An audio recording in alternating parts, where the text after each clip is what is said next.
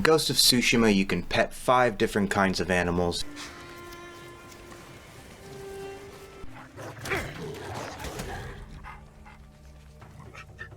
Do hardcore parkours.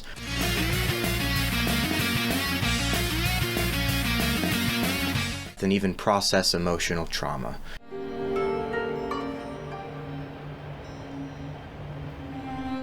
It's kind of like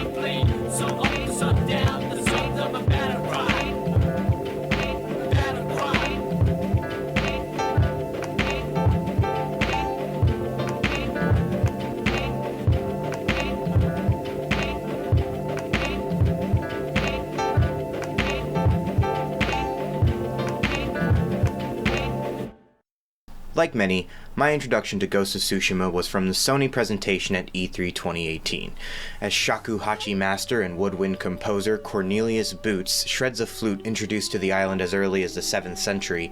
A rolling field of silver grass bellows gently in the wind on a large curved screen behind him. For the next 9 minutes, I'd watch as Sucker Punch, beloved by many for their work on the Sly Cooper and Infamous series, shovels coal into a hype train that would take years to reach the station. We've had our hearts broken by E3 presentations, dressing up a shell of a game with beautiful visuals or a neat scripted section.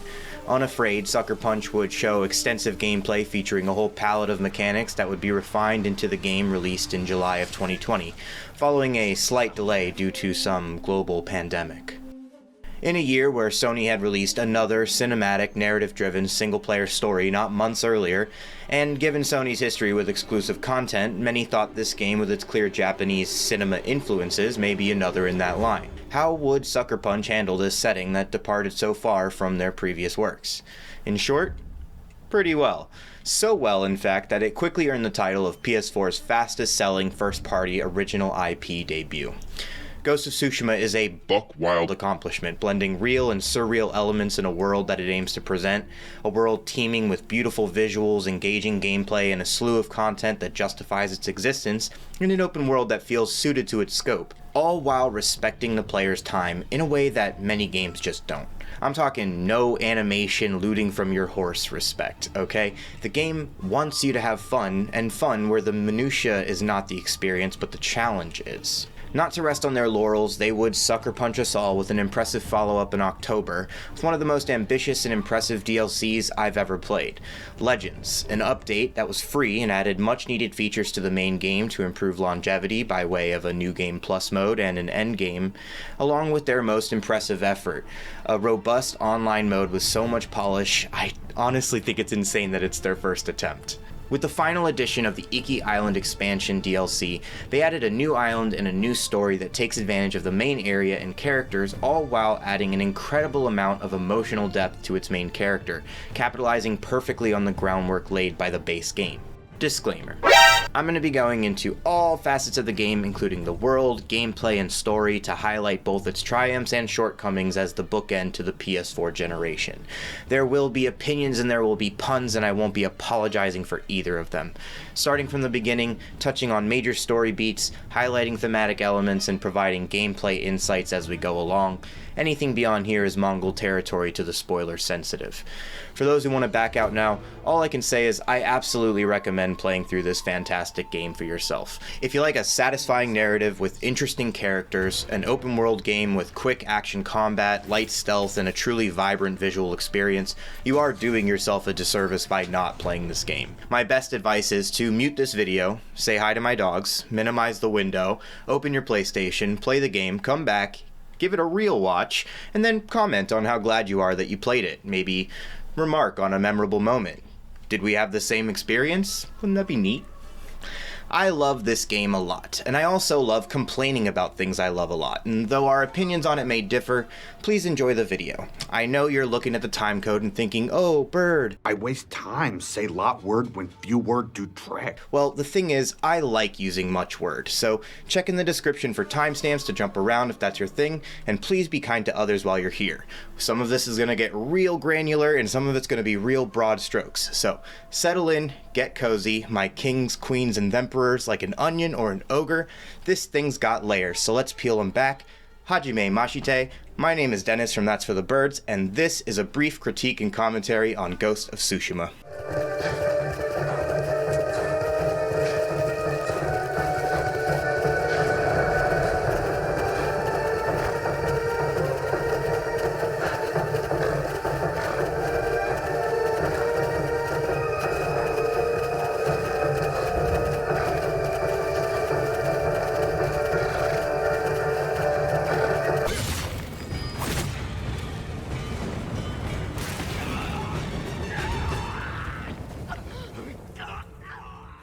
The game kicks off with a historic event, the invasion of Tsushima by the Mongols in 1274. A real event in the history of the island, but go into Ghost of Tsushima understanding that while historical elements may be accurate to some point in Japanese history, this is truly an amalgamation. It's a historical fiction at times bordering on fantasy with elements pulled directly from the island's history, culture, and environment. The game takes bits and pieces of the Age of the Samurai from 1185 to 1868 in various ways. Samurai existed, well, yes, but they didn't use a katana yet, because it didn't really gain major use for another 100 years. Did they follow an honorable samurai code? Well, the ideas generally began developing within the Kamakura period of 1192 to 1333. It didn't become an ideology given political or major scripted weight until the Meiji era of 1868 to 1945, where it was given clear national promotion via the Code of Bushido, used as a tool by the government and military who doctored it to suit their needs. Plainly though, being a samurai was a job, and history is filled with stories of alliances and betrayals. Though punctuated by the idea of loyalty to your daimyo and chivalric ideas of assisting the weak, in practice this was often far from the norm. Haikus, well, they wouldn't be the kind recognized today until the 17th century, but around that time they may have written hokus or renga. Mongols did invade, but the battles we see take place are more reminiscent of later warring states battles from the Sengoku Jidai rather than any that occurred during the first invasion of Japan, and the invaders were a mix of several conquered lands, not just Mongols, like Chinese or Korean soldiers. Eventually, many of this game's elements have been associated with the history and legends of the samurai. It is easiest to think of samurai, though, as servants of their lords and in many cases, tools of conflict, self-serving or otherwise, and the story does reflect on this. This game creates a collage of recognizable pieces which pay homage to these realistic aspects, but places them in this historical fiction and mixes in surreal elements of nature that invokes the spirit of the legendary director, Akira Kurosawa. And outside of the unabashed reverence for the myth of the samurai initially, it does a good job of invoking more than just the visual and action aesthetics of the famed director. Ghost of Tsushima dives deep into the core of Kurosawa's vision and the filmmaking techniques he used, which recur from his early films to the films he made at the end of his career, including his interest in the master-disciple relationship, the heroic champion, the examination of nature and human nature, and the cycles of violence. Critics of the game's presentation of the samurai have stated that, quote, instead of examining the samurai's role, Ghost of Tsushima lionizes their existence as the true protectors of feudal Japan, end quote. But I disagree with this interpretation of the game's message, and we'll get there. We are Jin Sakai, nephew to the Jito of the island of Tsushima. He's sort of like a regional manager. Early on, Jin gives off heavy Dwight Schrute vibes. I'm assistant regional manager, I should know first. Assistant to the regional manager. Yeah, okay. His reverence for the samurai is a perspective many may hold, that the samurai are warriors and defenders of the people, the true guardians of the island, though through the course of the game, he's routinely faced with the perspective of the citizens of Tsushima, that samurai care for themselves, their standing, and that people are disposable. This is given weight and evidence over the course of every act in some way or another. Ghost of Tsushima goes far to show that Jin is the type to forsake his personal honor for duty to his people, and that the samurai as a whole are not. Who is Jin, though? A son and a nephew, a poet and a fighter, a servant and a lord. His existence is one of occasional contradiction, but Jin's experiences with the main and side stories of the game provide both a window into his perspective and counters to them. As his views change, positions he opposed or accepted may reverse, and his relationships with certain characters become more nuanced. I'll be using you, we, and Jin fairly interchangeably, because for narrative and functional purposes, I meant what I said. We are Jin Sakai. This is a rumination of a specific character and his grief, and we're meant to experience, empathize with, and process that journey alongside him. Thankfully, characterization and storytelling are expressed both through the narrative and gameplay as it attempts to challenge Jin's place in his life and his community. An important takeaway from this game is that the rigid ideology of the honor code they choose to present is shown to be insufficient for many reasons, but most of all in that it ignores the plight of the people for some semblance of a personal moral victory, and challenging that is pretty in line with Kurosawa's vision to me. In recent years, Sony has taken the path of pushing more cinematic experiences like the Uncharted series, which are bolstered by their spectacle and characters, games that give off as many movie vibes as they do game vibes. With Sony declaring in no uncertain terms publicly their desire to further push those types of games, the potential for Ghost to be an open-world attempt at the cinematic experience was a thought for many going in.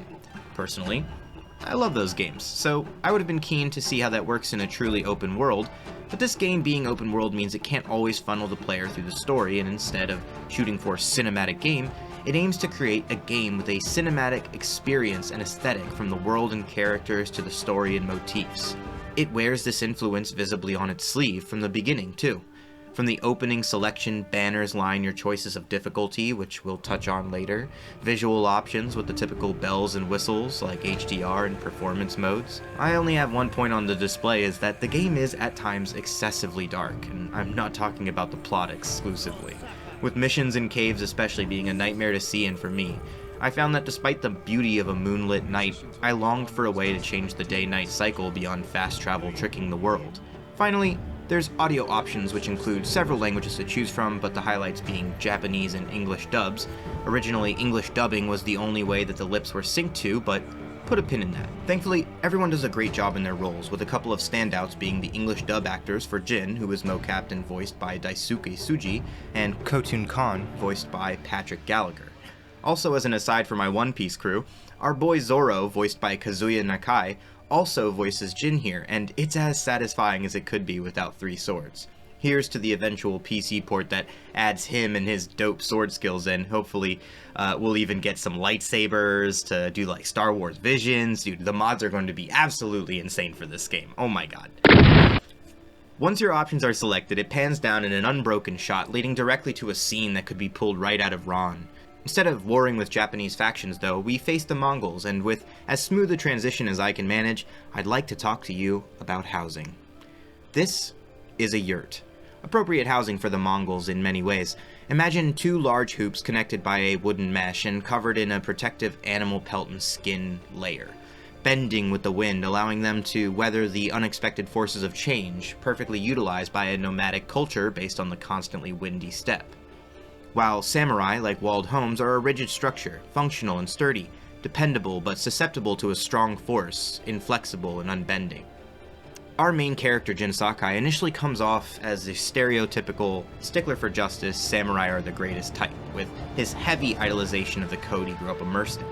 It's only by his forced bonds with people of different classes in society, and his own personal push to rescue his family, that the uptight nature fades.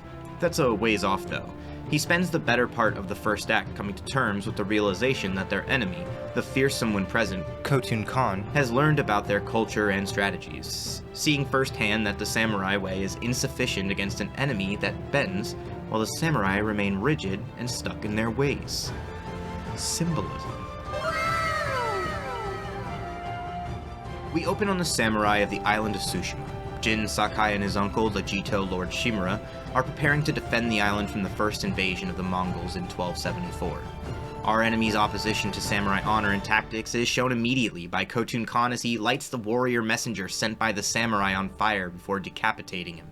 With their purported greatest swordsman now dead and their attempts to demoralize the Mongols resulting in failure, the Jito announces a charge as you experience your first chance at controlling Jin. A furious ride down a flaming hill flanked by your fellow samurai, you fly like the wind while debris from explosions fill the air. Alliteration aside, the scene is epic and an immediate bar setter for the player's expectations. Eventually you're tossed from your mount and saved by your uncle before finally getting a proper chance to swing the sword.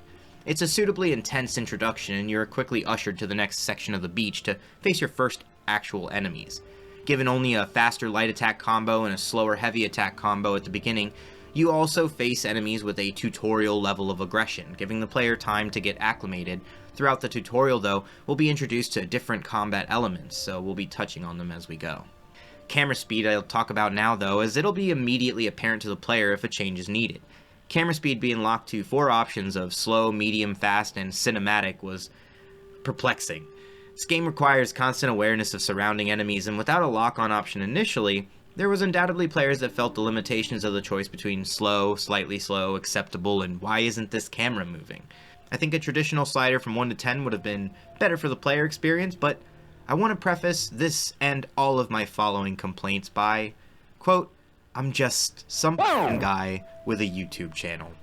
Take that where you will. After progressing further, you're brought into a cutscene following an explosion which separates you from your uncle, the last 2 surviving samurai left on Tsushima. If the first interaction with Khotun Khan had your curiosity, this one has your attention. He speaks the language, studied the culture, history, and strategies of the Japanese to prepare. He gives off the vibe of complete control. He speaks of knowing whom to bring in the fold and whom to crush. He's absolutely chewing the scenery here, and it's beautiful.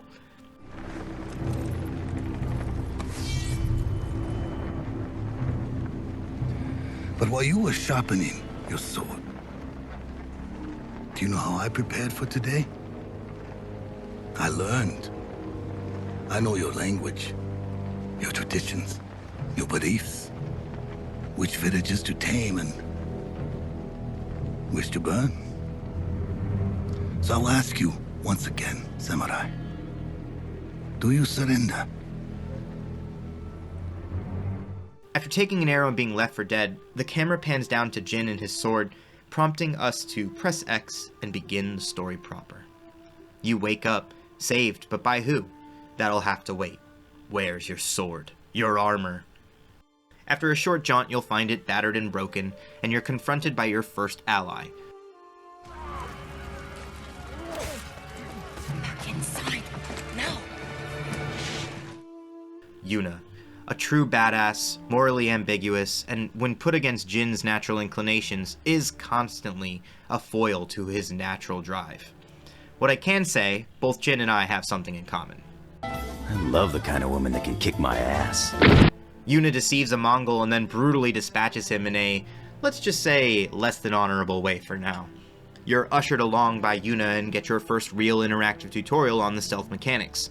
Ducking behind objects out of line of sight, staying crouched to reduce noise, sliding underneath buildings to avoid enemies, climbing through fences and on roofs to avoid sight as transitions, climbing through windows to find supplies. Eventually though, you'll make it through to the Holy Grail, your katana. Picking up your katana initiates a tutorial flashback. The game is centered around relationships, and it goes through great effort to continually build one with your uncle from the very first scenes.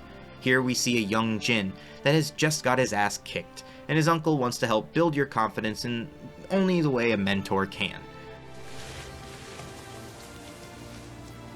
Who did this to you? No one.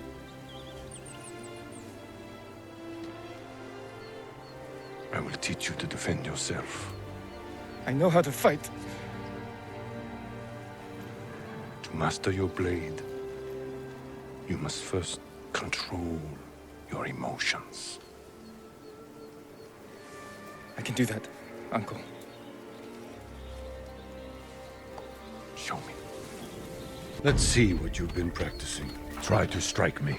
Controls here are set to square for light attacks, triangle for heavy attacks that break guard, L1 to hold for a block or parry when properly timed, and circle for dodge when holding in a direction. This is where I'll make my first little complaint. I really wish there was an option to just press circle for a step back dodge of sorts. You can hold circle, which primes Jin for a dodge, allowing you to just press the direction when you want to actually do the dodge. So that's a small concession, but I would have liked one that just allowed me to press it. The tutorial also introduces unblockable attacks and spear combat, which will be capitalized on in the very next section, something the game does pretty well when providing new tools. I'll be touching more on combat as we go along, especially in depth later, so we're gonna be here for a while. In what is one of the greatest shots of the game, Jin pulls his sword down in a defensive guard while moonlight illuminates his eyes, filled with determination and fury. Once dispatching the spearmen, you're brought into an open area and fairly intrusively tutorialized with how to attack a group of enemies. I didn't think this was necessary, but the first time you fought multiple enemies at once, the games were deliberately forcing you into an entire group, and you weren't pressed. This time, however, you aren't even given the chance to fail. Forced to clear a prompt after each enemy to progress, making sure that you've attacked the right enemies. You move on and immediately apply that practice, though, to save a man and his son from a pair of Mongols. Attitude showing here, contrasting specifically with Yuna, whose concerns lie solely with escaping alive.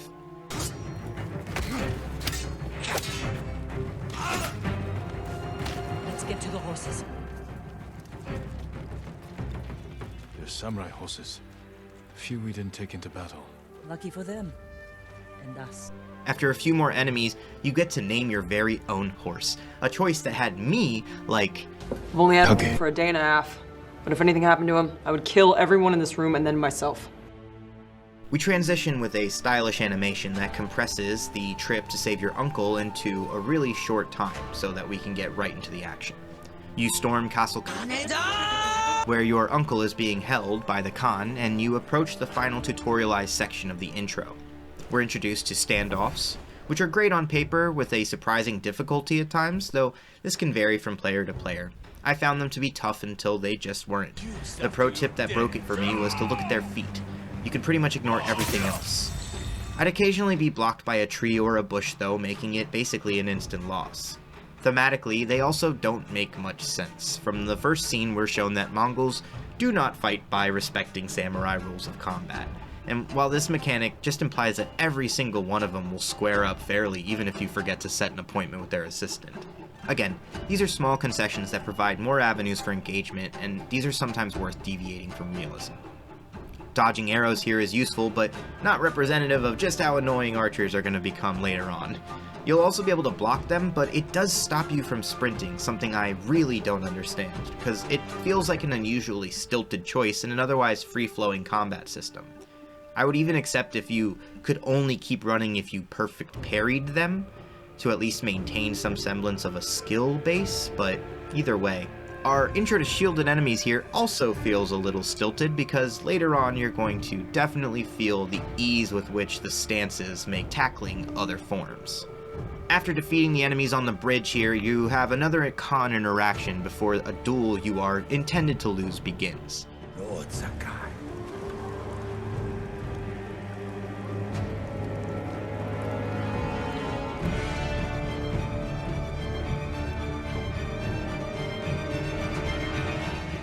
Sadly, they did not account for the committed. When successfully whittling down the Khan's health, he simply stays at 1% until you finally take enough damage yourself.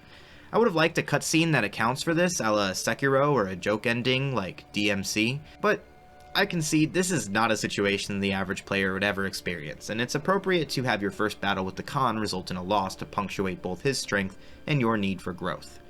You refuse the Khan's final offer and cut his face up before getting flung off a bridge, immediately transported into the vision that probably sets the tone for the core element of Jin's emotional weight, the death of his father. Help me.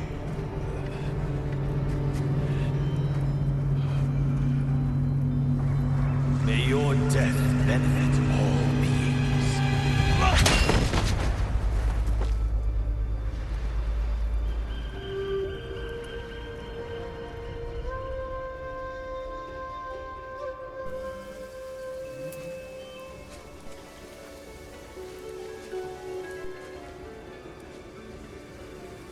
couldn't save him.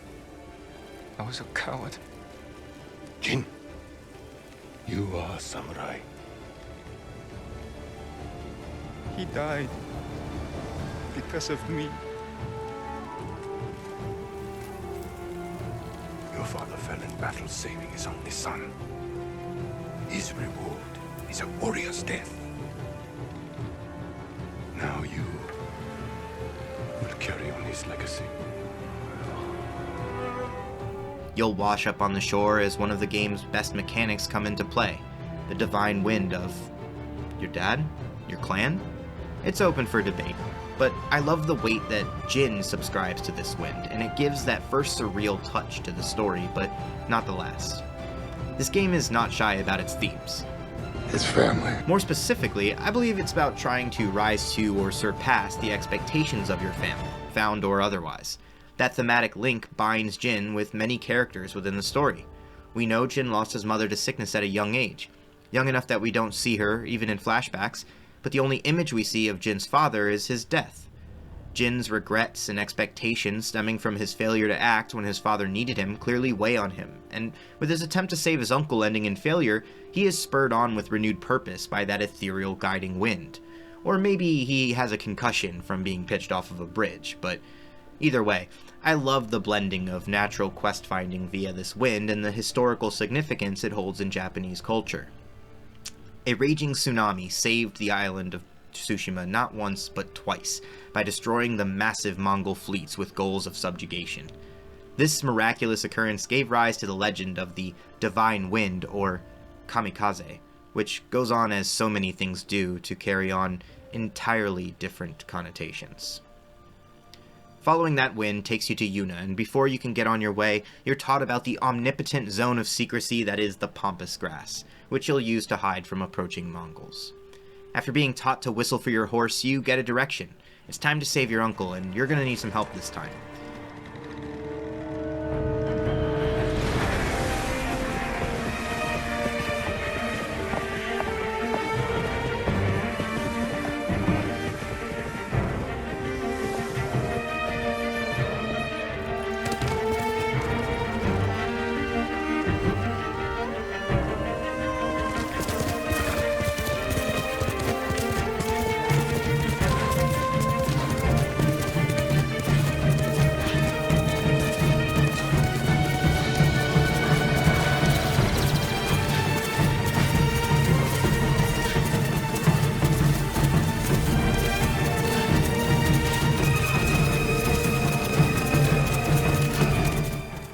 After a short cutscene, you're given control and thrust finally into the gorgeous open world. As you soar into the field of white flowers, Jin reaches down to brush his hand along, and you're treated, finally, to a well-deserved title drop. It's a beautiful scene on many fronts, but the way the trees open up and the music swells gave me the tangible feeling of an adventure being embarked upon, not dissimilar to the incredible plateau reveal in Breath of the Wild.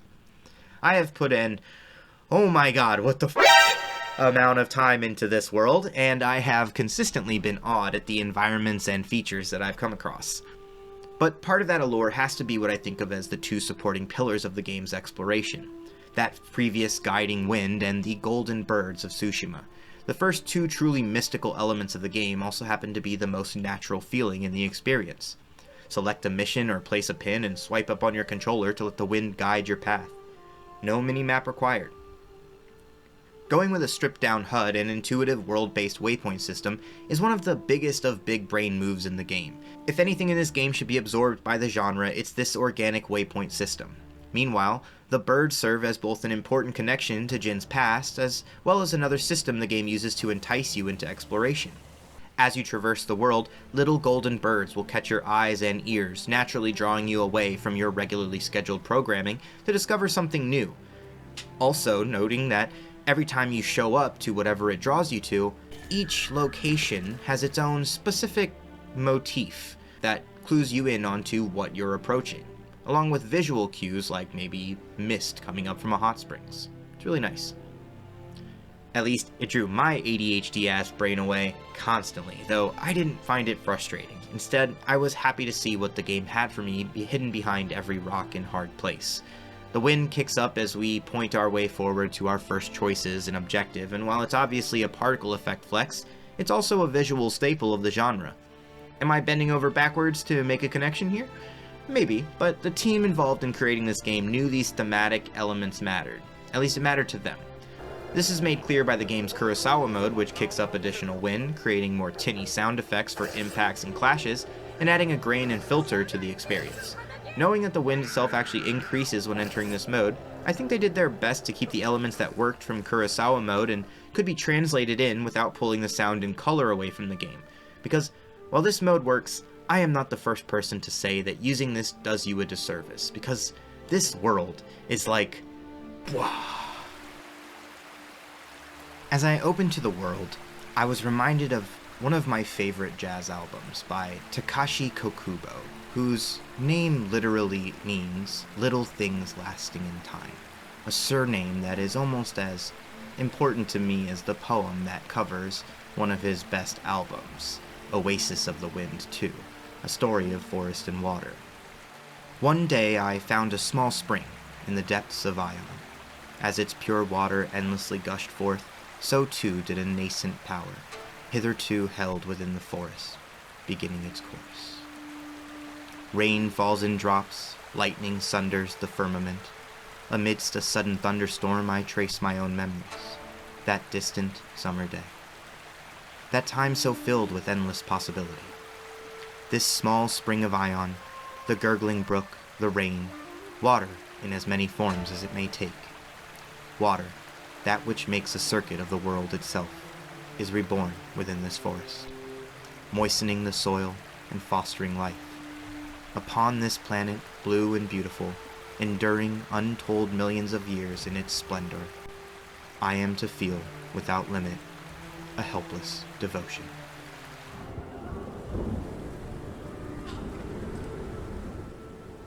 While nothing was sacrificed for graphical fidelity, in the end, art direction is king, and this game absolutely fucking smashes it. Moments in the world that tell a story without words, the use of cresting hills to hide gorgeous vistas, and I mean, look at these god rays. Rocks spotted with blue hydrangeas and marshes with green and white waves of peace lilies, blood-red fields of spider lilies and valleys filled with purple chrysanthemums. Golden, white, and verdant trees form natural partitions, giving weight to the beauty of a world that straddles a line between real and surreal, which opens up a stark difference in the player's mind when new areas come to the fold. This game has 3 regions split into 40 different biomes, with several distinct visual and geographical differences that do more to set itself apart than any arbitrary line placed within the game could. The game naturally blends locations and uses its setting of the island of Tsushima as a canvas and the autumn season as a palette to bathe the world in a myriad of colors. This goes even further when the Mongolian destruction far exceeds Jin's imagination, though we will touch later why it really shouldn't have. There is a camera mode here with a toggle option since it can be accidentally pressed on the D-pad during combat, but regardless, you must check it out. It's extensive with face, environment, camera options, and more, truly a well-polished and important addition to a game that looks as good as this one does. All of this is punctuated by a constant day-night cycle, an incredibly well-realized weather system that gives rain, sun, fog, storms, enough options to make Al Roker cry, even if they are gated behind collectibles. Only a flute jam away. If only we could also change the time of day, a meditation feature perhaps, or another flute option. The current workaround requires random fast traveling until hitting a time. These are real small complaints. There's a fogged out full map, and what they choose to show is as important as what they leave out. Map locations become visible by simply traveling through an area, while certain clothing sets can drastically increase the area uncovered. The easiest way to clear large sections of the fog, though, are towers, which you climb and Sorry? No? Sorry, scratch that. No, they aren't. That's most open world games. And while this game does have towers to climb, I find them to be both creative visually and have the potential for more interesting puzzle and gameplay perspectives. Something the DLC thankfully capitalizes on in small but significant ways. No, instead of climbing towers, clearing out Mongol camps are actually the way of removing the fog of war, as it were. Since it is their presence causing discord on the island, it makes sense for them to be the impetus in obscuring the map. While I am not a big fan of fogged out maps, I can't help but appreciate the minimalist way the map is handled here. Areas within regions are marked, but not with the literal location 100% of the time, more as the observer would approach it. Some reference the fields or the forests, while others denote a specific landmark relevant to the region. A small choice here allowing discoveries and exploration points to litter those spaces and become visible on approach or when speaking to the citizens on the island, which you'll rescue on paths or in open areas. While question marks appear when unfogging an area, I really think that the whole map should be unfogged from the beginning, with question marks appearing when you come within range of things or clearing the aforementioned camps. Location names could become unfogged when you discover them, or even better, maybe written into the map as if we're filling it in ourselves. Either way, the team at Sucker Punch went through great effort to take real-world locations on the island and convey them within the game. Quote, "On an annual basis, the island of Tsushima still commemorates the invasion and the brave defenders, so we scheduled a trip to be present during that celebration," said Sucker Punch co-founder Brian Fleming. The trip was one of two that a Sucker Punch team led by environmental artist Joanna Wang took to the island to do the necessary research to authentically recreate the world that we see in Ghost. That work pays off as the island perfectly blends the realistic elements of nature with the surreal nature of video games.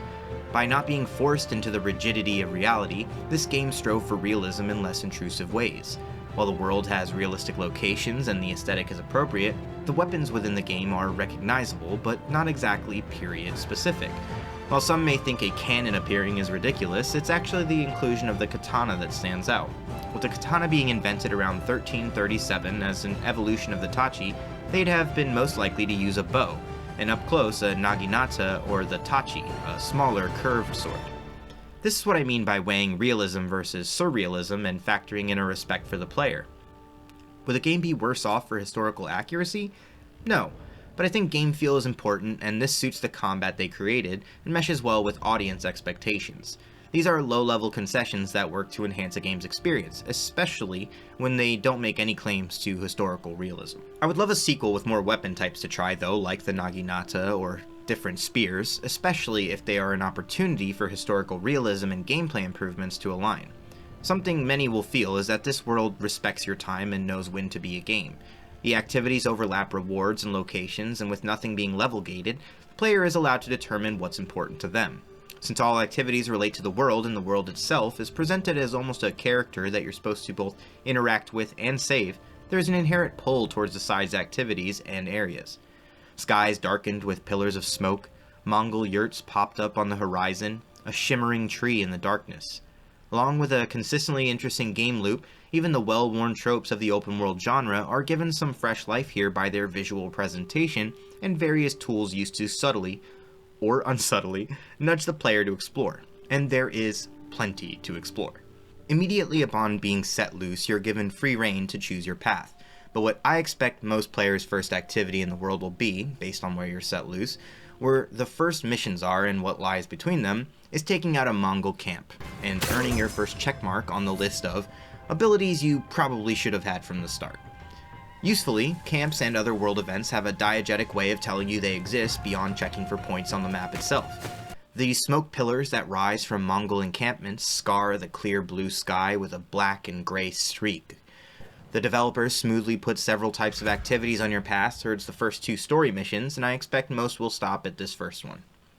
Let's talk about Mongol encampments here, which come in a few distinct forms, with small and medium-sized camps of enemies providing iron or steel crafting materials, as well as good groups of fights, always punctuated by a couple of goals.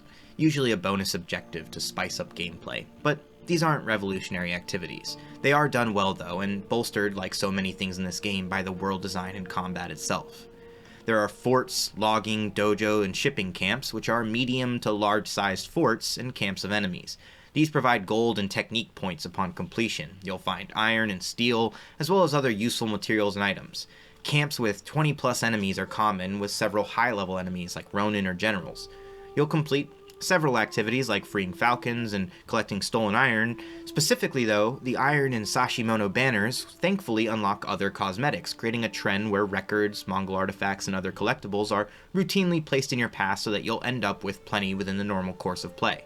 Completionists can sigh in relief as trophies aren't tied to complete collection. Instead, choosing to hit a lower benchmark, which I found to almost naturally be complete by the time I finished the game. Occasionally, there is an ending battle against a Mongol general that always stands out as a highlight of these missions. I think it's only a shame that you couldn't replay these when you wanted, but put a pin in that. Finally, there are farms, which are fairly divisive to some with the added gameplay wrinkle they include, which is hostage scenarios. I liked coming across farms early and having travel points that became invaded and unavailable to me as the world progressed, and I would need to rescue them, someone I may have even received a quest from earlier in the game. Hostage missions are routinely mentioned as the worst parts of these activities, where you have to rescue a person before they're killed by an enemy, usually 4 or 5 people surrounding them. I never had issues with the enemies being triggered from too far away. When this happened though, it was actually while I was near one hostage while a separate hostage was the one being attacked, instead of the one I was closest to. Otherwise, my only complaint is that the hostage doesn't take any damage. It's like they don't even exist except for when they're actively being targeted. You can drop a black powder bomb in that farmer's face and watch everyone else get thrown back. In every situation though, the game is valuing your time with the things you do in the world. When you have revealed a location, if it has a point on the map, it immediately unlocks a fast travel point, and wow, this is a fast travel point. I'd be surprised if it wasn't noticeable for most who use it. Selecting a location on your general area allows for nearly immediate travel, while traveling to a new region selected only takes slightly longer. PS5s go on to eliminate the load time altogether. Finishing camp and fighting dojos on your way to the first missions will also unlock your first nodes toward a new combat stance. I have beef with the way that these were doled out, but I will touch on that when we finally unlock one. Speaking of world events, now's a decent time to go through what you can do, as these first few are very economical and reinforcing that most parts of the game will give you the freedom to decide your path, and that most missions will come up with varying degrees of rewards. The world activities here, if you've played an open world game, you've probably done mostly everything here. You're gonna do some investigating, which is at least another example of characterization through gameplay, highlighting Jin's desire to understand, empathize with, and use his big boy brain to solve problems. You're gonna do some collectible hunting, some camp clearing, exploration, and such. I think the difference comes from the twist on what these activities accomplish, both for the player and in-world. Towers don't just clear the map. Collectibles aren't always just lying out in the open. Always. Some require a moment of contemplation and reflection, while others will have you serenading Mother Nature on a mountaintop to call down a lightning strike. You'll quickly come across and be naturally guided by the golden yellow birds who inhabit the island. Alone, Jin. Your father is the wind at your back. Your mother, the birds in the trees. I love this brief aside with Yuriko, where the belief that your mother who taught you of the birds may be helping them guide you after her death, naturally working in tandem with the guiding wind of your father. You'll do lots of world activities, main missions under Jin's journey, side missions in Mythic Tales or the Tales of Tsushima, which also intersects with Legends mode, an online mode accessible through the main menu or Legends storytellers around the map, all of which we'll discuss in due time. For now, the quickest and at times most common elements you'll come across are various side activities. Fox Shrine feature cute foxes that show you the way to Inari shrines. These shrines, when enough are completed, will provide a new charm slot, and eventually you'll get powerful charms. You also get to pet the fox, and I can't commend them enough for that. I love it. I just can't pass it up. I will pet every fox every time. Shrine towers, which provided interesting traversal paths that really impressed me with their designs personally. These are towers in function, but as you'll come to see, some of them are not bound by verticality, but instead create a complex weave of horizontal obstacles and pathways that are mostly designed in ways that don't make the player feel like Jin could have just climbed over a short wall.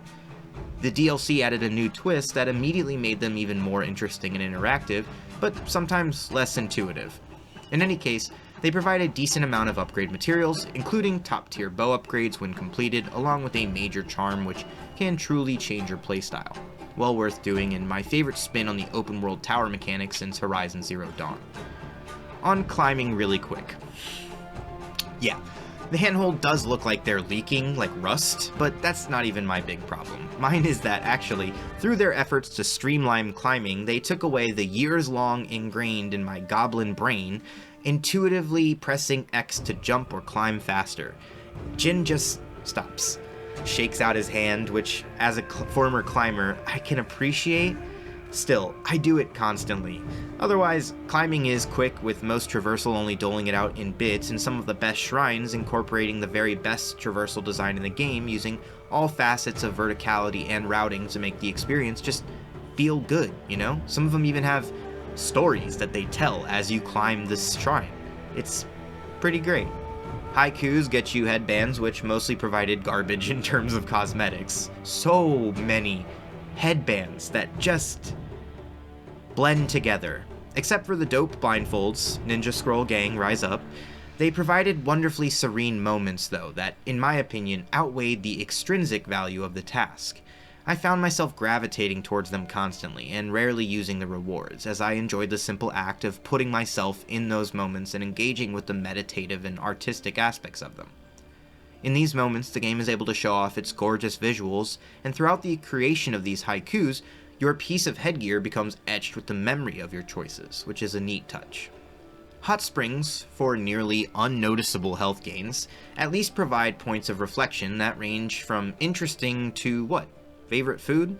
Sure, I'm game for some noodles now and then. Odin wouldn't be Odin if it wasn't boiled, but I would have liked to have kept it grounded within the story. I do not agree with these criticisms of them being fake choice options, though. They provide characterization to Jin, and if you reflect on your choices, it's a window into what actually drives you in the story as well, when the choices are compelling. It can be a significant player moment to decide what interests you more. Sometimes it's a moment of levity, sometimes it's a recent event, or sometimes it's Jin acknowledging the past. I only wish these options said more when picked.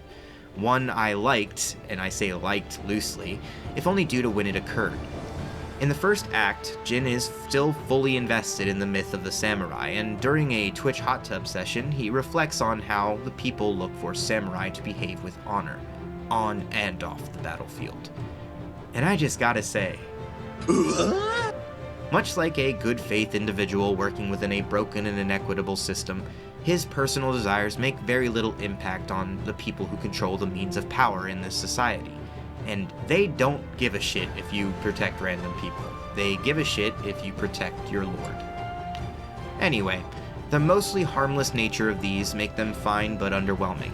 What I don't like about them for sure is that my horse stands next to me when I get out, and then I press the mount button, which happens to be the select button, which may drive you crazy when you or your horse is a dumby, but at least we get to see some sweet Jin cheeks. Bamboo strikes provide resolve gains, an entire circle when enough are completed. These are used for both your healing and skill use, which makes increasing it very useful. The combo of button presses are tight and require a quick pattern process to complete, though I would say the skill ceiling on these is fairly close to a casual session of Bop It. Ultimately, you're going to find yourself seeking out and doing every one of these, if only for the comfort that health regen provides in being more aggressive in gameplay, as well as allowing for more consistent skill usage.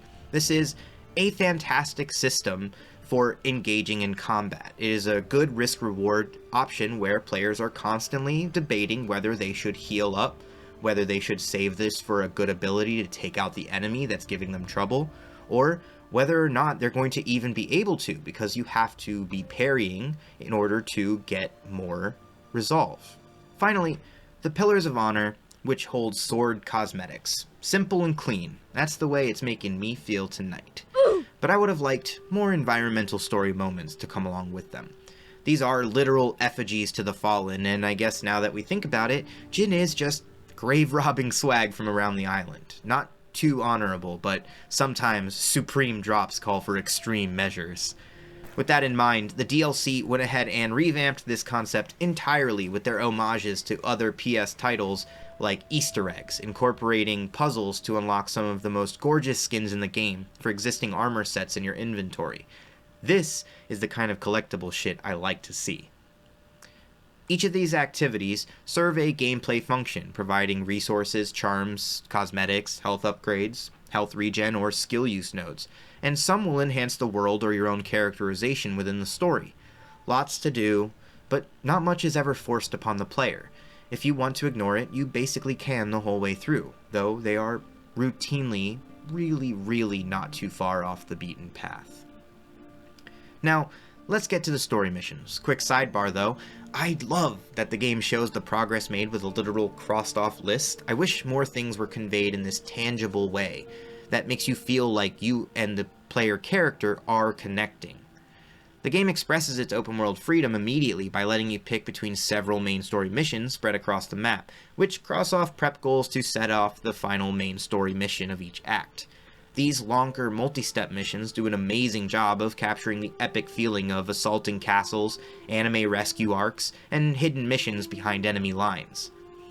Jin's journey consists of main story missions like the Tales of Tsushima, and shows both world side missions and side character missions shown throughout the world. Side missions in this game range from quick and satisfying to time-consuming and dull, though I would say the game's combat does a lot to assuage the issue. At the very least, the side missions provide a good source of upgrade materials and charms after every one. Surprisingly, or not to some, this game is pretty bleak at times. Several missions end in what I can only describe as fucked up for everyone involved. Frequently, Jin is too late to save and must be content to avenge, then become the bearer of bad news to the people left behind in the wake of the Mongol invasion. Side character missions are a blend of strong side stories with, at times, questionable mission structure.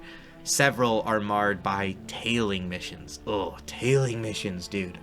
And long accompany sections. But at least the stories told over the course of these 3 to 9 part missions are compelling and often relate to or contrast Jin's attitudes and mindset.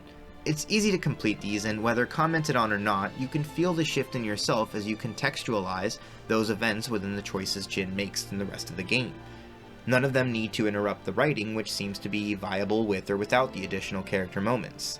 Instead, they're merely enhanced by them. All of them provide important final tier upgrade materials, and I would say half of them provide extremely useful charms.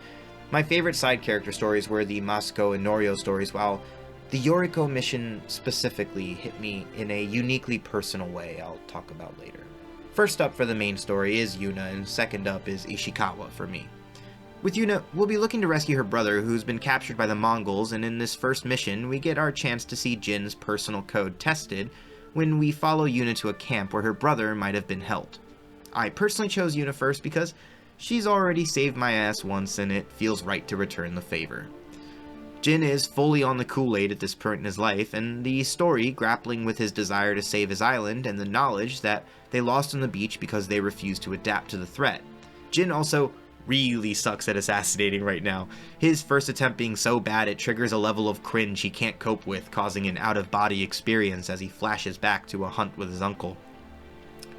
While tracking a bear, subtly introducing us to tracking mechanics for later missions, you are ambushed by a bandit and your uncle has a young Jin kill the man himself, saying, "When we take their life, we look them in the eye with courage and respect." Let's pretend for like a second that archery isn't the most integral part to the samurai arsenal that lets you not do that. We warg back into our body to quickly dispatch the camp. Your assassin skills are tuned to your Tonto upgrades, but contextualized at least through Jin's increased proficiency as the story progresses. Without upgrades, it is messy and slow, while the finished upgrades make him a murder machine, quick and efficient, like some kind of ghost or something. Yuna's reasoning in the face of Jin's hesitance is sound. If we make noise, the ones they hold captive will be killed. The challenge is clear. Is your personal honor more valuable than the lives of the people around you? The first of many challenges to the samurai ethos. Coming from a thief, it puts Jin's perceived higher moral standing as a noble elite in a tenuous position. Jin's kills here are a perfect example of gameplay and story working together to build characterization again. Each assassination at this point is messy, crunchy, a visceral experience that brings the fear of discovery with every moment. Slowly, as his confidence, skill, and power of will continue to grow, he'll become continually more proficient via sword upgrades? What? Yeah, so a little bit of, little bit of a disconnect here. That if you never upgrade your Tonto, you could be as clumsy on kill 500 as you were on kill 1. feels like something here that should have been contextualized via story progression, similar to the way your ghost weapons are unlocked via your growing legend on the island. I think maybe not tying it to a benchmark for specific assassinations, but doing it to specific moments in the story when you've clearly progressed past a point of no return. Occasionally, we're pulled from Jin's perspective, and here we join our uncle and the Khan, the would-be conqueror showing his skills at persuasion and manipulation. The Khan is like a snake, spitting venomous proposals of betrayal and injecting doubt into the Jito. You can also immediately find your first glowing tree here if you haven't explored till now, leading you to the first fox shrine and your first chance to pet the fox, baby. Let's go. Sucker Punch even tracked how many foxes were pet, and suffice to say, it's a lot. I love these otherworldly landmarks, and when you come across them at night or on a stormy day, it's a surreal experience, and that's before you get to pet a fox. Fun fox facts: foxes are based out of the canid species, which share ancestry with wolves and dogs. Some states in the US even allow for the legal ownership of foxes as pets. Back to the main story though, we're gonna head to Ishikawa next, our old sensei in the way of the bow. We can go to Hiyori Springs and get the info that sends us to him, or we can find our way to his dojo directly. Finding him in a state of alert, we learn that he's been attacked by bandits and he's lost track of his student Tomoe, so we resolve to help him track her down. We also get a bow for our troubles and a tutorial on the environmental ways that we can use them. Bombs, fire, beehives, etc. Ishikawa is a great character, if only to highlight the hypocrisy of the samurai. I demand an answer. She attacked me. Not bandits. Tomoe. Why? She has no idea what it means to be samurai. You drove her to the Mongols. Do not judge me. Do not lie to me. He may gas up a student, but hides his own past failures. He thinks his deception with Jin and Tomoe is justified, and he can't seem to grapple with his own complicity in Tomoe's apparent cooperation with the enemy. Also, as a primary bow user, to me, he's like the perfect example of how you can't always look your enemy in the eyes with respect, you know, unless like you can lock eyes at 60 yards, which I guess. After we discover that she's not only been captured, but may actively be helping the Mongols, we start to peel back the deception of Ishikawa. He pushed her, maybe even pushed her away. Is it a path we follow as well? His side story works to deconstruct this facade of the honorable mentor relationship, one of those Kurosawa staples. The story then guides us to our next recruit, Lady Masako, the only surviving member of the Adachi clan, who has one of my favorite storylines in the game, and is competing for the most tragic. You'll head to the Adachi estate and find the place covered in the remnants of a battle, or a massacre. After finding a couple of hints, you'll get ambushed by the assailants, and instead of keeping even one of them alive, we just have to murder them all. And oh, darkness, my old friend, I've come to talk with you again. okay. Could we not have, like, interrogated one, I guess? Maybe? No? Okay. Well, we'll follow tracks and we're ambushed again, but this time it's a good thing. Lady Masako pops up, another badass, recently saddled with unthinkable trauma. Her family was killed by an attack, but not by Mongols, raiders and bandits. The children were slain and her sister burned. Jin adds to the bad news by reporting on her husband's death. He calls it a warrior's death, but we know that he's the one who got turned into a charcoal briquette in the intro. I guess Jin is just being tactful. Good call though. It turns out this whole event has given Masako a real case of the rages, and it's best to be gentle with explosive materials. After visiting the graves of her family, she brings us to the Golden Temple to begin the search for those responsible. Hopefully this will get us an ally while granting her some much needed closure. In other news, this is one of the most beautiful sections of the game. Goddamn, that looked good. We speak to a totally non-suspicious monk named Sogen, and you can even speak with the man in the sun who you saved in the tutorial section. Glad to see he survived the trip to safety. We get to upgrade our sword and bow around the temple if you have the means, though having the means is the trouble sometimes. The game is pretty generous with resources aside from predator pelts, which can be a hassle to farm without some workarounds.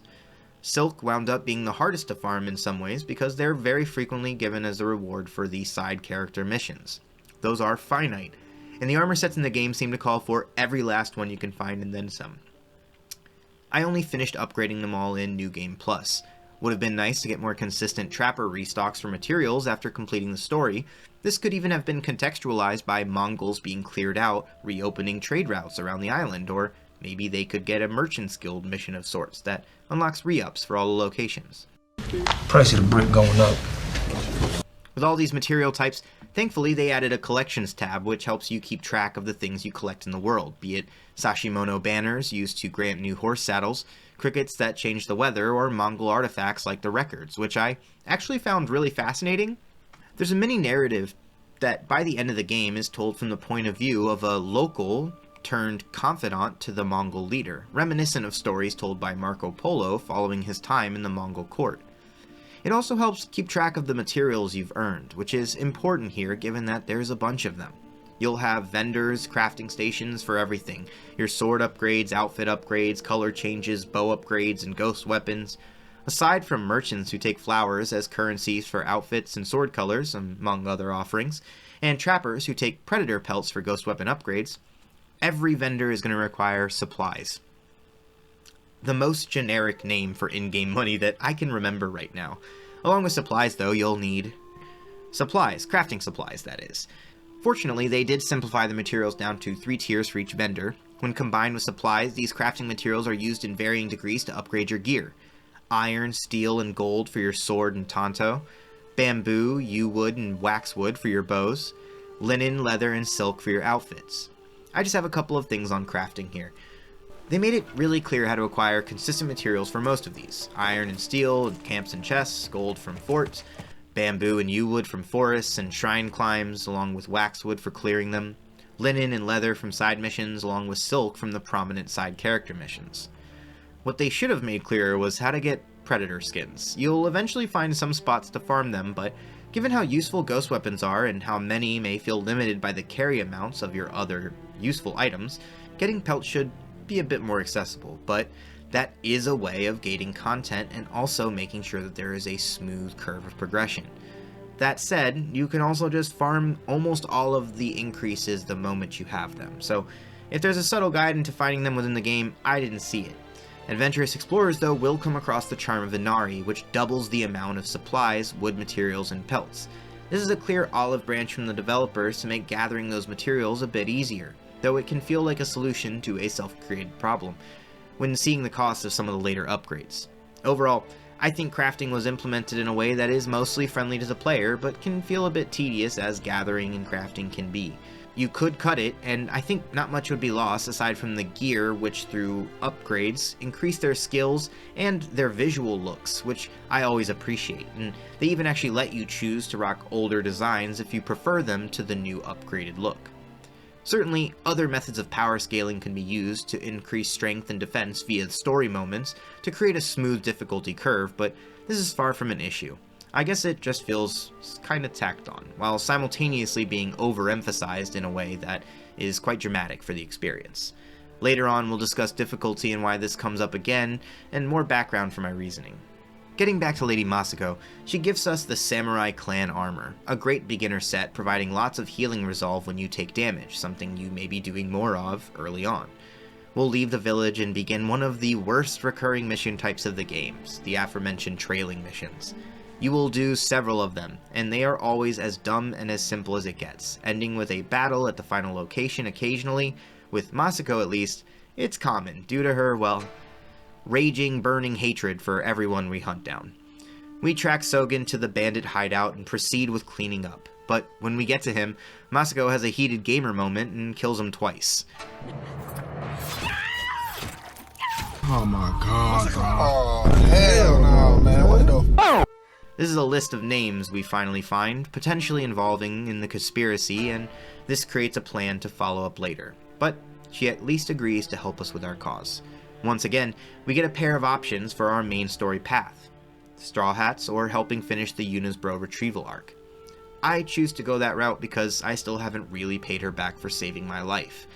But if you go straight to the nearest large settlement on the map from the end of the Sogen Trail, you'll actually come across one of the saddest missions of the game. A man whose home is being assaulted by Mongols, and he leaves his family behind to get help, only for him to find Jin, who is high-key amazed that he would leave his family behind. But what could he do? Well, you'll go to his house, dispatch the Mongols, only to find the bloody trail leading to a dead woman and a child's toy. The last remnants of this man's family. Jin's character shines through in his empathy towards the man as he delivers more bad news, but attempts to guide the man towards productive ways of channeling his grief, helping others. Jin would know. This is a great recurring theme. Jin's compassion is constantly putting him in the way of others and putting him up for others around the island. This is a short but impactful side mission that does a pretty good job of illustrating that, and several parts of Jin. His initial frustration at the man, punctuated with a frustrated sigh, his inability to contain all of his emotions, but then ultimately falling back on compassion for a bereaved man with nothing left and ultimately a wish to join his family. This isn't an isolated incident. Jin is continuously expressing both empathy for those he meets and shouldering the vengeance that so many seek over the course of his efforts to save the island.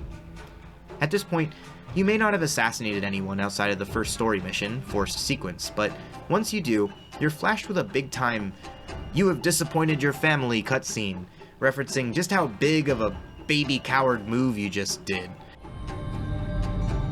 We look them in the eye with courage. Only cowards strike from the shadows.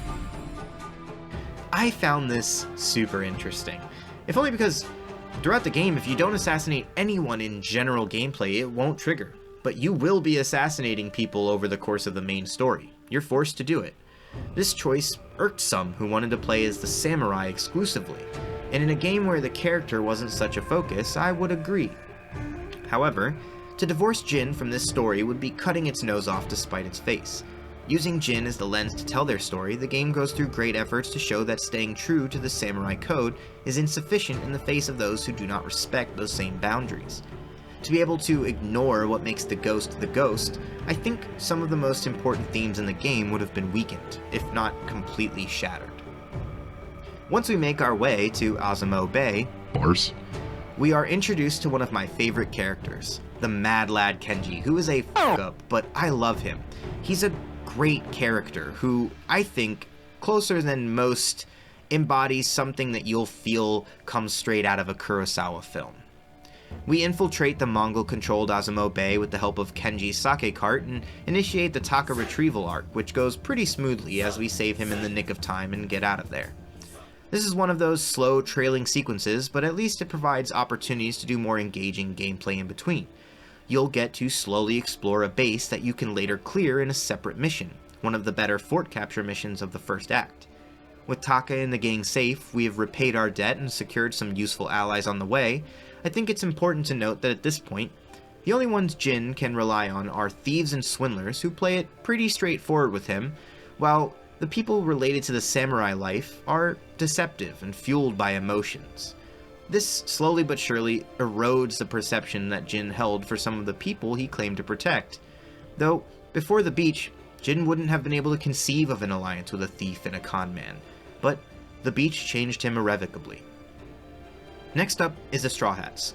Going back to our very first mission with Yuna, we actually heard of them and their plight when we freed a Straw Hat from captivity. Well, now we see what he means. They are not doing too hot.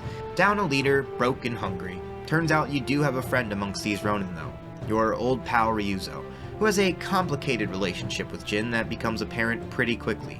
He also really distrusts the samurai as a whole and doesn't take much stock in Jin's promises from a leader that may not be alive much longer. How can the Jito grant the Ronin titles if he doesn't have a head? Who knows how much longer he'll have one? When Jin takes center stage in the Ronin camp, shouting about fighting for the island and leading the charge and rah rah, let's raid a fort, he's swiftly checked by Ryuzo for being presumptuous with a crowd that neither knows or respects his leadership. One of the moments where Jin is seen in that sheltered righteous light of the samurai nobility myth. Even despite the gaffe, Ryuzo still gives us a new armor set which provides a nice jump in damage and stealth, but will quickly get outshined after the first act. I recommend keeping up with its upgrades through to the end though, and we'll see why much later. The outfits are so key to this game's experience, allowing for self-expression in both gameplay and visual styling. Do you prefer to adopt the visage of a shinobi or the traditional garb of the samurai armor? There's a good selection of visually appealing armor, face masks, and helmet sets to choose from, all gained via gameplay. It isn't just armor though, your sword gets some love too, with neat cosmetic changes from the sword effigies littered throughout the map. I love that they also randomly added the option to hide your bow from view. I think the outfit drip in this game is so good, and the bow on your back can be almost garish when you have everything else coordinated. With all armor traits linked to the chest piece though, some mixing and matching is allowed. I would have appreciated a vanity option just to be able to rock whatever specific look you wanted while still using the benefits of another, but this isn't a looter shooter, and this isn't the kind of a mission that is close to a deal breaker. Not when they look this good. Some are just for clearing collectibles and unfogging the world like the Traveler's set, while others are good early and quickly taper off in usefulness like the Samurai Clan armor and the Ronin set, which get phased out by the Ghost and Sakai armor. Others create interesting changes in gameplay along with charm synergies. Tadayori's armor for bows, which combined with the Izanagi and fortune charms can create an 80% chance to get your arrow back on headshots, which will cause a 50% concentration refresh every time. Max Payne bullet time bow madness. Skillful play basically leaves you unlimitedly in that space. Sakai armor for melee damage and 5-person standoffs to start encounters, plus easily one of the greatest helmets in the game.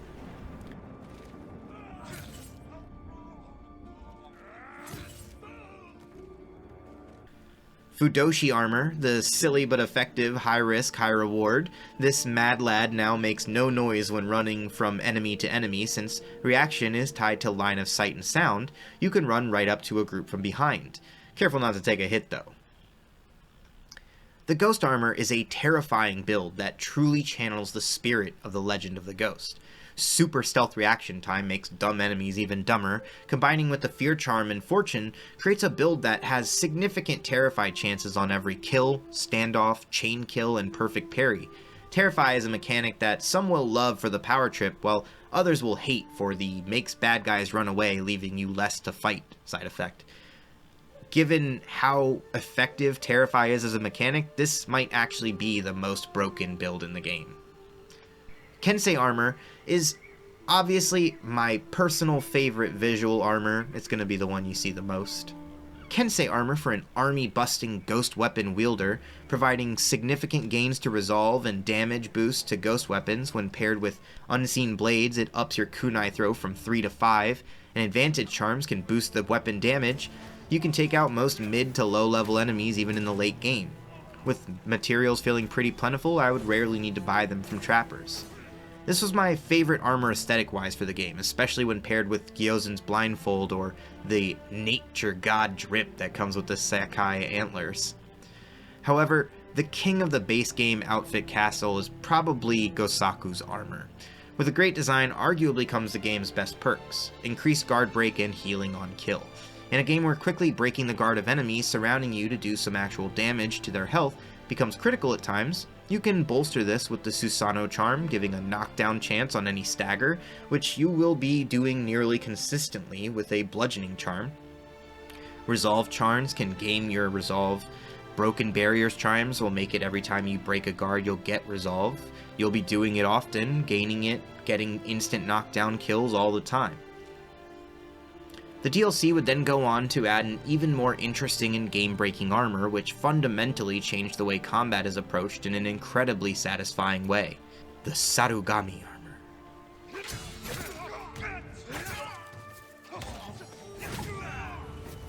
This is another area shown love by the developers in regards to respecting the player. You can change your outfit at any time for any set with any charms, even in combat. Before post-launch quality of life changes, I found that I would spend more time menuing than necessary, resulting in me rarely changing sets at all. And sadly, they didn't include a filter option initially for the charms, but there is an option to sort by type now. The only thing I really wish would be added at this point is a no mud setting so that my fit never gets dirty, but oh well. This armor system perfectly blends with the charm system, which surprisingly lends some real build diversity to the game. Through the use of charms, 2 major and 4 minor per armor set, gameplay can be completely overhauled to fit your playstyle. Major charms, especially, can truly change the way you approach combat. Most significantly, I'd say, are the Mizu no Kami, which helps widen the parry window, Susanoo charms, which help with knockdown chances, Inari charm for harvesting new materials and supplies, Izanagi for the headshot returning arrows, and later DLC charms gave some downright nasty options, specifically with the versatile charm that doubles the output of all minor charms equipped. This means that minor charms provide great synergy opportunities with the major charms and major armor abilities to round out this effective build system. But alright, I'm done gushing about armor and charms. I recommend seeking out as many of them as you can to really experiment with builds. The only wrinkle on release was the inability to create armor save states, making the process of switching over fairly time consuming. If we could only switch from bow build to stealth build to dual builds, but put a pin in that. We go to the next mission with Ryuzo to get his crew some food and hopefully secure him as an ally.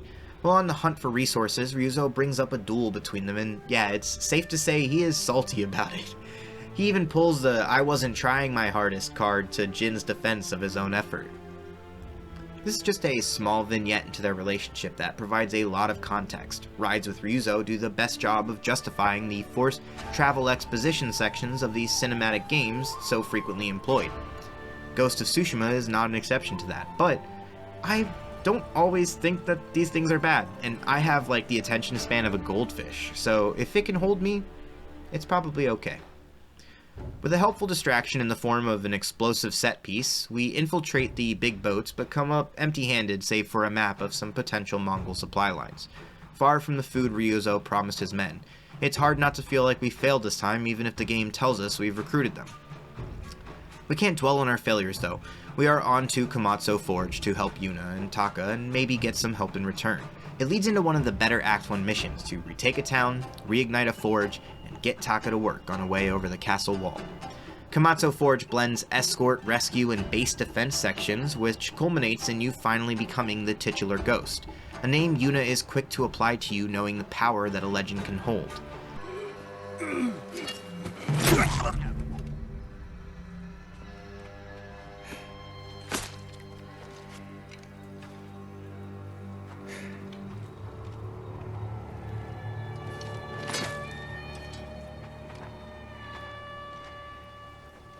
I've never seen a samurai fight like that. It was nothing. You are more than a samurai.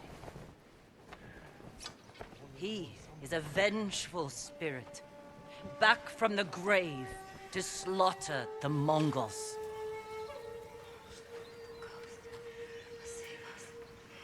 Where do we hide now?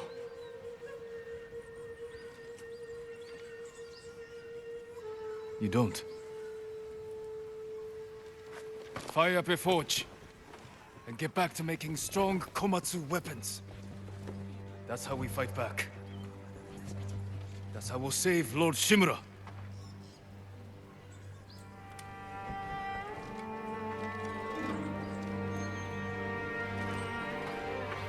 Vengeful spirit? I think they liked it.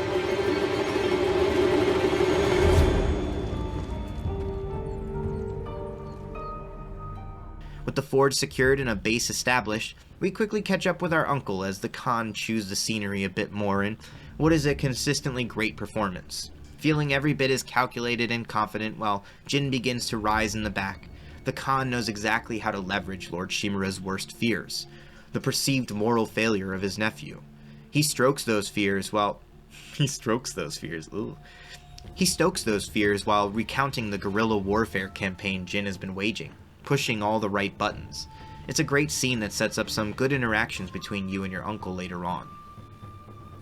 As we push to establish our allies, the game is slowly putting us further around the map, unlocking more points for travel and interests. We'll run into islanders we rescue who point us towards undiscovered camps or items. You never have to look far for your next activity, and the world never felt empty to me nor overly large. That said, there are not many randomly generated open world events you'll stumble across, something that occurs too frequently for my taste in other open world games. I would rather come across a small number of different events than come across the same lady who needs a ride to town 3 times and 4 safes that need cracking in the woods. Unfortunately though, while different, we don't get a boon of variety here either. There were 3 non-Mongol related open world events I encountered. One where a man needed help only to be bait for an ambush. Another where a group of anti-Sakai boys decided today was their lucky day to fight the man himself and bit off more than they could chew. And finally, one in the final area where you are actually able to rescue someone from a burning house. Otherwise, you'll run into around 3 different rescue events and around 4 different Mongol caravans as your standard encounter in the open world. Enemies introduced to the DLC and hostage missions occurring in open world areas work towards remedying this in terms of variety. Through unlocking different events and missions, you'll unlock skill points which can be applied to the skill tree. With several branches on this tree, it can feel daunting initially, but soon the feeling fades as you're thrown upgrade points early and often. Really quickly you'll realize that you are forced to buy skills that feel like they should have been standard. A roll dodge, a parry, softer landings. I think given how many options they add when factoring in ghost weapons and stances, they could have just given some more standard traversal or mobility options from the beginning. However, I can understand why withholding them from the player creates a more significant feeling of that power gain, and I think it will depend on the player's experience. The samurai tree carries combat skills not related to specific stances. Parry and dodge skills, resolve gains, arrow deflections, light hold attacks, etc.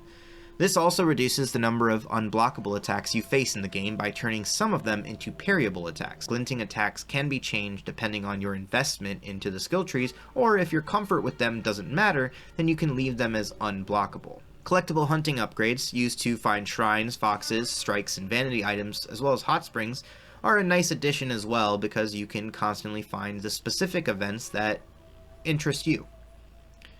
The stance tree carries 4 upgrades per stance. These included upgrades to the strength, stagger, or amount of attacks tied to their unique triangles, while also sometimes changing the speed of these attacks. The wind stance gets the most useful of them all, covering its main weakness of a long windup by providing an auto parry skill against spear users. Thankfully, this doesn't apply to all stances. They also get an instant knockdown move, which sets up essentially a 2-hit kill scenario on anyone that isn't too heavy to lift off the ground. The Ghost Tree contains ghost weapons or ability upgrades, providing 1 to 3 upgrades for ghost weapons that can vastly change their application. Wind chimes upgrade to firecrackers and more. This tree also contains some of the most necessary upgrades a player would most likely miss at first. Concentration for the bow is basically essential for usage. It doesn't need to be upgraded beyond the first level, but if you ever want to hit someone who's running at you, you're probably going to need it. Revive gives you a chance to spend 3 resolve to, you guessed it, revive yourself, which it made me laugh the first time I used it because people around you just recoil in shock at this zombie swordsman. One option is to roll when landing from heights. You'll eat an ungodly amount of fall damage until you get this. Even then, I found it to be finicky at times. Thanks to Taka, who is basically our biggest fan at this point, Stan vibes, we get a sick grappling hook, which will let us climb the walls instead of storming front gates. This is a noticeable departure from Jin's early game plans formed by the rigid teachings of the samurai. It's good news too, because the grappling hook is a nice thing for a lot of reasons. It adds diversity to your attack options via upgraded mobility to start combat, and, you know, it's a grappling hook. There isn't a game around that isn't improved by a grappling hook. I'm pretty sure that's in the 10 Commandments of games. It's pretty fun to sling around and uber satisfying to hit the chain assassination off of a swing. You'll really feel like a man with a grappling hook. Even more good news is you'll immediately get to test the bad boy out with a rescue mission? At least this time though, we're rescuing more Straw Hats, and if that doesn't get us some allies, what the hell will, right? So we take off to the winding mountain path and make our way to the back of the fort. One thing I like to comment on here is the very weird shift in time that occurs when you go past the tree line and it resets you right at the other end of the tree line. This is obviously a concession to use to make sure that the time of day for the mission is exactly what they planned for the mission, but what I don't understand is why, if we were just in a cutscene, speaking with Ryuzo and the boys, Why didn't we just start at that time? I don't get it. It feels very disjointed when you go through and then it hesitates as a cutscene happens and it only puts you forward like 5 feet. Anyway, this is really weird, but yeah, I don't know where else to add this. We'll take the winding mountain path and make our way to the back of the fort. The sequence can go loud or quiet and gives plenty of opportunities to swing around as you free Straw Hat Ronin and open the front gates to reunite with Ryuzo. By this point, we're facing groups of all different kinds of enemies. We've been unlocking different stances, granting us the true range of the combat system. Now you'll face big boys, spear boys, shield bros, and the odd Mongol leader, and with a set of archers, enemy prioritization at this point becomes essential, or you can drop a smoke bomb and toss your kunais and delete everything in the area. This game is balanced in many ways, but there is no getting around the power of your assassination skills and ghost utilities. Assassinations or stealth kills are satisfying in gameplay execution, but weak when put into the perspective of the stealth mechanics of the game. Stealth mechanics meaning, are you crouching, are they looking at you, and are you standing out in the open? I definitely think more could have been done, but would that be splitting the thematic and action focus in a game that would feel disjointed? Maybe. I don't really have an answer to that. This game is not purely ninja or purely samurai. It's a character study finding the way between a balance of both worlds, and maybe this imbalance here, and his imperfection at it, helps cement his status as a novice to the path of least resistance. Anyway, to truly understand how simplistic stealth is and the lengths the game goes to bend, you only need to see what happens when it breaks. Charms that keep you hidden in the grass when assassinating allow you to just keep killing people right in front of their friends while watching them go down. At least sometimes they'll get on the horn and call some other allies. The game shelves the consequences of realistic stealth reactions in favor of a game that really makes you feel like the version of Batman that prefers to make some noise when entering a room. With a small, quick investment of 4 skill points, you can go from taking 1 enemy out to clearing 3 at a time, and an additional DLC charm actually adds an additional kunai throw, which is pretty cool. And while this would ostensibly be a stealth mechanic, it actually carries its weight the most throughout combat when combined with ghost weapons. Speaking of, there are 5 of them, unlocked via story mission progression, which I like. This means that as you do more things on the island, your legend grows and you can unlock these through the course of the story. Or, if you're doing lots of things, you immediately feel the natural skill ceiling growing on Jin as he completes more things sooner. I think this is good either way. Kunais, which you'll unlock, hit 3 or 5 enemies with certain charms. There's black powder bombs, which can upgrade to fire bombs. Smoke bombs, which can upgrade to a healing item. Sticky bombs, which can be upgraded to instantly kill the enemy. And wind chimes, which can upgrade to poison traps or firecrackers that will create easy 3-man assassination opportunities. These tools have wide-ranging curves of usage and effectiveness. They're satisfying to sling and eventually quite overpowered. At the very least, they create more avenues to freshen up combat, and they provide significant boosts in option and power, which translates extremely well within the context of your rise in the story. Some, like kunai and smoke bombs, are both expected in a game like this, as well as effective for crowd control. As mentioned previously, by combining the assassination mechanics with the ghost weapons, you can create real number-clearing tactics. By combining kunai with unseen blades, you can stagger 5 enemies, and others will create completely demolishing tactics that eliminate groups with ease. Some, like the sticky bomb or black powder bombs, differ only in the size of the effect and the ease of which they're thrown. You can chuck a sticky bomb in 1 second, but a black powder bomb is relegated to a hand toss requiring a separate quick menu in what is an increasingly cumbersome combat wheel choice by this point in the game. The only mostly stealth option being the wind chime. This can be upgraded to a firecracker, which brings together a crowd for an easy dispatch, also removing stealth. But a specific charm can turn the wind chime into a poison trap, which just removes 1 enemy and potentially terrifying others around them. This creates new stealth weapons, making an easy branch of combat that much easier, but I am thankful for any small considerations to increase their use. Finally, there's archery, which has some bleed over with the ghost tools via the way the combat wheel is set up. Your half-bow is given early on, and its introduction is smoothly implemented via a main story mission, solidifying the first act goal of gathering the Tsushima Avengers together to save your uncle. The half-bow operates as your primary ranged weapon, and I think it's satisfying when upgraded, but excessively weak early on, as so many things are, in order to account for those upgrades and feel that skill curve. It quickly becomes a relatively fast-to-aim weapon with good stability and a satisfying thunk when hitting headshots that differs from the body shots, coupled with a helpful red X instead of the body shot white. Along with vibrations from the controller and sound effects, so many of the effects of damage in this game become more immersive, more tangible. Fire arrows are relegated to the 4th side character mission with Sensei Ishikawa.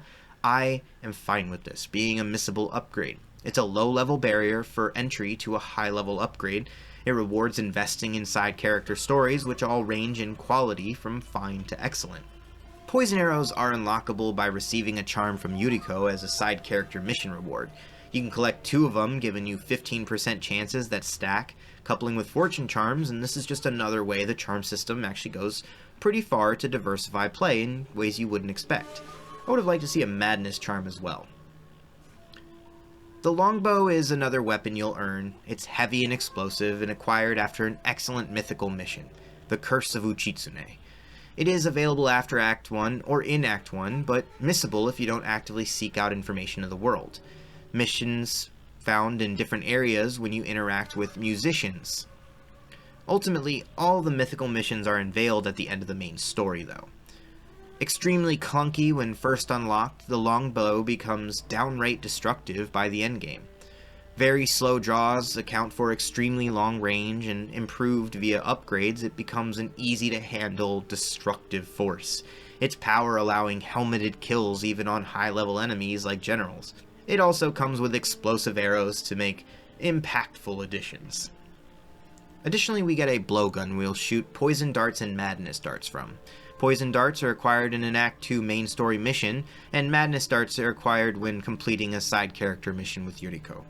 Poison darts are an instant kill on any enemy, and thus limited to a small number even when maxed out.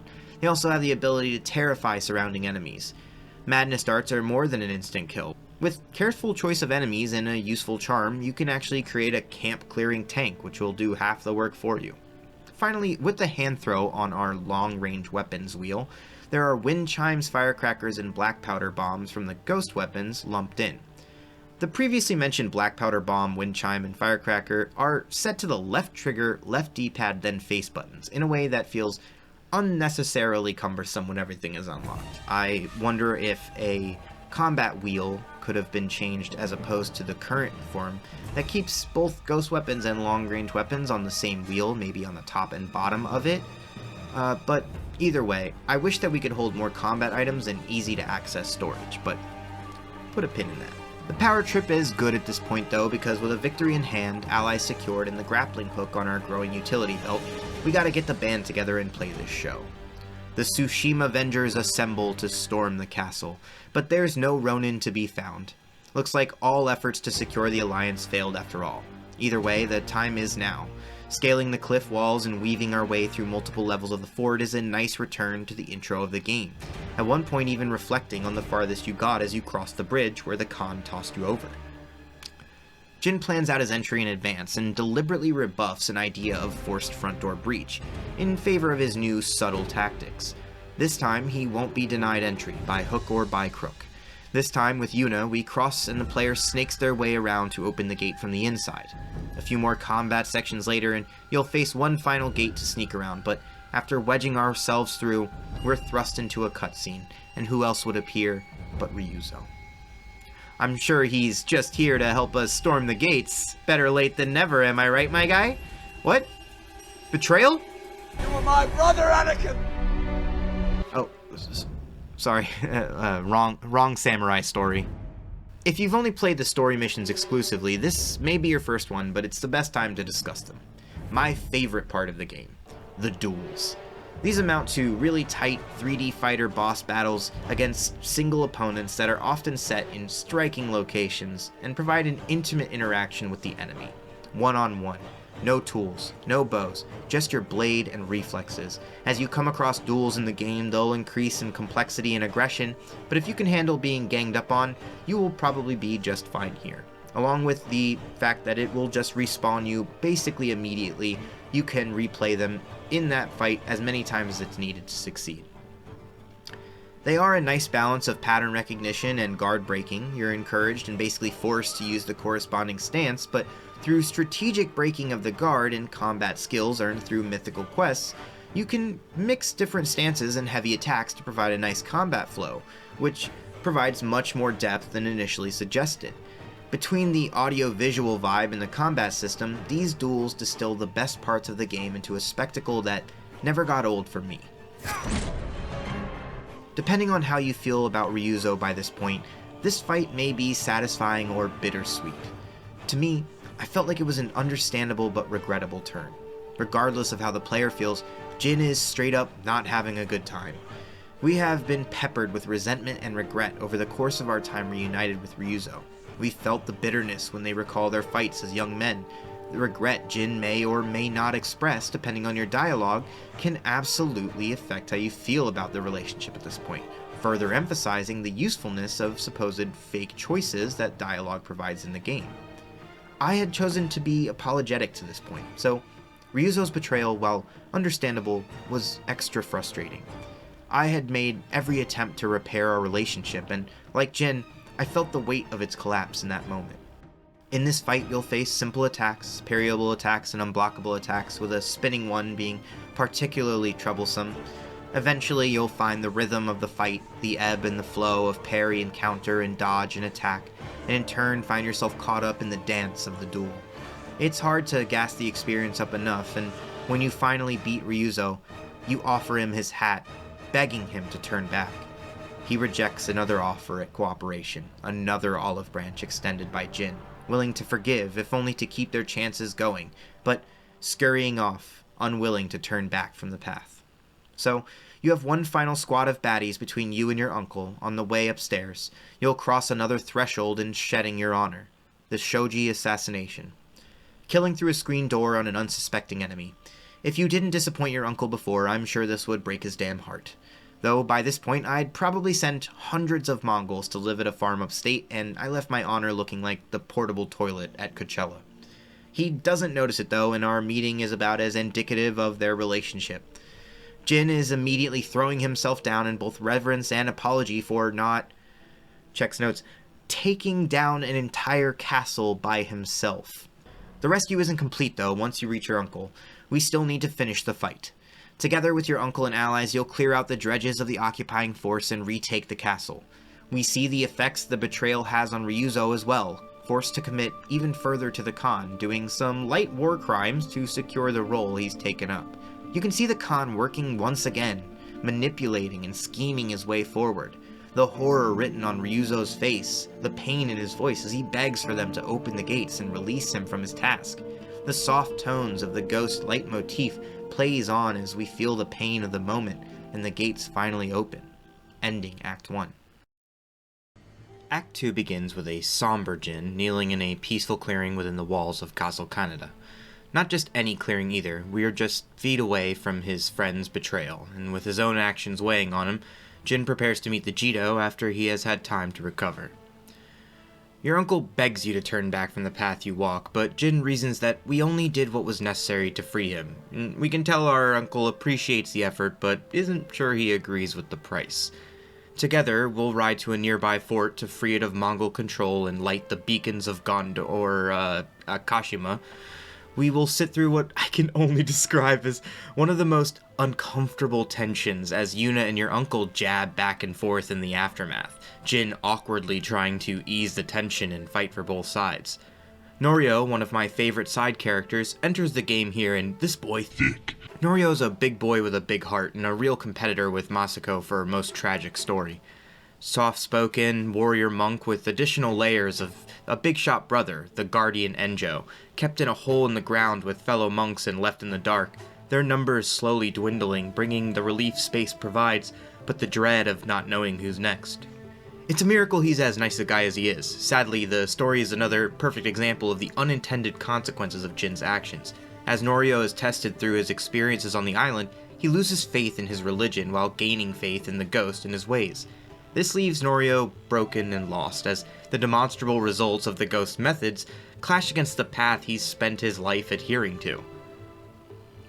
We survey the land and get the Act 2 title drop, which points us to our next large goal: retake Castle Shimura. We also get some email that says Izuhara is under attack, delivered very matter-of-factly, while so many other missions have a natural starting point. This one just tells us with a pop-up that the first area has some farms under attack.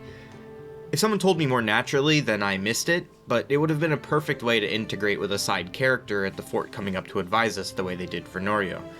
I will say that I did like the fact that these farms were areas that earlier I mentioned I had saved, I had gotten quests from, and then now I had to go back and reopen and make sure that they were safe again. It was nice. On that note, we are naturally given 3 choices though for how to progress the main story, with our uncle suggesting we track down a pirate to pay off his debt, grab your dad's armor out of storage, or try to convince the Sakai Hate Club to put down their pitchforks, or at least point them in the common enemy's way.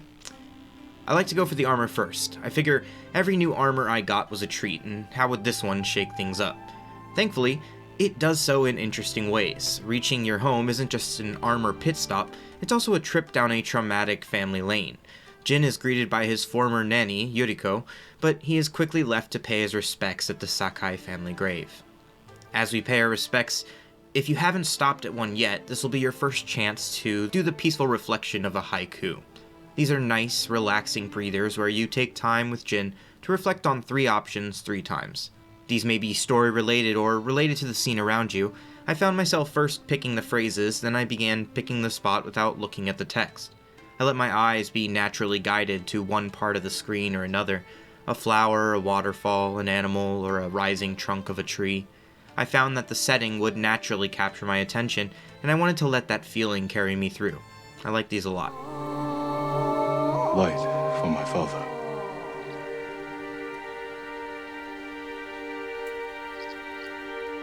I fought hard to return home.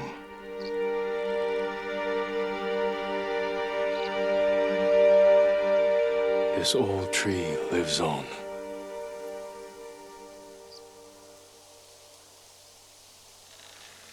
After pouring one out for our father, we go back into the house to try on his armor and are treated to an intense moment of reflection from Jin.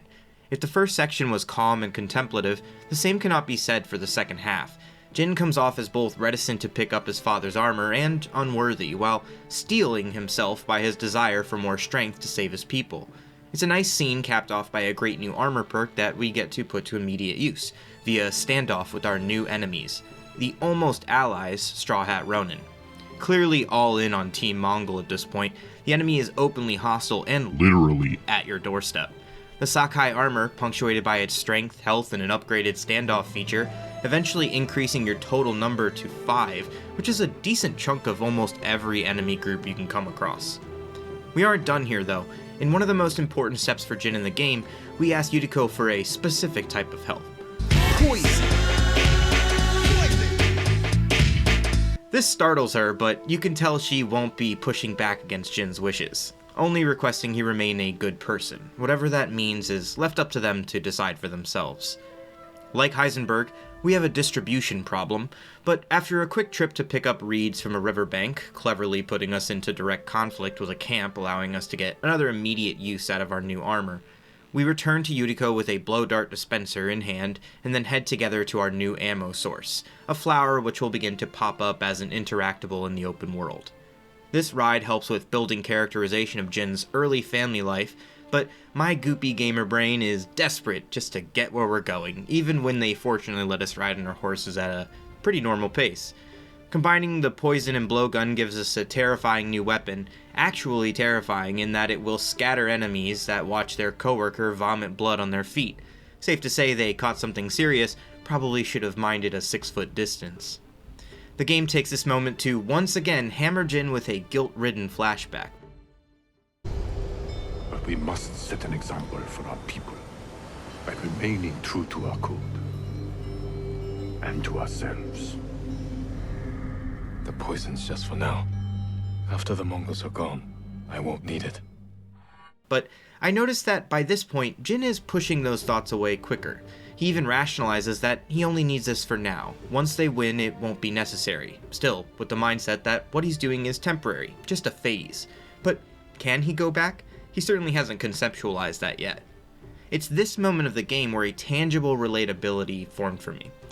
It can be easy to forget just how powerful the experiential aspect of video games are in conveying emotional moments until they hit you. From the moment we don our father's suit, something in Yuriko has changed. Hints doled out in small moments, mistaken identity, forgotten conversations, moment of confusion that punctuate the standard lucidity of her everyday experience. Yuriko is in tears, and it's here that her condition comes into focus. She's suffering from dementia, unable to properly recall or focus on current events. Her mind is awash with regret and confusion, which the game dives into with even more heart-wrenching side quests. Oh, it's so painful to see you weighed down by sadness with Lady Sakai and the little one. Yuriko, are you alright? It's nothing. I just felt a little faint. When did you last eat? Yesterday, I think. Wait here. I'll find us something. I'm not a child. Please, Yuriko. Rest here a moment. As you wish, since you ask so sweetly. I'll be back soon. We spend the day with Yuriko, looking for food as she walks off, wandering wistfully in a passing memory.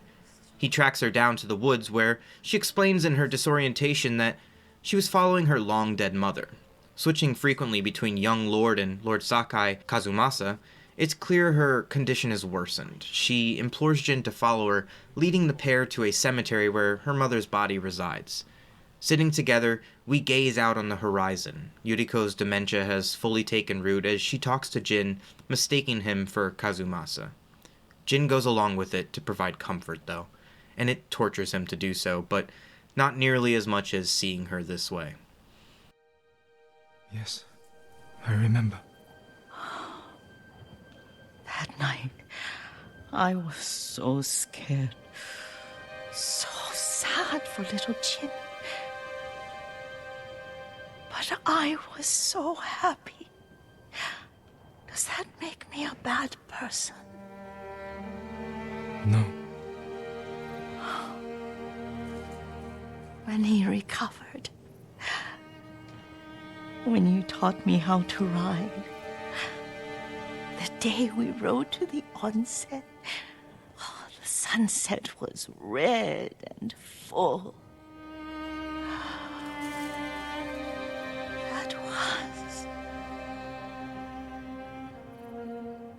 That was what? The best day of my life.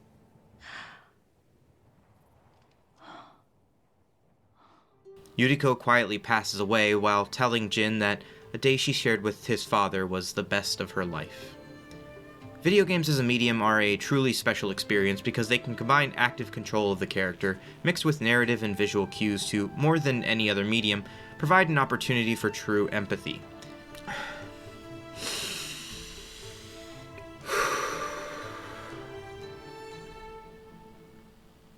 Jin and I, in this moment, could not be closer. Having family with dementia is a frightening experience where your fear of loss extends beyond the physical to the mental and emotional. Dementia, like many mental disorders, can strip away parts of a person before taking them away entirely. We should all be so fortunate to make as many good memories as we can, cherish the ones we make, and support the people in our lives with grace and understanding, while accepting what we can't control. Time stays undefeated and indifferent to our whims, but there is strength all around us. While I'm fortunate to have time left with my family, and their severity isn't yet comparable to Yuriko's, I was shaken by her passing in the game. I was moved by the strain in Jin's voice as he asks her to rest, to take care of herself, his pained expression as he stops pushing back on her mistaken memories, allowing her to experience her last moment with Kazumasa. I've been there. I've asked for more care, I've asked for rest, I've asked for patience, and I've pushed back against misrememberings until gradually understanding that it's best to just go with it sometimes. These are complicated feelings for me, and I can only hope beautiful memories remain in reach at the end of my family's story as well. That's part 1 of 3 done in Act 2. Smooth sailing so far. Now we can go to the pirate's den of Amugi Cove, or the closest thing we have to the allies, the people of Yarikawa, who pretty much hate our guts, so it's a pirate's life for me. Umogi Cove is a very neat locale led by the enigmatic Lady Sanjo, who gives off the vibe that things are chill here, or else. She'll give us the go-ahead to speak with Goro as long as we keep things copacetic. After that, you can speak to Goro, but on the way, you may get some very nervous pleas for help from a scared-looking monk. This monk goes on to tell you of the story of the 6 Blades of Kojiro, one of the mythical quests in the game, and by far one of the best. It combines a strong mini-narrative into the pure distillation of this game's power fantasy, and we will be talking about it later in great detail. Goro is like Kenji from the Bad Timeline, and you can just feel Jin's disdain for him. Drinking in what he assumes is celebration for the cancellation of his debts with the assumed death of the Jito. Too bad the IRS is here for their cut. Surprise, motherfucker! Goro directs you to their meetup spot where he can send a message to the mainland requesting reinforcements from the Shogun. Without those, there's basically no chance of victory. We group up with our uncle and prepare for battle. We don't ask him why his relationship with Goro is good actually, but ours with Yuna is bad actually. We just need to clear the way for Goro, because the Mongols won't let him sail off without a fight. Now, we go back to the samurai way. In tow with your uncle, you assault the fort, looking over the coastline to provide Goro a way out. I even used every reprehensible method of murder on my way in just to see if I could get a rise out of Uncle. Poisons, triple assassinations, smoke bombs, kunai, but I guess he'll save his anger for the cutscene. By now, the frontal castle assault might start to feel a little one-note, and your uncle is feeling more than a little overbearing with his rah-rah samurai talk. This comes to a head when Goro is on the precipice of capture, and even with a Hwacha in front of you, Lord Shimura can't accept that the ends justify the means here. Jin pushes his core belief. Saving their people is what matters. Where is the honor in our way if it keeps us from saving those in need? So, manning the gun, Jin rains down hellfire on a dozen ships and a whole camp of goons as Goro escapes the blockade. Lord Shimura gives us an "I always believed in you" line before dropping the big news. You're being promoted to official son. Now you're adopted instead of a nephew. Isn't this what Jin's always wanted? Is it? I hope I'm not alone in feeling the awkwardness of this moment. Knowing what we know about Jin and his actions, can we even conceive of a path where the ghost doesn't come into conflict with our uncle? We'll see. Interestingly, if you haven't finished the other main quests by now, Lord Shimura will mention that you need to sway the people of Yarikawa next, or whatever you haven't completed. If you have, though, he'll point you to the next core mission to prepare an assault on his castle. This is good stuff. It's little things like this that make even open-world games with more story path possibilities feel cohesive. The Walls of Yarikawa is a fantastic saga of missions. Jin needs to prove that he's different from his family in order to secure more allies. If they hate old Sakai, well, the good news is that you are not old Sakai, sometimes to your own chagrin. Together with Yuna and Taka, you'll sneak into the walled fort of Yarikawa and are introduced to the people least excited to see a samurai on the island other than the Mongols. As soon as we enter, though, the Mongol General Temegi gives us an ultimatum: surrender soon, or die. Well, that alone doesn't convince the leader, Ujimasa, that you're worth having around, so you'll save a group of archers, and here our first hints at the effect of the ghost is felt. Taka, previously timid and overwhelmed with worry, is now raring to go. I can fight too. Jin, tell him. Taka can decide for himself. Then you can watch out for him.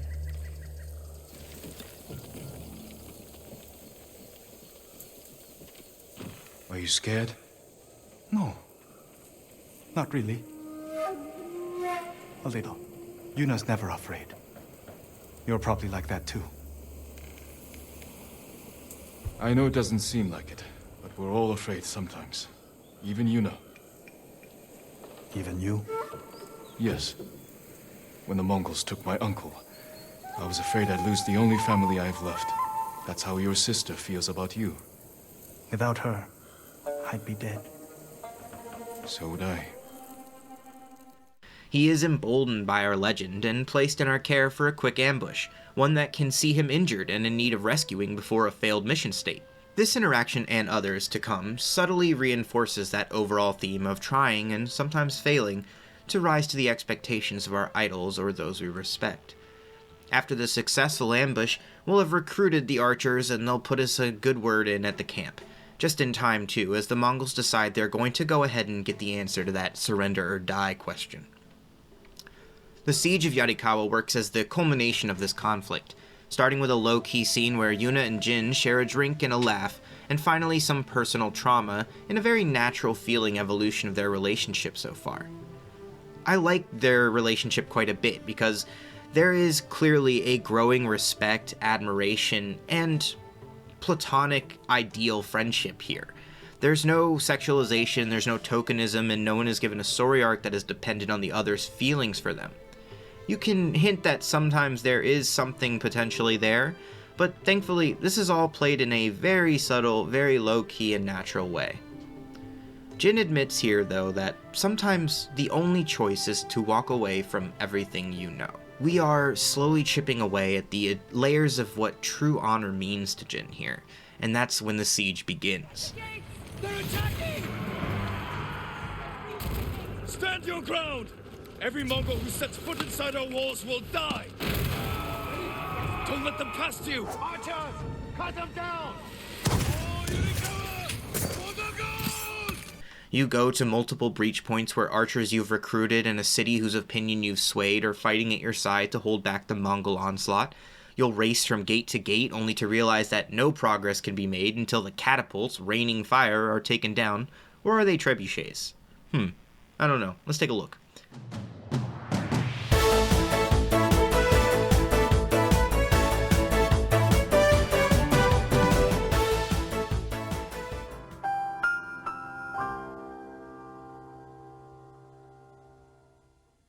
So it's a mad dash to the cliffs, a quick two-piece combo battle and a side of some artillery sabotage on the menu. I love this segment. It truly makes you feel like the people that you've been fighting alongside need you to pull through for them or else. We make our way back into the fort, pick off enemies as we ascend to the inner area where we'll finally come face to face with the enemy general, and we feel the Khan's words trickle down through his subordinates. This duel, as so many in the game, is a fun experience, but it's spiced up by the inclusion of a fire weapon, making previously parryable attacks a little bit too hot.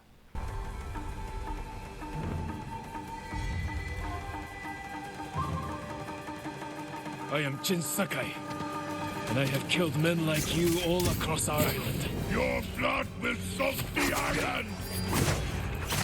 Leave Tsushima now, and I might show you mercy. Yarikawa will burn!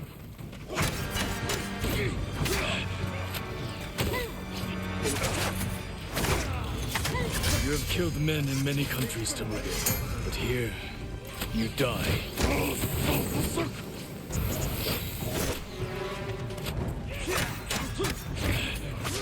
The true peak of this mountainous arc comes after you win, though. In another breaking point for Jin, he decides that the Mongols, so used to spreading terror, could use a dose of their own medicine. And in one of the game's better sequences, he channels his rage at the invaders, mirroring the first kill we witness in the game. Drawing parallels to the Khan with a brutal finish of the general, Jin strikes a stance as the screen is bathed in white. If Kurosawa mode is fun but obscures the visual appearance, then the Ghost stance quickly harnesses every part of the feeling that Kurosawa mode is striving for. The wind sweeps, the blood-tinged light envelops the scene, and Jin is reduced to a specter of death. Combos and tools set aside for a focused string of violence against 3 enemies.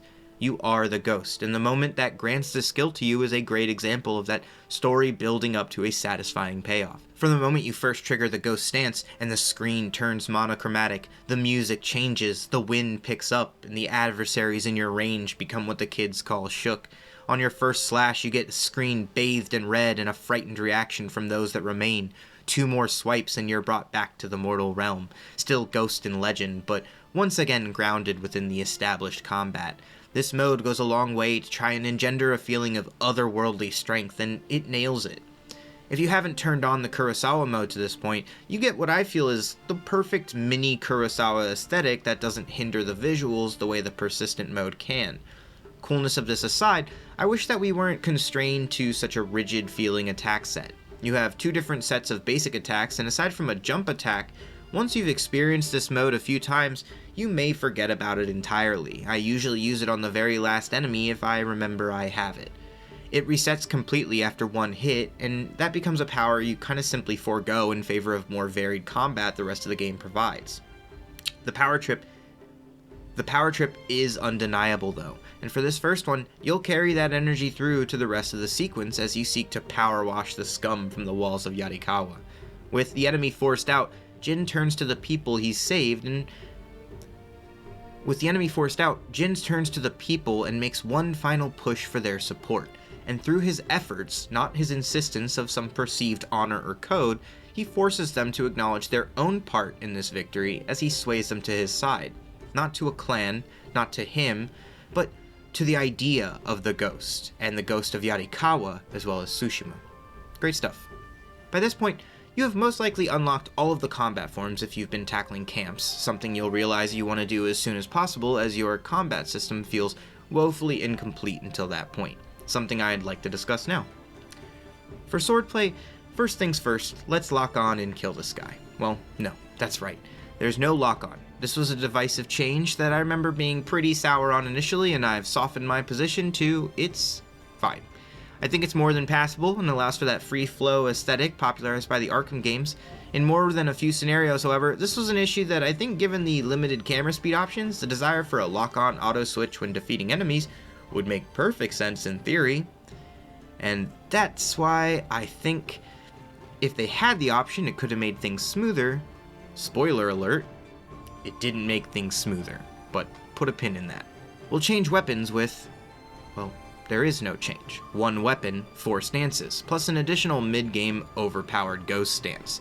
And while I would have loved more options for my main weapon, you are far from constrained when it comes to dealing damage. While switching between stances may vary between cumbersome and smooth from person to person, no matter how they function on a player-to-player basis, the gameplay implication is clear. Use the right stance against the right enemies. Not sure about that? Don't worry, they will tell you, repeatedly. Initially, I could understand this, especially if you're getting parried by an enemy without making progress past their guard.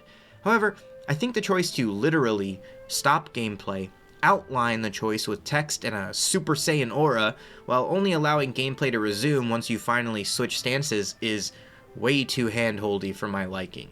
I'm not appealing to the get good mentality here, either. I think communicating gameplay options to the player is important. I think it was important when the first new stance was added, and we had to first experience the switch.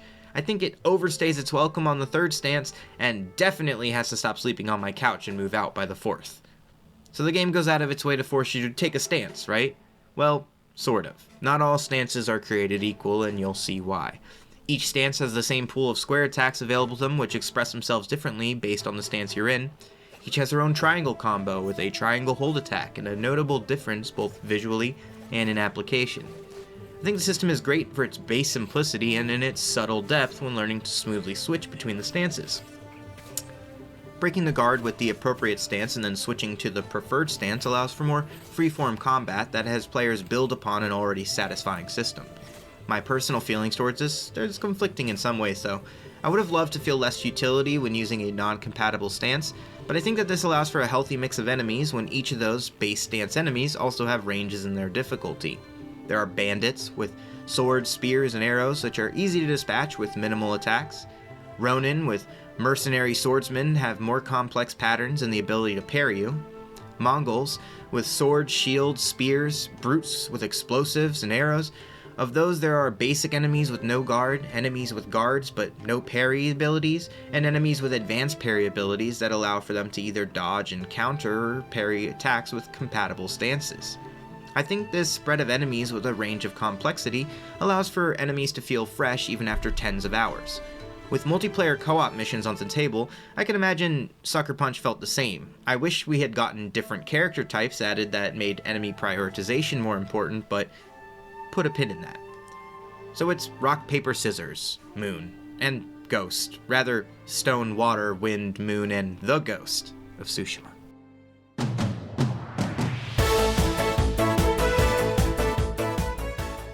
Welcome to the Ghost of Tsushima Director's Cut Critique and Commentary Stance tier list based on how silly they look. We have the Stone Stance for swords, stabbing hold triangles with good range, fast triangle combos with upgrades, and can do the legwork for the entire game on lower difficulties. Let's throw it into C tier for not really silly looking at all. Water for shields, probably the most satisfying hold triangle attack, a quick set of slashes that can be upgraded in both number and strength. Must be pretty close to the enemy and strong, but useful enough to be used in most classes despite being shield-centric. Due to the rapid succession of strikes, all carrying stagger chances, this stance is notably more useful than others that have longer wind-ups or less impact. I'm gonna put this one in B though for kinda silly looking. Wind for spears, satisfying triangle hold attack when upgraded to knockdowns, regular triangle attack that covers a long distance to cover spear length. The long animation time can lead to taking damage and is the easiest to show the example of not being locked into an attack when needing to animation cancel with a block. Upgrades on this path make it extremely powerful though, able to auto parry any spear attack when in this stance and attacking. Once this upgrade comes into play, this mode's lengthy animation time only serves as a weakness when surrounded by non-compatible enemies. This is going into A tier though for pretty silly looking. Moon for brutes. It's fun to execute quick combo with a powerful strike, plus a spin to win hold attack make it a satisfying and fun but ultimately narrow stance. I'll try spinning, that's a good trick. They shred the defense of any brute, and their range allows you to quickly close the gap on these at times frustrating enemies. You use this against brutes because unless you have a shield one, you'll have a tough time if you aren't patient. I do like that the intro training section's good dialogue choice subtly advises how to combat brutes, while the bad dialogue choice alludes to ghost weapon usage, which I found them to be pretty susceptible to. Absolute clown car shit here though, real come at me bro energy in this stance, S tier legends. Thank you for joining the tier list. Like, share, and smash that sub button. Oh, dude, that actually is painful to say. I don't really even think I'm gonna include that. Finally, because I'm me though, I do have some gripes. Go figure. Mainly stemming from the fact that these stances need to be unlocked at all. I think this was a mistake. Tying stances to camps felt like more of a reason to coerce you into doing camps than anything else. Jin is a warrior training in the blade for over a decade, but he only knows one stance and it takes him 20 Mongol leaders to teach him? On one hand, I can see how this helps foster the implication that his lived experiences are what creates growth and change in him. But I think they should have started with all of them, considering the primary weapon for samurai at the time was a naginata, a spear polearm type weapon. You know? You have shields in this time. They weren't unfamiliar with these concepts, and they have large dudes. So yeah, it doesn't, to me, make any sense that he wouldn't have known how to deal with these if he's been a warrior class person for 20 years. Anyway, I would have started out with all of them unlocked and reworked the tutorial to show how to switch stances, then you never have to intrusively add those in during gameplay. You can then contextualize that growth via new abilities or skills within the stances. I felt artificially weakened at the beginning of the game, even without skills. The game clearly clicks and feels right when you have all of the stances available. I think we could have built off that as the base and allowed for more expressive combat systems from the beginning. You could then rework abilities unique to those stances to be unlockable via upgrades. All those gripes aside, god damn, I love this system. I love the flexibility of it, I love the weight of each swing, I love the way the skills feel when they coil up like a spring for you to release, the way the camera slows like a bullet time on a perfect dodge, and the absolutely incandescent pleasure of the perfect parry, no matter how many times it still hits. Sword combat feels satisfying, punchy, and deliberate while still being flexible. Its strength doesn't lie in that complexity, but in the aforementioned flexibility, with its intrinsic focus on the steady but constantly rising ceiling of the power you wield. You have the freedom to mix combos from light heavies on the fly by mixing in other stances, Nothing to stop you because there's no stamina bar. You can either guard cancel or skill move out of an attack at any point while still maintaining a sense of weight and purpose to each movement, never feeling floaty. Thankfully, they avoided input buffering here, something I didn't know I took for granted until Godfall beat down my door and assaulted my dogs. Leave a like for them as they recover from petis insufficiitis. Each like ensures they get the pets they desperately need to survive. Much like that aside, you can pause in the middle of combat. There are adjustable difficulties and a generous healing system. The post-launch edition of a lethal mode aside, the differences are clear. This is no Dark Surge. Thankfully, this will be almost the last time you hear me bring up the comparisons that are applied to what feels like every game now. Though I like to think there is purpose here beyond game hard equals Souls games, and I'll elaborate.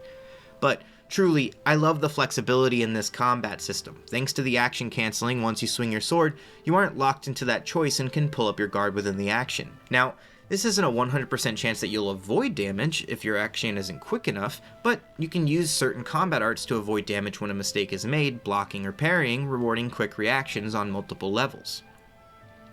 Not only this, but there is a wind-up time to certain actions, notably the special sword moves like Heavenly Slash and Dance of Wrath, meaning that you can eat damage and in some cases be knocked out of the action entirely. This helps make moments feel fluid and engaging while still imparting the importance of timing and spacing. Bars. One area that could have used improvement though is the push towards a more aggressive playstyle. There is no upper limit to the blocking in Ghost, and this means that there is no negative to a passive playstyle. I think this could be immediately improved upon by adding a simple guard beater or posture bar.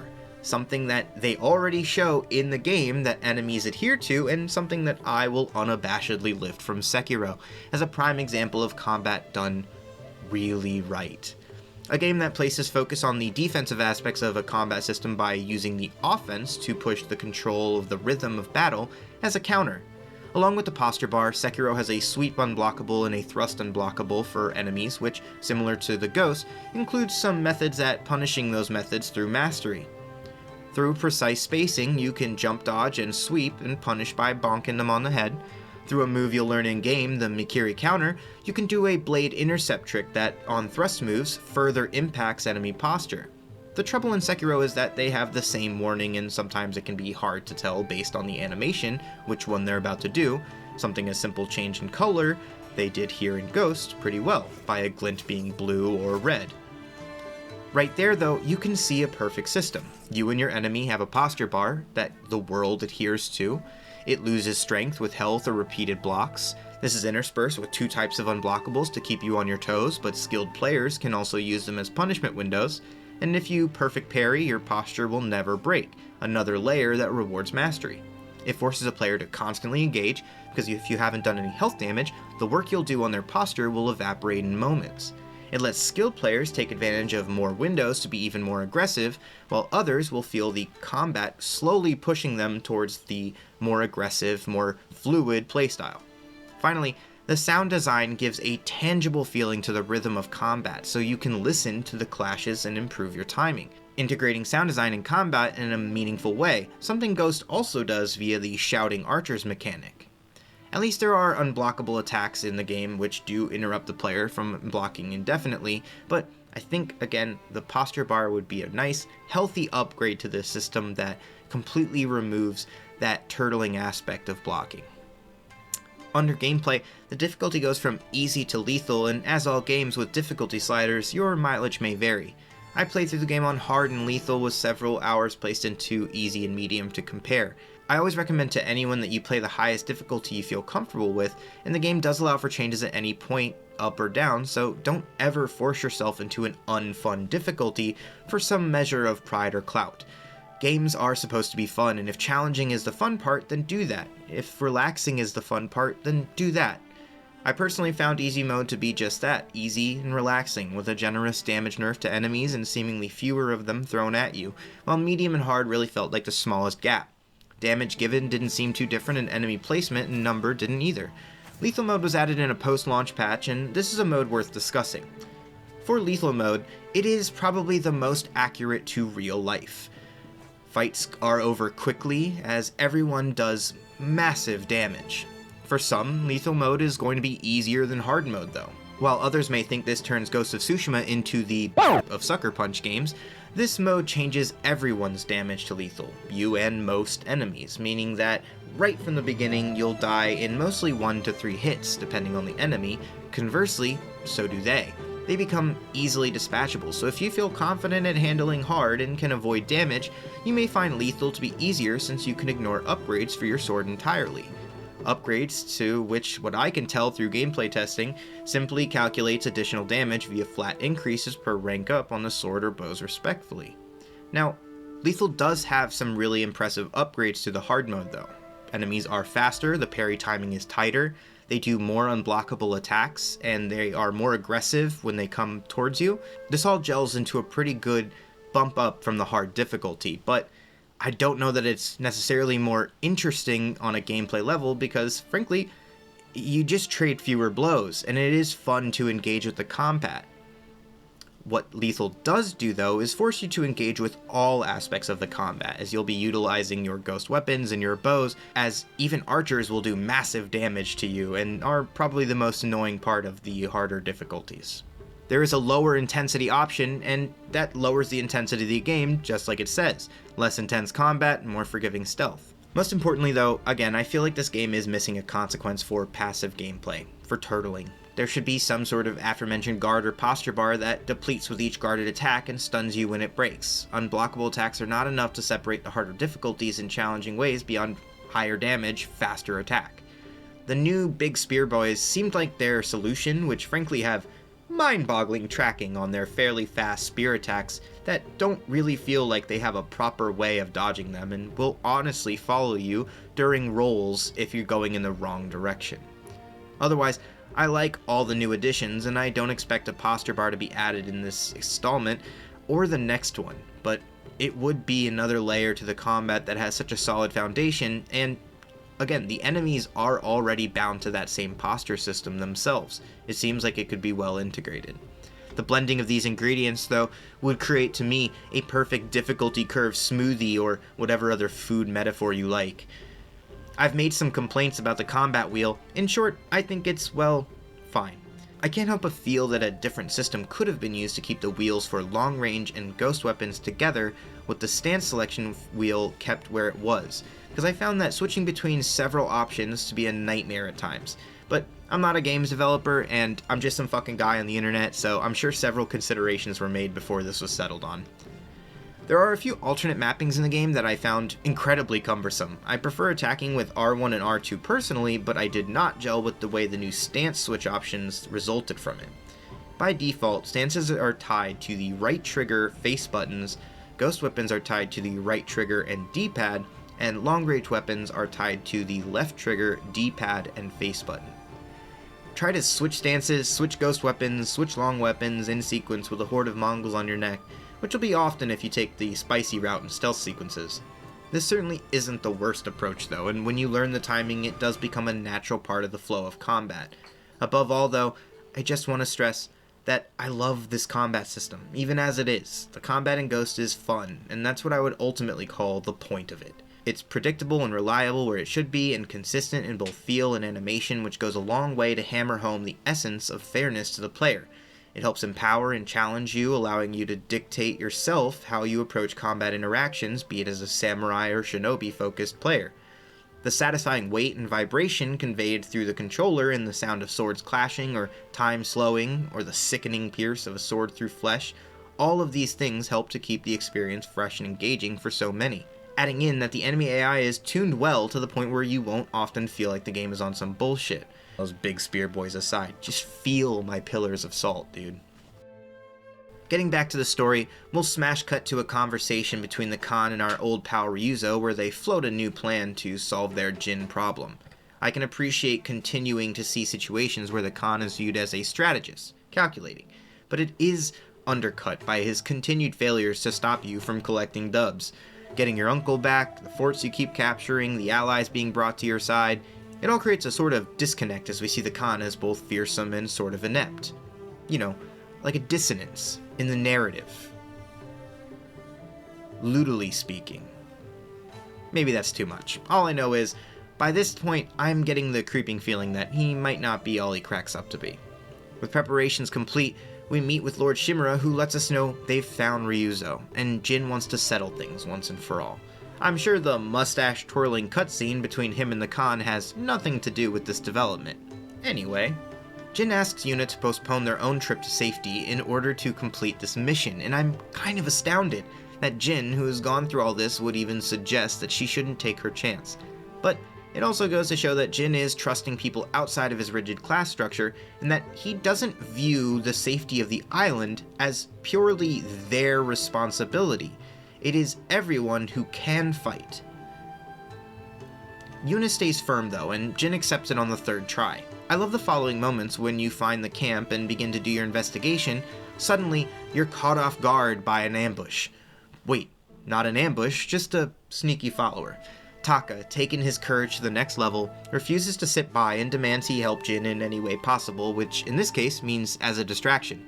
With Taka having drawn the Mongols away, Jin sneaks into the camp to confront Ryuzo just to be taken prisoner and awaken to a restrained Taka, just about the worst result possible.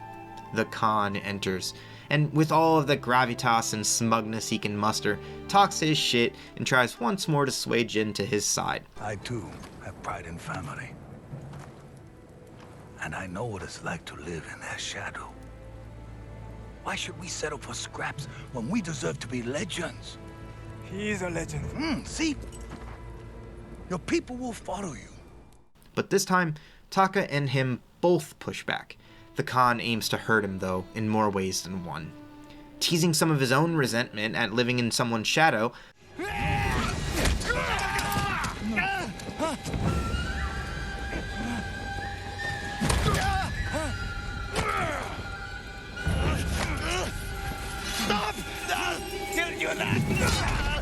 the Khan frees Taka only to kill him in front of Jin, and then kills Jin, obviously. Sorry, he lets him live and then leaves after a monologue like a Saturday morning villain cartoon. Got it. While I understand they wrote themselves into a corner here, they couldn't have a Deus Ex Machina just swoop in to save the day. Leaving Jin here just screams contrived, and the idea that the Khan will continue to just gather friends to sacrifice and ultimately turn Jin strains credulity. I think a simple assault to rescue Jin from Yuna or his uncle would be the most reasonable without me having to hurt my back trying to hold up the situation in my mind. Inevitably, you'll break out and the Khan is gone, and you'll solo an entire squad of Ronin and Mongol combined forces.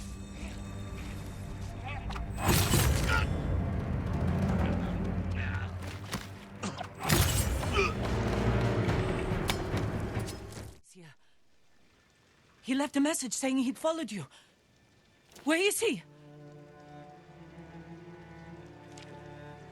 No. No! No! No!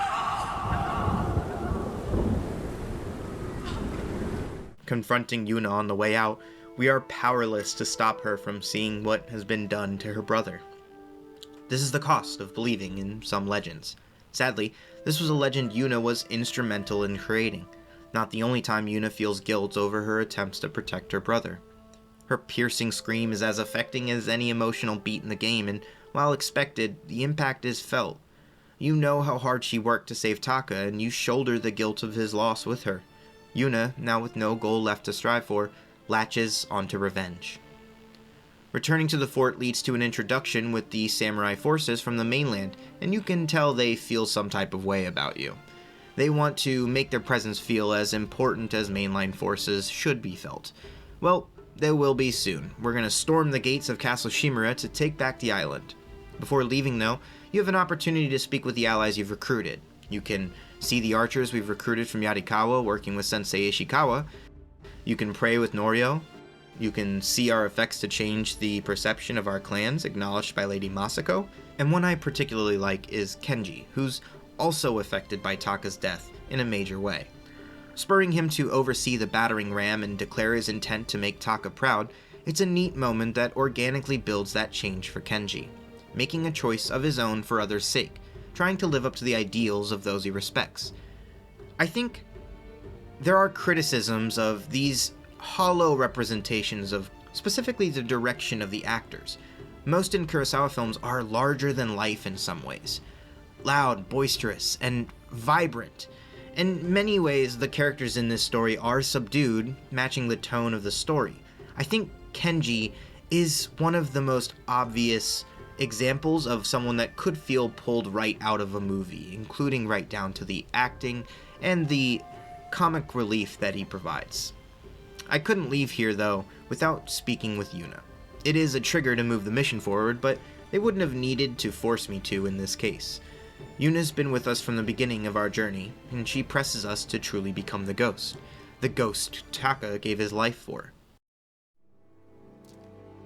He believed in you. No, so do the people of Yarikawa.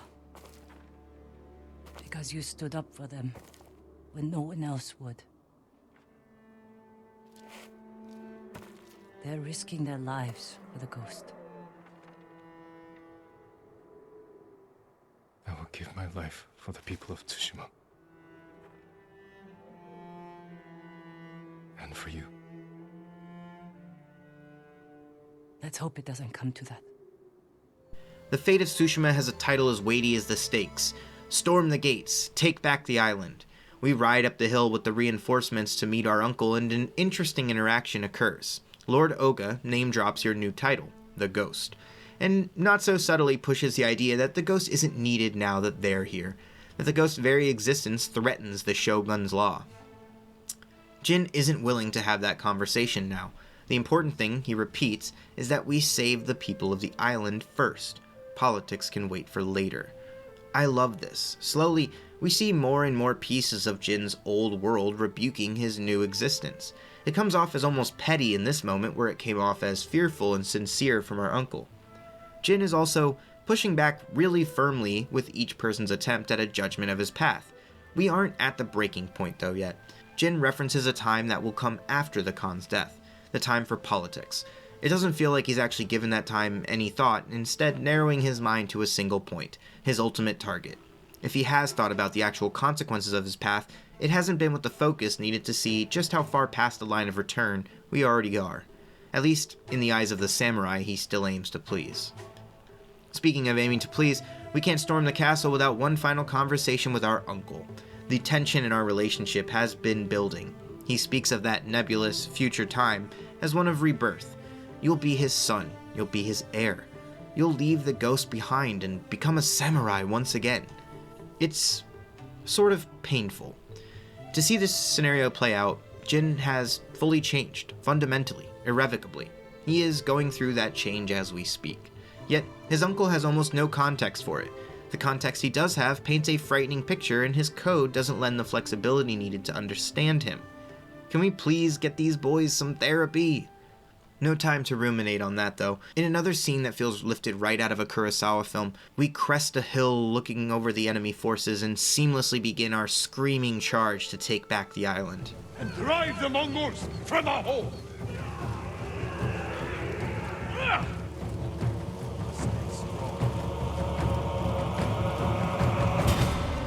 Follow Lord Shimura to victory!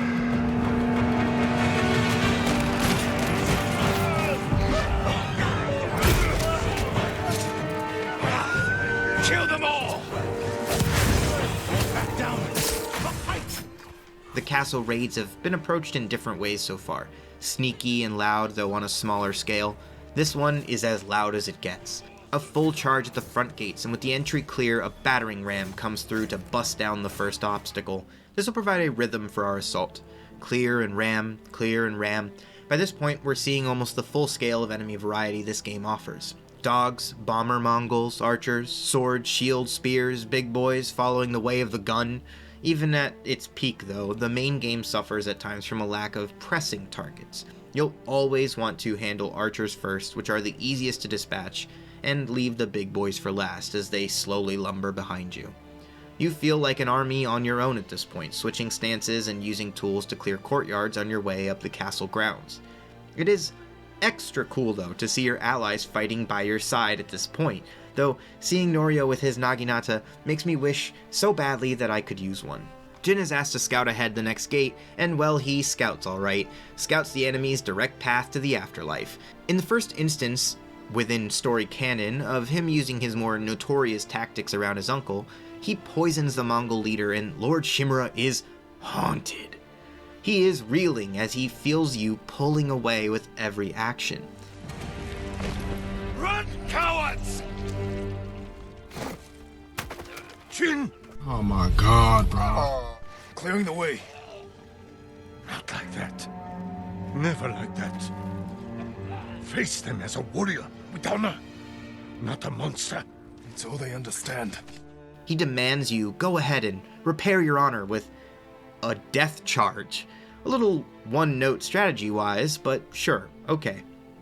There is a moment at the top of the Hwacha ladder that just annoys me as a sidebar that I'm just going to go ahead and let out.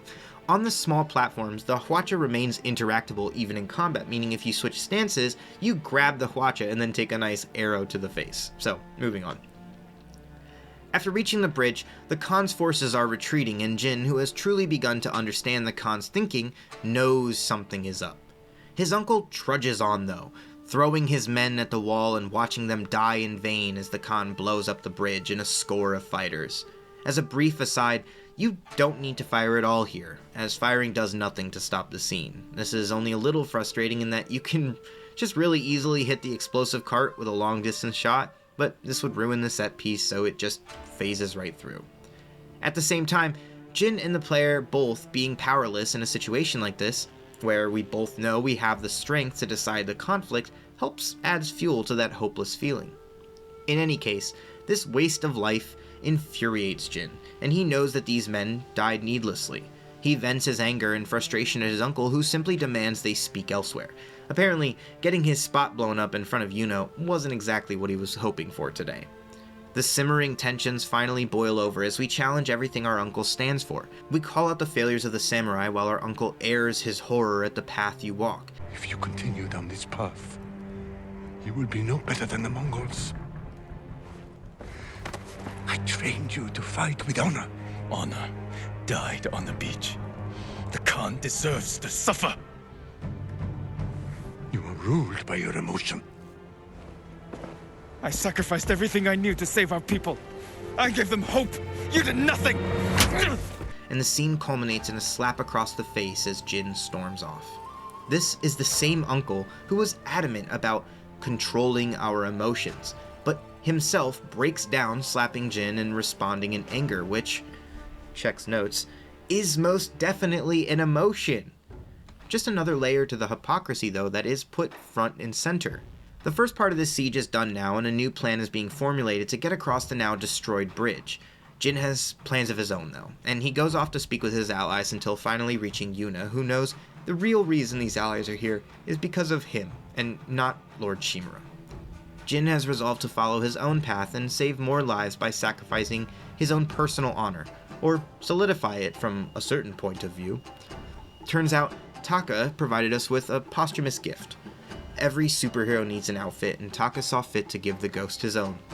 On the other side of the bridge, we see exactly what we feared. The Khan is preparing a trap that your uncle is ready to walk right into, no matter the cost. Real Lord Farquaad energy here. Some of you may die, but it's a sacrifice I am willing to make. Jin devises a nasty plan, though. A poisonous feast with a quick cleanup, and after making his way through to the grog, we are treated to the ultimate endpoint of the ghost path. An absolute massacre that has us walking through a corpse field. Just in this area I count 20 on the ground. He has gone well past the point of no return. He decides for himself that the ends justify his means. However, we aren't finished. We believe the Khan is inside, but we are instead greeted by a visibly worn down Ryuzo. I know there are complaints of this feeling like your princess is in another castle, but in this moment, I couldn't disagree more. Having my final confrontation with the Khan before closing this chapter on Ryuzo would feel premature. Ultimately, Ryuzo is another weight on Jin's shoulders, and the Khan is partly responsible for this betrayal. Ryuzo did what he did for his Ronin crew, except at this point, you have killed everything he's fought for. You plead with him not to let this be the way it ends, but this time, the pleading feels compulsory. Not the same as our first confrontation where the betrayal was fresh. This one feels resigned. Jin has accepted his answer, no matter what it is, and there is no second request this time.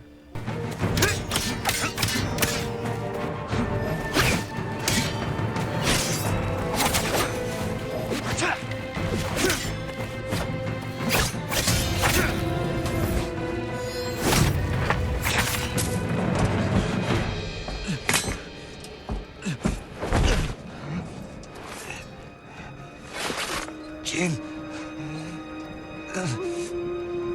Please.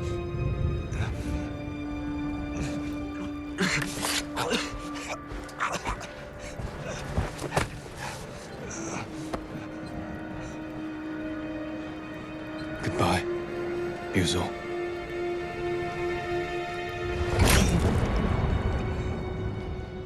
With Ryuzo dead, finished in the close embrace of Jin, we see our uncle's reactions to our efforts. Nothing is mentioned about the lives saved, only our insubordination. We see the ideological battle between our uncle and Jin play out, and the scene is even framed by our uncle standing with the samurai visibly at his back, and with Jin standing alone. Your uncle makes one final plea to you: throw Yuna under the bus, and maybe we can just pretend this didn't happen. And if we respected our uncle still before now, that respect has almost died with this suggestion.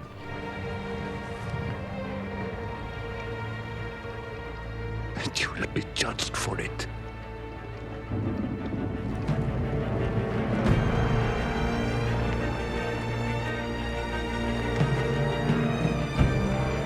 Find the Khan.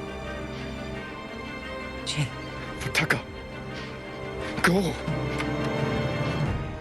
Jin hands off his sword to Yuna and turns himself over, but Kenji breaks us out since we're due to be shipped to the Shogun for trial, and there's no way to save the island from a cell.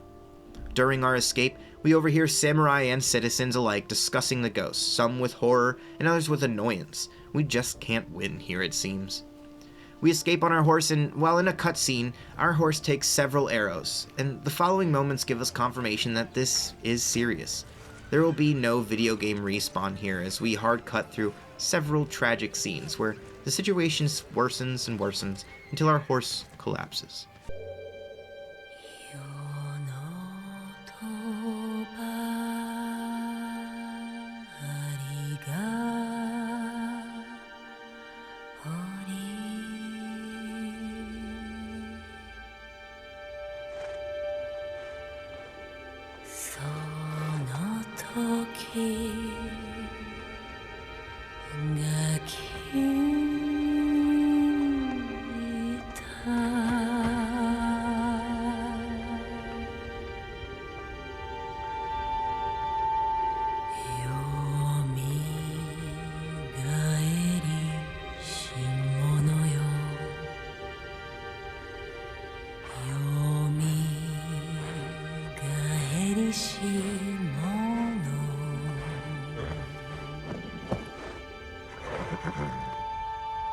I'm sorry I couldn't protect you.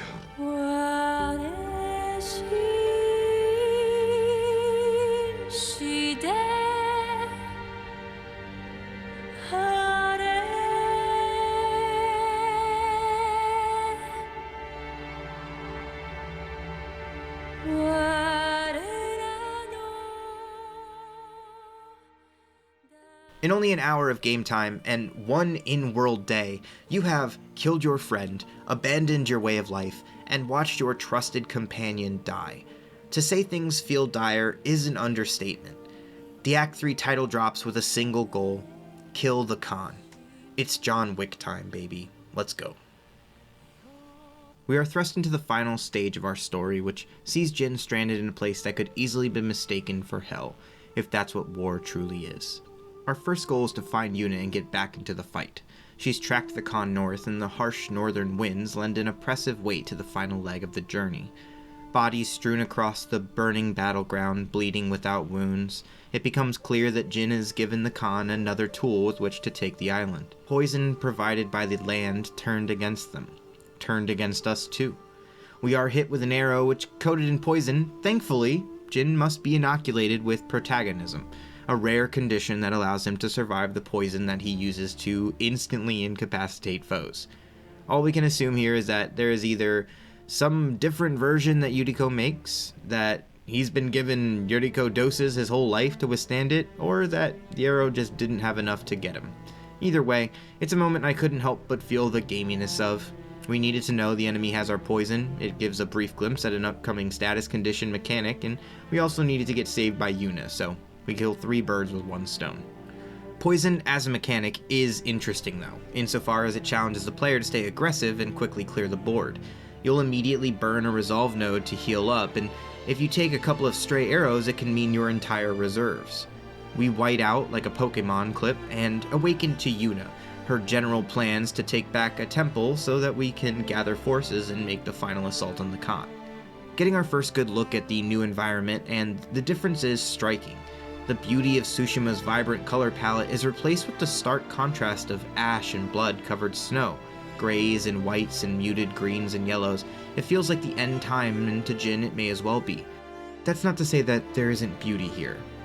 Anyone who's lived in a mountainous area can tell you there is weight to the sublime nature of a snowy day, or the covered peaks of a mountain, the slight fall of snow as it drifts down, gently melting as it hits the ground. The next mission truly shows the change Jin has gone through in tangible ways. We'll pick off a small camp to quietly save the lives of a village being forced to work as labor, and then lure the reinforcements onto the ice with an alarm, which allows us to dominate the large force with explosives that scatter and disorient them. We ambush the final temple grounds, catching the normally strong forces by surprise, or you can take the front door. The choice is the player's, but by this point I was feeling more and more confident in the power and efficiency of the path Jin was taking. The free-form story structure the game previously provided for us has been replaced by a linear set of story missions to finish the game. You can continue to explore large swaths of the map around you, but we aren't choosing between several main story objectives anymore. Finishing the game this way feels natural. There were plenty of objectives to accomplish early narratively, but now we have slowly chipped away at those, with the course now set upon its obvious but necessary conclusion. Before we track down and finish the Khan, we do need to open these borders and allow our allies to join us up north, but to do that, we'll need some allies on this side of the fence first. Thankfully, Yuna knows some hunters who can help us open the path. With Yuna going to assemble the Tsushima Avengers for the final battle, we set off to unlock the door for them. We convinced the hunters to help by promising them the fort on behalf of our uncle, whom we totally have a strong and healthy relationship with right now. Yep. As we see here, Jin is a changed man. He is willing to lie now to sway potential allies to his cause. The change is both drastic and natural, which is impressive given how wide the gulf between the past and present Jins are. When we storm the castle with the hunters, we get another opportunity to lie to the men or come clean, a decision your allies accept no matter what. This is because their flexibility is of a different league than the samurai. Later on, when speaking with Yuna, Jin will come to realize that those hunters weren't just hunters, and now he's more than willing to accept some things as well. It's nice to link up with the squad. Everyone's made it through the fort from the other side and has decided to join your cause. This time that decision carries even more weight because they are actively defying the will of the Shogun by aiding Jin. With the band back together and a path through the rest of the island open, the ending is in sight. We aren't completely locked in though. Quite the opposite. With the gates open once again, full island exploration is back on the menu. If you want to finish other missions, clear some camps, upgrade your equipment, or just explore the island, killing time, you are free to do so. That's the disconnect an open world game ultimately presents. At this point, we have just been introduced to a whole new setting, our old one is re-accessible to us, and there are plenty of side missions that immediately become available to us. It can then feel like the game isn't really focusing on the ending while also trying to hammer home just how dire things are and how important it is that Jin gets a move on. But hey, every enemy defeated is technically progress, right? Right? You might try the final mythic tale here, Jogaku Mountain, to get the Undying Flame. Anime-ass name for an anime-ass plot, it is one of the more unique missions in the game though, requiring the player to navigate a freezing mountain racing from bonfire to bonfire before the mountain claims another victim. The flame power is maybe one of the more busted in the game as well, basically a 1 to 2 hit kill on everything as long as it's active, which can be quite a while with a few choice charms. Anyway, back in the main story, we are tracking down the Khan one last time. We join Yuna at Port Izumi and do some reconnaissance. Turns out that this is the Wolfbane mecca of the planet, with enough poison in this area to drown out the rest of the island with leftovers for the mainland. Jin being the root of this new evil makes this ending multifaceted in ways it wouldn't otherwise be. The Khan was a bad dude from the beginning, and Jin's efforts to match him have made him go from bad to worse in some ways. We can get a moment with Yuna to reflect on that, and while you can regret your decision, I know I didn't. We can't help save the island from a cell or a grave, and the steps we took to get here are the reason we've made it here. Either way, now we do need to mitigate the collateral damage of those decisions. Jin taking ownership of that choice, along with our personal grudge against the Khan, results in a nice revenge redemption cocktail. Before we leave the port, we survey the area and Jin remarks on the Gathering Storm, a nod to the real historical event of the Kamikaze, a tsunami which ripped through the Mongol fleet, decimating their naval advantage and essentially ruining any chance the Mongols had at victory. Looks like it'll provide us the perfect cover we need to get in and kill the Khan. Jin isn't content with the forces gathered to this point though, and wants to make one final plea to his uncle, a challenge to his character. Will he let the Khan win, or will he join their final assault? Only time will tell. One piece of good news though is, we get a new horse! When naming this one, we don't have our previous option available to us, and it can be a little annoying if you love the first name, but I think the benefits of this decision massively outweigh the negatives. It wasn't just some bike named Shadow, it was your companion, a friend, a trusted ally. Now, with a new companion, they'll have their own identity, and that's a good thing. F's in the chat for my boy Kage. Kaze will carry the torch forward.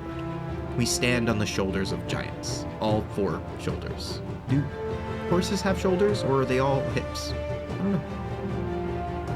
We see one final flashback before infiltrating our uncle's castle, a touching scene where a younger Jin and his uncle are assured in their bond, and like so many memories of the past tainted by the reality of the present, Lord Shimura tells us that he will always walk this path through life with us. We can only hope that he means it in the end. I hope we can meet again. If not as father and son, then as warriors who have walked different paths.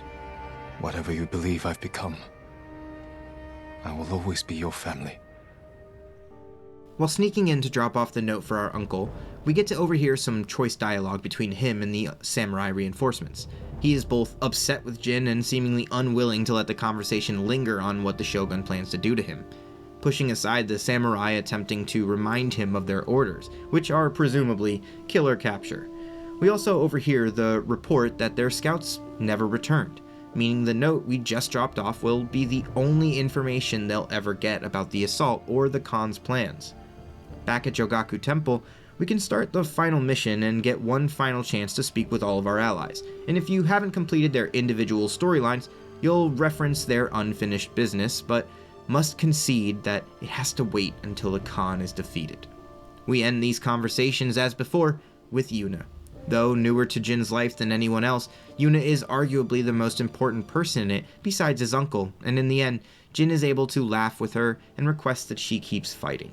Keeps herself alive. Doesn't throw it away in service of revenge.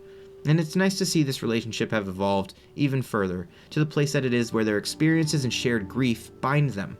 It's a real joy to see Yuna willing to press on despite her losses. The assault on Port Izumi operates like a sneaky fort clear, starting with the reinforcements stationed outside first. At this point, it seems like Jin's effort to get his uncle's help have fallen short. There's no turning back though. One quick pep talk to his Tsushima Avengers and they'll send Jin around the back while the rest of our forces divert attention to the front.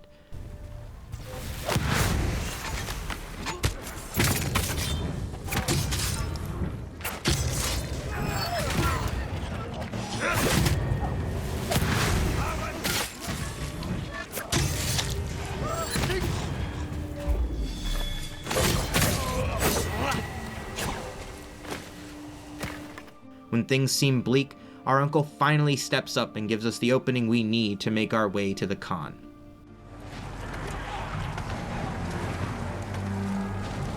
For Tsushima, No mercy!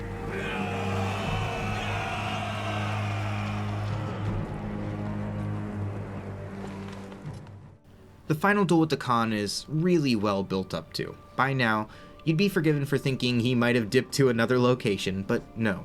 This time, there can only be one. All of the Khan's resentment for being the significantly less famous Khan come out, and while he initially comes off as simply boastful and ready to conquer, he is seething with anger by the time we square off. Seeing even the enemy driven by the same desire to match lofty expectations is another well-written parallel between Jin and the Khan. No need for the "we're not so different, you and I" trope to spell it out.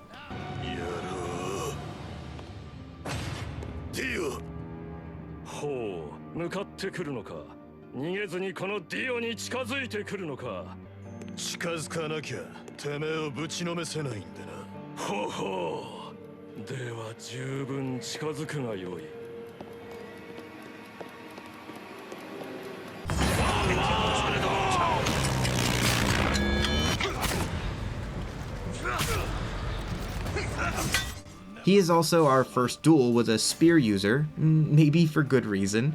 His Guan Yu looking ass spear has several moves that have frankly mind-boggling tracking, and most of which cannot be parried. I found myself having a hard time being aggressive and nimble around him, and while that makes sense that a spear user would help keep us at bay, it was also very frustrating when so many of the other duels in this game allow for a more aggressive style. Eventually though, like before, I found a rhythm and was able to overwhelm him, and that's when he cheats. Utilizing your poison as a last-ditch effort, he throws pocket sand in your face and leaves us to some goon and makes his way to the boats. After chasing him down one final time, there is nowhere left to run. The final confrontation, we face every enemy type in the game. We use several environmental factors to slowly whittle us down.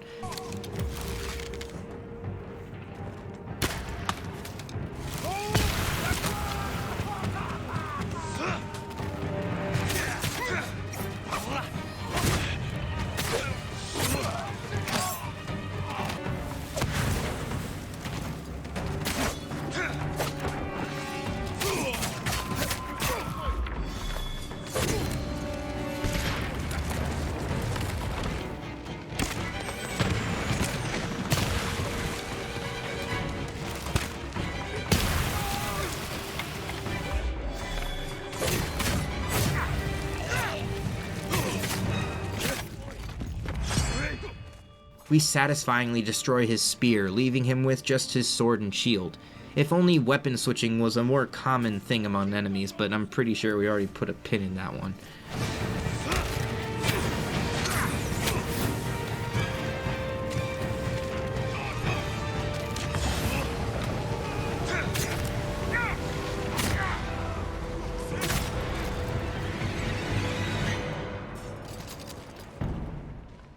We'll take down the Khan with a satisfying combo, stripping away his last defenses and delivering the final blow.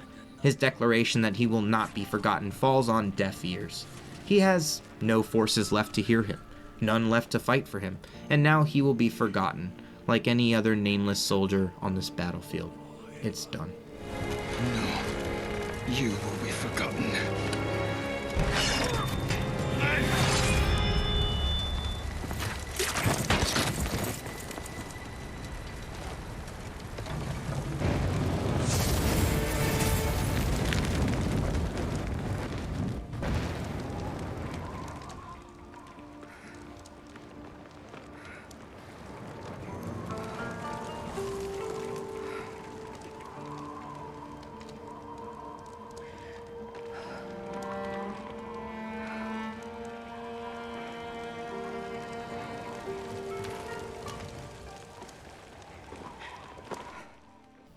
Jin jumps ship as it explodes, removing the threat his poison was set to bring upon the mainland.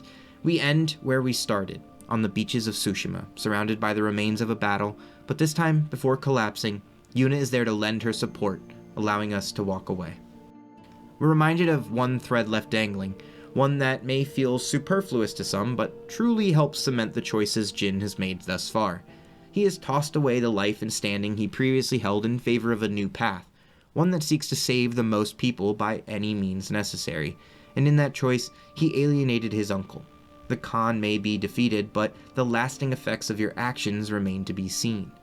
On Tsushima, the ghost is a hero to the people and a demon to the enemy. However, to the Shogun, the ghost represents dissent and disorder. His very existence stands as an example to the people of Tsushima that there is no honor to be had in allowing others to die for your pride. Though, that isn't a lesson they really needed to learn. Instead, it was one that Jin needed to learn. Throughout the game, we are routinely faced with that perspective, and Jin slowly comes to that realization, in bits, in pieces. He has finally grown to accept that there is no return path for him. We can't make any decision on his future until it is faced, though, so we head to Omi Lake, to the sparring circle where our uncle first taught us in that very first flashback. One final lesson. As the mission states, we need to face him. We won't keep running. As we travel with our uncle, we come across a local man bringing supplies to donate to the Ghost's army, a statement that draws a reaction from Jin, but his uncle remains level-headed. It's just another example of him to how we've taught the people how to defy their leaders and their way of life. We learn that we are no longer the head of Clan Sakai, because now there is no Clan Sakai, dissolved. You've lost your title and lands. This means nothing to Jin, though, who is content with his choices, safe in the knowledge that he helped prevent the worst future from occurring. Arriving at the Sakai family cemetery, Sucker Punch no doubt felt that something truly spectacular was needed to send this game off, and they nail it here. We walk down the path and, in line with our uncle, step down towards the graves of your ancestors. There was a cost to your actions, and it won't be just us who pays for them. It has been ordered by the Shogun, and we know, if nothing else, our uncle will not break or bend his code. Sadly, that code pushes him to save face by committing filicide, killing his own son, the son he never had. In their final interaction, the words are ripped out and left to hang in the space between them. You have no honor, and you are a slave to it. Sitting down to record our death poems, it is solely focused on our relationship and its tragic turn. This final duel, set in a petal-strewn cemetery, is visually insane. It's punctuated by a reworked version of the title track, The Way of the Ghost, this time with a stunning vocal performance, and it all coalesces in this beautiful moment. I haven't talked too much about the music, but it's amazing in the way that many movie soundtracks are. This has a complete vibe to it. It blends itself with the atmosphere and themes to create a natural wave of emotion that suits the scenes every time. I referenced the shakuhachi master Cornelius Boots earlier, but the whole game is muddled in this woodwind and string instrumentation. The combination of lighting, color, music, and emotion give this final confrontation enough weight to break a scale, and it's also a challenging fight in its own right.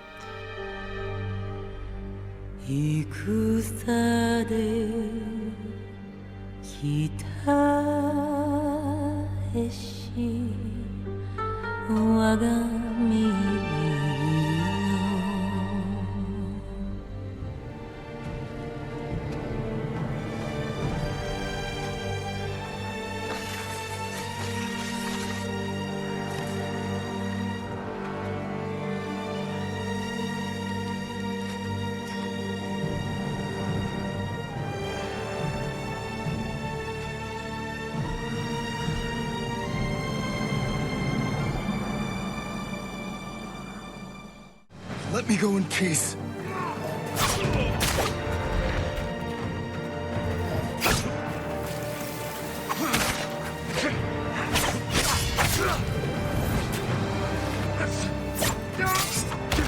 The wounds you dealt my spirit will never heal.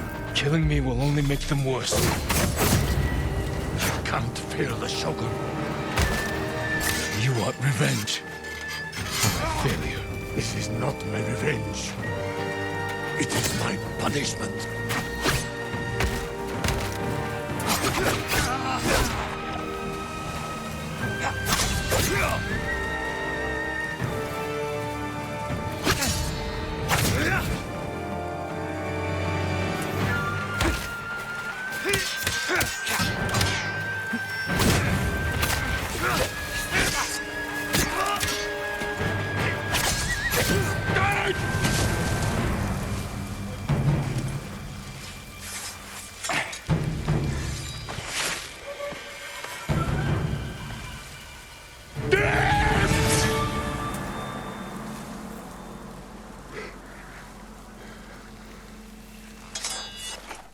Ultimately, though, Jin prevails and is given the final choice in this battle's conclusion: kill him or spare him. The choice felt almost funny in concept. I wondered out loud, who in this moment, having walked this with Jin, would kill his own uncle? It seemed to me an option that almost dares you to become the kind of person that, after all this growth, would fall back into the old ways of the samurai they had thoroughly rebuked. Killing his uncle? A father figure? The root of his grief is literally the death of his father and his inability to stop it from happening. Well, the fact that killing him grants you a much cooler color set for your ghost armor, really, that is a choice. Do you want to follow through with the growth of Jin that sets him apart from the samurai, which would lend an uncle or father to kill his son, or do you want the really sweet white armor set? I can't help but feel that this moment, one of the only ones in the game where your story or dialogue choices actually has a tangible result, is the only one we shouldn't have been given. I don't want to give the impression that I don't understand the perspectives that it is an act of either pity or respect for your uncle in giving him his wish as he passes on, understanding as well that he would most likely be forced to commit Sudoku either of his own volition or directed by the shogun, and depending on the whims of this leader, it could be an unassisted process which results in a long, drawn-out, painful death, united by the swift cut of a second. I just feel that making that choice completely undercuts the story's themes of growing beyond blind obedience to the cultural norms despite the personal cost. I also feel that it is out of character for him to kill his own family. Finally, by making this choice, he is removing one of the better leaders he respects on the island, and if anything, we know that Jin completely believes in the idea that the greatest good is the most important. And I don't think that he would view the killing of Lord Shimura, who is very clearly not going to die at this moment, seems antithetical to who he is as a character and his goals for the island. But I've given it lots of shit, so let me give it some praise. The ending with you killing your uncle is at the very least significantly more emotional on a personal level. It leaves a bitter taste behind knowing the absolute pain ripping through Jin as he embraces him. In some ways, this tragedy is a more natural end to their arc. I think it ultimately would have been the most powerful ending if it weren't a choice, but that his death was not one doled out through samurai code, but as the result of tragic, irreconcilable differences. Jin didn't want this fight, but he was committed to his ideals, and his uncle has as well. An unstoppable force, an immovable object. I think an ending where, through their unavoidable conflict, his natural death would occur no matter what. And it is not a request, and it is not a falling back on his ideals, but instead a move of compassion in that moment to save him further pain. And that would ultimately have felt the most true to Jin as a character.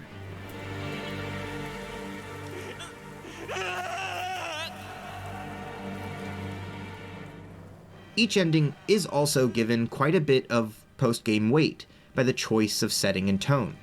When the credits have rolled, you'll wake up in your new home, a hovel filled with the remnants of your shattered life. If you spared your uncle, you'll take control of a Jin writing a letter in a generally beautiful scene with positive thoughts about the items around you. Rip to my boy Kage. I love that the game never has Jin forget his original ride or die. If you killed your uncle though, that weight carries through the credits as you wake up, slowly, heavily. Instead of a beautiful little alcove outside of Omi Temple, you're in a rainy shack in a deeper woods. I can, at the very least, appreciate the game reinforcing your decision through the world design and theming. In the end, I obviously chose to spare him, not content to ruin what I felt was a complete arc for the character in service of a new armor set or shirking Jin's newfound self-actualization. With this final duel complete, we walk away from the Sakai Cemetery and forward into our new life as the Ghost. The main story touches on many things, but it repeatedly addresses two core themes. What is honor, and how do we live up to the expectations of our idols? Throughout the events that unfold, we see Jin tackle these concepts head-on, seeing his uncle, the man he idolizes, choose a path of personal ego that allows for the death of many, actively throwing its own people to slaughter due to an inflexibility inherent to the system itself. It's why when I hear that this game lionizes the samurai, I disagree. Over the course of the game, we come face to face with multiple levels of the class structure on the island, routinely showing dishonor and apathy of the elite, and when care is taken to fight for the people of Tsushima, it is viewed through the lens of personal victory, not the greatest goods. They'd have to beat the samurai of Tsushima, not its people, and that's through the view of the samurai, while the people are instrumental in that process. And furthermore, Sucker Punch actually does dedicate this game to the defenders of the island of Tsushima, not the samurai. Knowing that difference is important. Beyond that specific perspective, though, we have an infinitely more relatable one. The people in our lives have expectations for us, and they mold our expectations of ourselves. We see this in Taka rising to try and be a warrior to support the ghost, Yuna rising to the memory of Taka's sacrifice, Norio, whom lived in the shadow of his brother, a famous guardian of the island, trying desperately to live up to those expectations and losing parts of himself along the way by direct emulation of our actions. Character arcs don't always end in a positive growth. Sometimes they're a spiral. I did like Kenji's development, though, and how it takes multiple relationships like the ones built between him and Taka, or him and Yu, to be able to change enough to think outward, even if he doesn't always get it right. It feels incredibly natural that not all expectations are met. Jin especially is grappling with the decision to forsake his clan and the expectations of his family in order to do what is necessary. The only thing he can do to meet what he feels is the expectation of their overall goal: protect those who can't fight. Jin comes to challenge his entire existence, and that challenge comes from the split of what he feels is right and what he has been raised to do. With both parents gone before he turned 16 and his father dying in front of him, Jin's guilt over his inability to act is palpable, and while we would see this relationship with his uncle develop and change, Jin has no recourse to repair it with his father. Instead, he's left to decide what honor means to him and whether he will ever allow himself to stand by when he can act. Thankfully, the DLC pays off this emotional turmoil in a huge way. If the main story deals in the present, the DLC Iki Island is entwined with the past, dealing directly with Jin's grief over his father and the complicated legacy he left behind.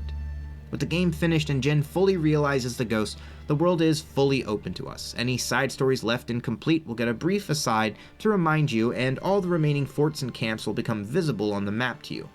I pushed off talking about these until now, but I highly recommend doing the side stories as you play through. They feed organically into the main story in many ways, touching on the themes and motifs of the primary narrative: forgiveness, pain, revenge, loss, losing ourselves and finding ourselves. The mythic tales are especially great, something everyone will probably realize from the very first ones they try. 7 mythical quests providing either a powerful weapon, a powerful outfit, or a powerful ability. These missions are the most impressive example of what Sucker Punch has to offer in many ways. They're all front-loaded with a beautifully animated tale told with a campfire aesthetic, courtesy of our favorite traveling musician. When Tsushima was first settled, a strange and terrible thunderstorm swept across our island. Wherever lightning struck, beasts of lightning appeared. These violent creatures tore through villages, causing death and destruction, moving too quickly to be stopped. The people knew only one man who could possibly stand against the lightning beasts. The mythical quests provide cool abilities: longbow, flaming swords abilities, armor sets. Charms come into play here, making some of these cool abilities even more incredible, which you can extend their use time, increasing their power, like Tanjiro with a Kagura dance, or become Zenitsu with a thunderclap and flash, bringing down lightning strikes on your foes like a real heavenly strike. Sadly, the lightning strike is tuned pretty low, sometimes going several encounters without a proc. Sometimes that didn't seem to change when I added a fortune charm, sadly. Meanwhile, the side character missions provided quality characterization for your allies, and each has a story that pushes their morals and buttons in different ways, naturally coming up against Jin's, leading to more nuanced reactions from him. Where much of this fight against the Mongols is black and white, the side characters force him to confront plenty of gray. I'd say they're all generally worth experiencing, though Ishikawa is the least personable of the bunch, and his missions felt like a drag to me often as a result of just being around him. Even there, however, the ending was satisfying enough and led to a change in the way Jin and the player would see the situation. I just want to highlight 2 specific missions, 1 mythical quest and 1 side character story.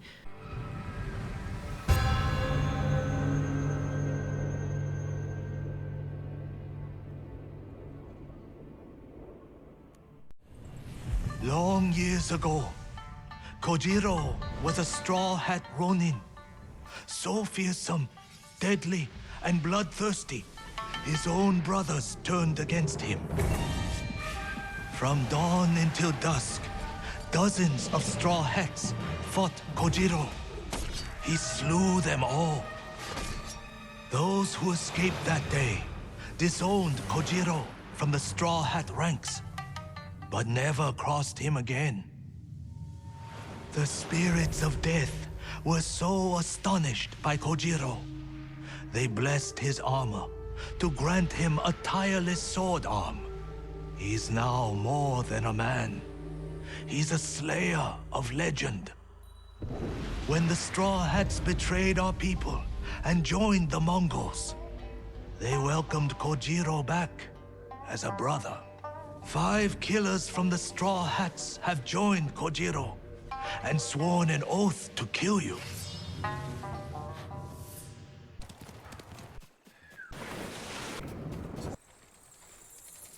高い陣、待ちわびたぞ。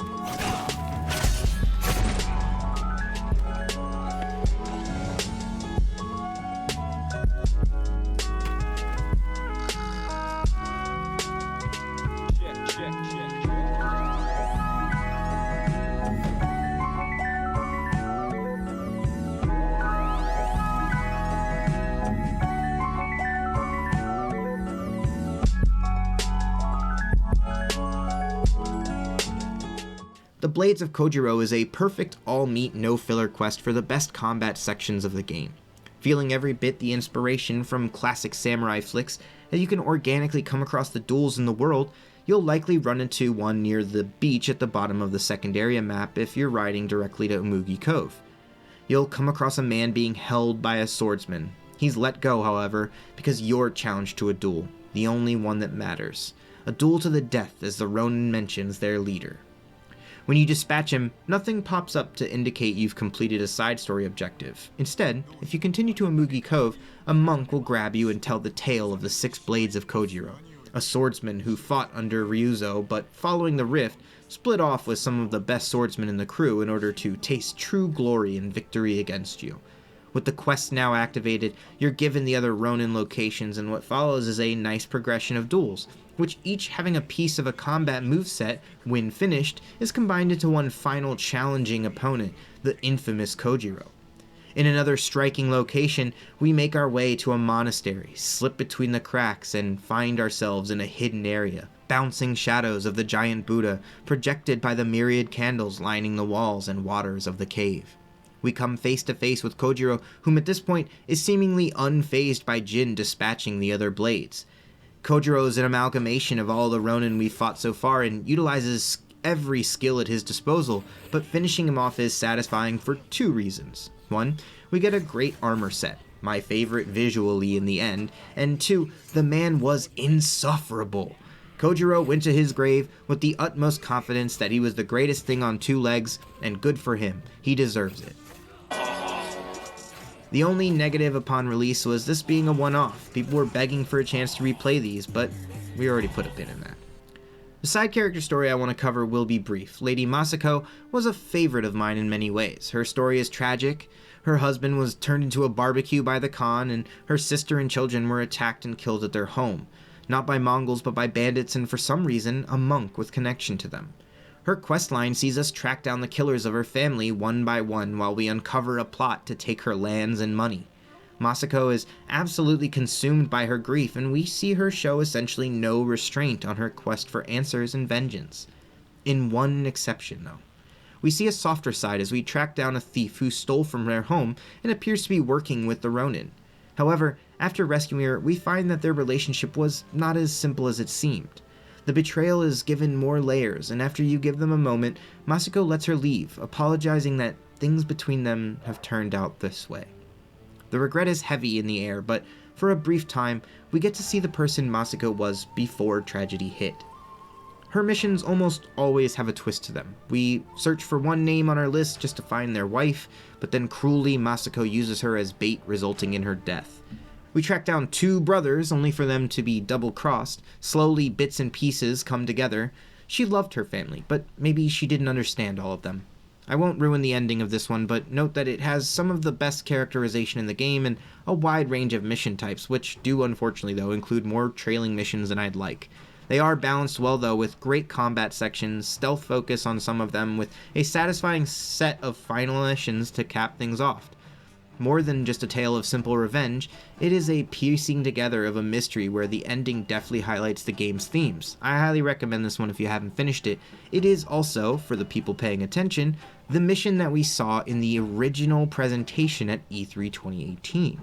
So pretty cool to see it reworked in this way.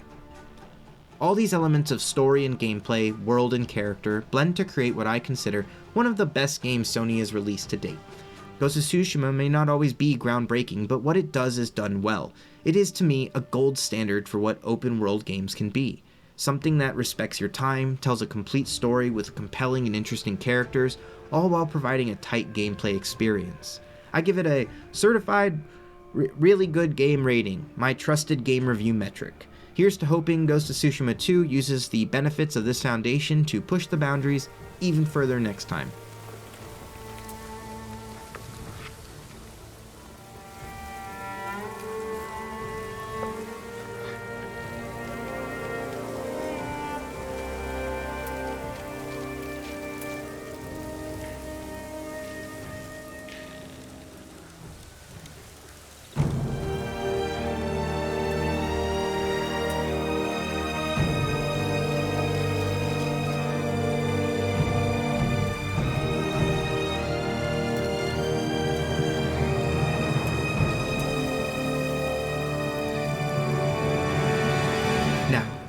Welcome to the Pin Zone! The Pin Zone. This whole review, I've been putting pins in important thoughts and gripes, and the reason for this review feeling almost painfully out of date at times is simple. I started this review pretty close to the game's release, and since then, the game has gone through one of the best post-launch periods I can remember. Updates that included changes that I knew I wanted, and additions I had no idea how much I needed until I got them. Stuff like hiding my bow and arrow off my back. I love it. Nothing makes the endgame drip look better than hiding the bow. But there's more substantive changes as well. Outfit charm quicksets for actual build changes on the fly. This was a loud cry from many at launch. The game provides so many build varieties. With the charm system and outfit perks, it was nice not to spend 5 minutes switching over my charms to my bow set or my stealth terror set. Duels and camps are now replayable from anywhere on the map at any time, allowing you to quickly replay the most exciting and engaging gameplay littered throughout the map consistently. The horse gets an additional storage bag, doubling your available tool count. This is nice, and it just autofills when you hop on the horse. Very nice. I wish I could hide the bags though, they're now a permanent fixture on my horse visually. Japanese lip sync. This is a nice feature for those who were irked by the lips being synced to the English dub. Not much to note here other than this was added at a cost of $10 with a couple of other PS5 upgrade features I think should have been lumped into the DLC asking price. Point blank. I just did not like the fact that I had already purchased the deluxe edition and now I was required to pay $30 instead of $20 just because of 3 core features: Japanese lip sync, haptic feedback, and 3D audio. They also highlight 4K to 60 FPS support that was actually added in a previous patch. These 3 core features, while awesome and certainly immersive, do not, in my opinion, justify this being a separate charge. This is contentious for some, but at this point I can't prove any more than I already have that I both love and respect this game and the developers behind it, so yeah, I'm still disappointed that this should have been added to the DLC for one cost as a whole. It would have been a controversy-free sell, it would have earned Sony some goodwill as they continue to struggle to meet consumer demands for their upgraded consoles, and to be clear, I do assume this is a Sony choice, because as far as I can tell, Sucker Punch, through their actions and efforts so far, have been proving that they're willing to add large swaths of free content that justifies its own existence by a mile. That aside, if any portion of this next-gen update justifies the cost, it's probably the controller haptic feedback. The haptics are so cool, and a couple of times had me just purely lifted. I was so impressed, whether it's the cat's purr or the horse's gallop from wood to grass. Feeling those changes is a special thing. That's really all I have to say on it, though. The lock-on feature. Turns out that while I did want this, I did not want this. I found the camera to be extremely finicky and at a very poor lower angle and field of vision that actually causes more difficulty in noting your surroundings than before. So, yeah. It's not good. More complex or difficult enemies was a main game issue some called attention to, and the DLC added 3 new enemy types to satiate those requests in a big way. These additions came as a power-buffing Mongolian throat singer, a dummy thick new spear boy, and a Purple Rain Mongolian who regularly switches stances while in combat. They are each challenging in their own ways. The new spear boys are aggressive and highly mobile with a spear weapon that is hard to quick-step dodge, but the highlights are the weapon switchers for the active awareness it takes to combat them, and the shamans who buff everyone in the area until they're dispatched. The shamans especially create an instant additional layer to enemy prioritization and turn even guardless enemies like the grenade throwers into potential threats on higher difficulties, which grants them the ability to parry you. All these changes coalesce into a much more engaging combat experience right off the bat, requiring the player to assess the enemy types, prioritize them, and be aware of changes mid-fight to your enemy's weapon stance. I really wish they had added these en masse to the main game. Their immediate benefit can't be overstated. Finally, it was a pretty early edition, but New Game Plus is real good. It provides great new armor skins, new merchants with cool new charms, masks, and hats. It also added a skip cutscene option, which is a must on replays at the very least. Just a good version of a good thing that has no doubt added multiple playthroughs to many players' experiences. In addition to plopping you right past the tutorial, absolute W takes, they immediately introduce you to Baku the Voiceless Merchant. My big boy Baku sells silk, armor skins, masks, helms, and some incredibly interesting charms that help you live out your shonen power fantasies in meaningful ways. They add the ability to pet the dogs. Any more animals we get to pet is a victory. I mean, I don't know how else... how many times do I have to say that? I want to pet more animals in games. Okay, developers? That's what I want. About why I f***ing hate video games. Because this is what it does. It appeals to, like, the male fantasy. Alright, thanks for joining me in the Pin Zone. With that out of the way, let's take a quick break before we hit the DLC.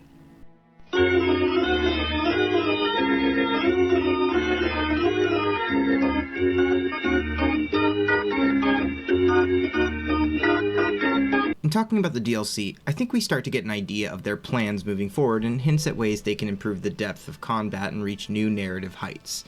Ghost of Tsushima DLC can be broken into 2 major parts: the Legends mode and the Iki Island expansion.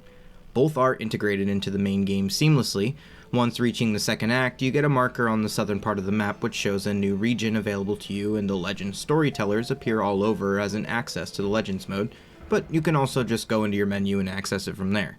This is because while the Iki Island section is contextualized as part of the game, the Legends mode is now being positioned as a standalone experience as well. And I can understand the decision given the work being put into it and new modes, maps, and abilities added to the game post-launch at no cost. Maintaining that as a solo experience allows them to continue working on it, though who would rather get this and not play the main game at all is beyond me. I don't have too much to say on Legends. It is an impressive free addition to the base game that no one saw coming.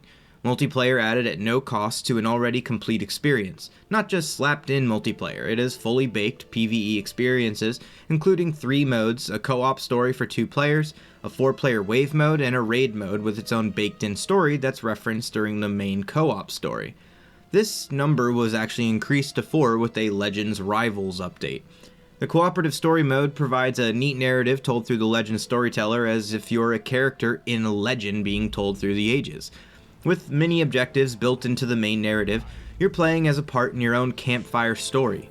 The wave mode is an arcadey final stand with several zones to capture and protect, requiring coordination from 4 players, but a helpful and effective ping system gives even non-mic'd players the chance to strategize and understand each other's ideas fairly quickly. The third mode, added soon after launch, was a raid mode that requires players to come prepared with their own team, no matchmaking, and told a 3-part story based on characters referenced in the main co-op's legend. This was eventually amended so that people could search for other people who would help them with their raid mode. Finally, the Rivals mode was added, which is nuts. It has 2 teams of players face off against AI enemies on their own side of a map with an added caveat of being able to hinder the other team by sending obstacles and enemies their way. Legends mode is free from the constraints of grounded main stories, and as such, it allowed Sucker Punch to make something truly magical. New enemies like the priestesses that keep their allies alive until they're taken out first, punishing new chunky boys with big hammers and AoE spirit blasts, aggressive and nimble spear Oni warriors, and the brutal crow demons that shoot a murder of crows out like a machine gun, requiring quick work to avoid being eaten alive. Aside from the new enemies and new mission types, there are 4 classes: Warrior, Ronin, Assassin, and Archers, each with new builds and new powers completely separate from the base game, like a health siphon for the Warrior, summoning a spirit doggo or barrow for the Ronin, doing a set of teleporting dash strikes with the Assassin, or hitting 6 headshots in one go with the Hunter. There are new weapon perks, a level to grind for, loot to hunt for, and new legend-specific armor based on achievements within the game. No microtransactions. Yeah, I didn't even need to mention it yet. None at all in this bad boy. It's just good stuff all the time. The amount of work that went into this mode is just amazing. I don't feel that complaints with a free update like this hold much water. That said, they do need to continue adding more maps, powers, or potential classes or build types to keep driving engagement, a challenge Sucker Punch seems willing to take on, but they are also focused on their next project. Legends mode is truly legendary when it comes to effort and value. What Sucker Punch did here deserves every bit of praise, even if online play isn't your thing. It certainly isn't mine. If Legends mode isn't your thing, however, maybe the base game but better is? The intro to Iki Island comes from an alert on the southern part of the Act 2 map. When you arrive at a village strewn about with signs of a battle, people are terrified, screaming at ghosts unseen. You come across a captive who bit off their own tongue and died at the hands of unknown assailants. Jin is quickly introduced to the Eagles, and this ain't no Hotel California. As we come under attack by the new enemies the game has to offer, it's a pleasant experience attacking a weak enemy for the first time and being parried as an eerie chant ran through my controller's speakers. Players will quickly realize that things are different around here, and they need to immediately address the change in threat. I was excited to dive in from the first encounter. Iki Island is occupied by a different set of Mongol threats, one that doesn't just attack the body but the mind of its people. The problem for Jin is that Sakais are the opposite of welcome. If Yarikawa was a church for hating on Clan Sakai, then Iki Island is the Vatican of that religion. Iki Island is implicitly tied to Jin, the source of his grief, the place where he stood by and watched his father die. If he wants to heal his wounds, he'll need to go to the source of his pain. Fear is the mind killer, and Jin must turn his eye inward to face it. The new island tries to instill a sense of increased threat and mystery almost immediately. Your ship crashes in a storm, either a preface of the events to come or an echo of the final battle, depending on when you complete it.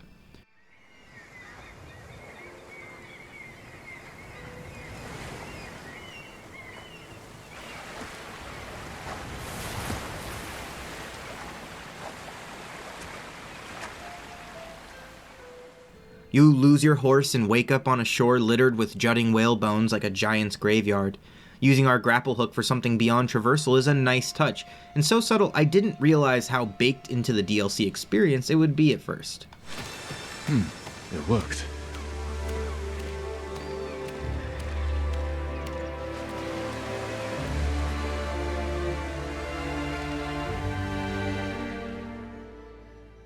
One more excellent title drop later, we track down our horse and are instantly granted an amazing new power-up, the Horse Charge. We're in this now. In hindsight, our horse feels like it was released undercooked in some ways when you add in this functionality. Yeeting enemies 20 yards with your horse is always satisfying, and it comes with its own skill tree, making it as efficient as possible. Restoring stamina as you perform successful hits, it's a blast to use, if overpowered in the way so many tools or skills in Jin's arsenal are. Back on our horse, we ride to Fort Sakai to get to the root of the problems on Iki Island, and after storming the gates and starting a showdown, we get blindsided, literally. They flashbang and stomp us out before we're stripped of our armor and dragged into a tent to meet the visually impressive antagonist of this arc, the Eagle.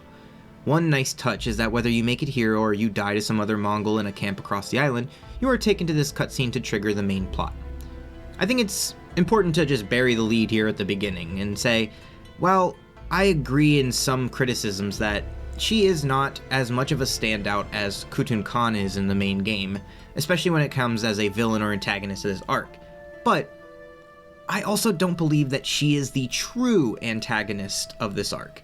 Not to get philosophical here, but really, I think that his grief, his weight, all of the things that tie up into his sense of self are the true villain and antagonist of this arc.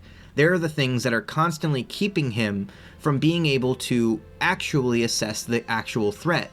It is keeping him from fighting the correct fights. It is keeping him from making the correct decisions, because it is constantly checking his decisions in relation to how they linger on the past. Not lingering on their introduction, she gives us drugs and tells us we better hold tight, because this here's Bat Country, or Eagle Country. Jin spits out that more samurai are coming before his presence of mind fades. You won't break me. You were broken long ago.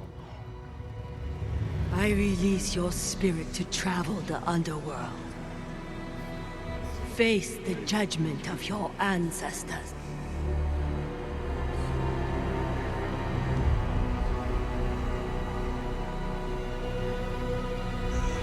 Jin, help me. May your death benefit all beings. What should our first vision be, of course, but the death of our father? On this island, the site of that tragic event, it can't ever be far from Jin's mind.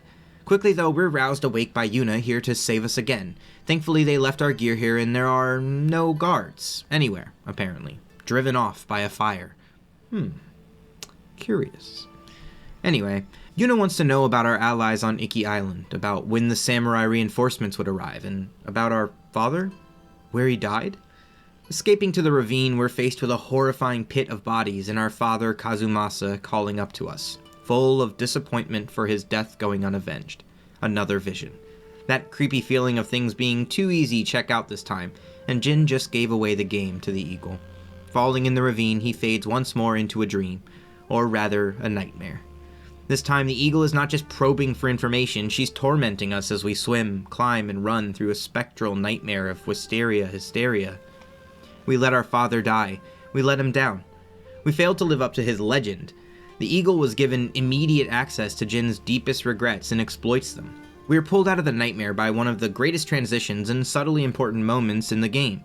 Our father dies before our eyes, once again. This time murdered by our unlikely savior, a local named Tenzo, unaware of our identity, who is in reality dispatching our would-be executioner.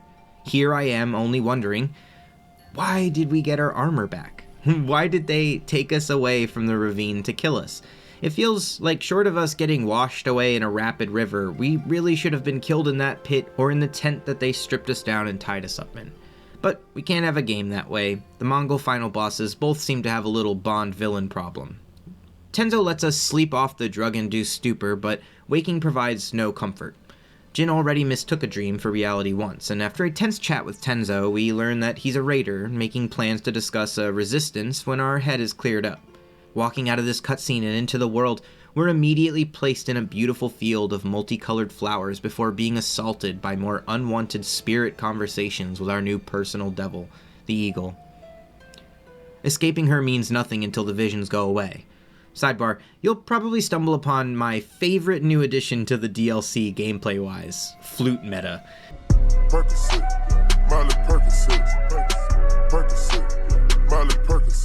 And more animals to pet. I love this cat. I love the purr from the haptics. I love that I settled in and got ambushed.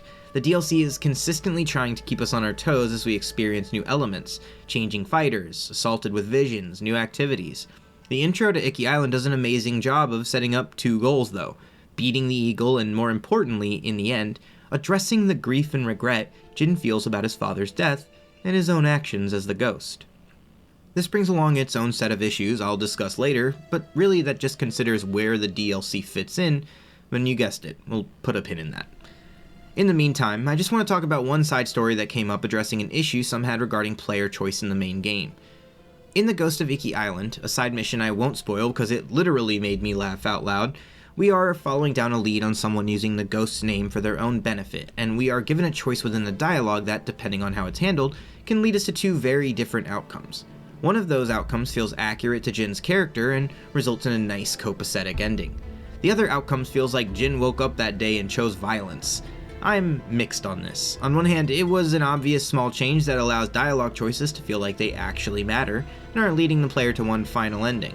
On the other hand, it still does drop you off at the final stop of this bus with this same result. At least, no matter what you choose, there is the option to replay the spicing ending if you chose it or not. So at the very least, I give it props for that.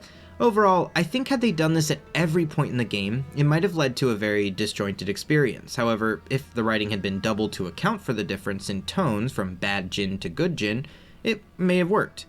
As it stands, it just felt weird to me. I almost felt dirty for choosing those paths after playing through the main game, but it's easy enough to contextualize Jin's bad mood as a result of being stuck on his personal island called Memory Hell as everyone shit-talks his dad.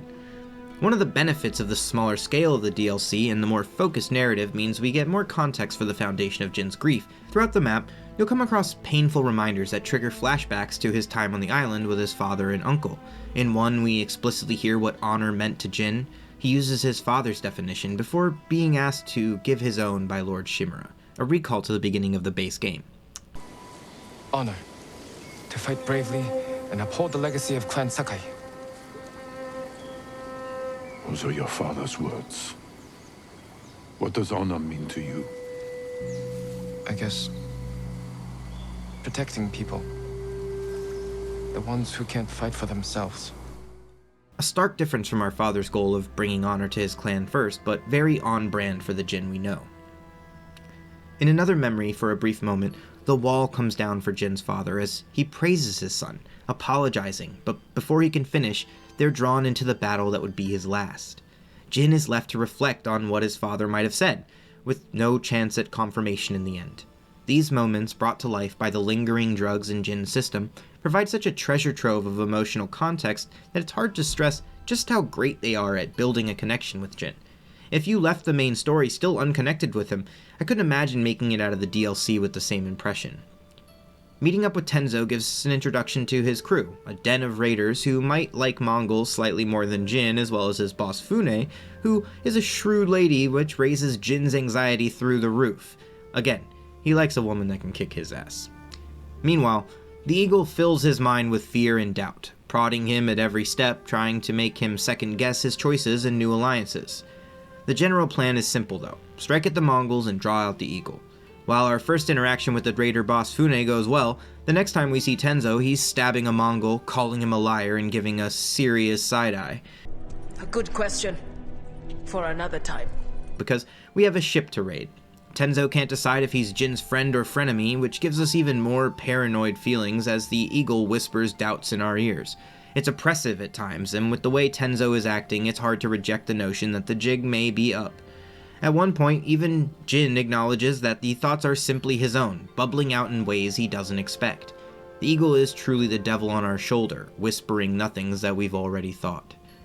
Having Jin risk his life here is helpful in building our relationship and trust with our new allies, but for the player, it's just a banger of a set piece. We dodge artillery fire from Mongol ships as we make our way around the side, crawling up walls, swinging from branches, and assaulting the cannon outposts on various cliffs in order to clear a path.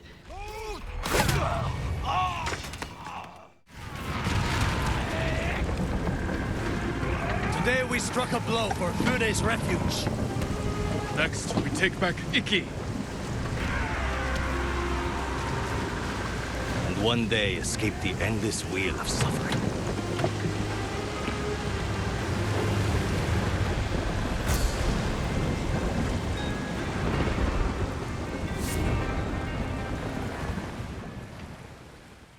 With the raiders victorious and spirits high, we return to Fune's den only to have our fears confirmed.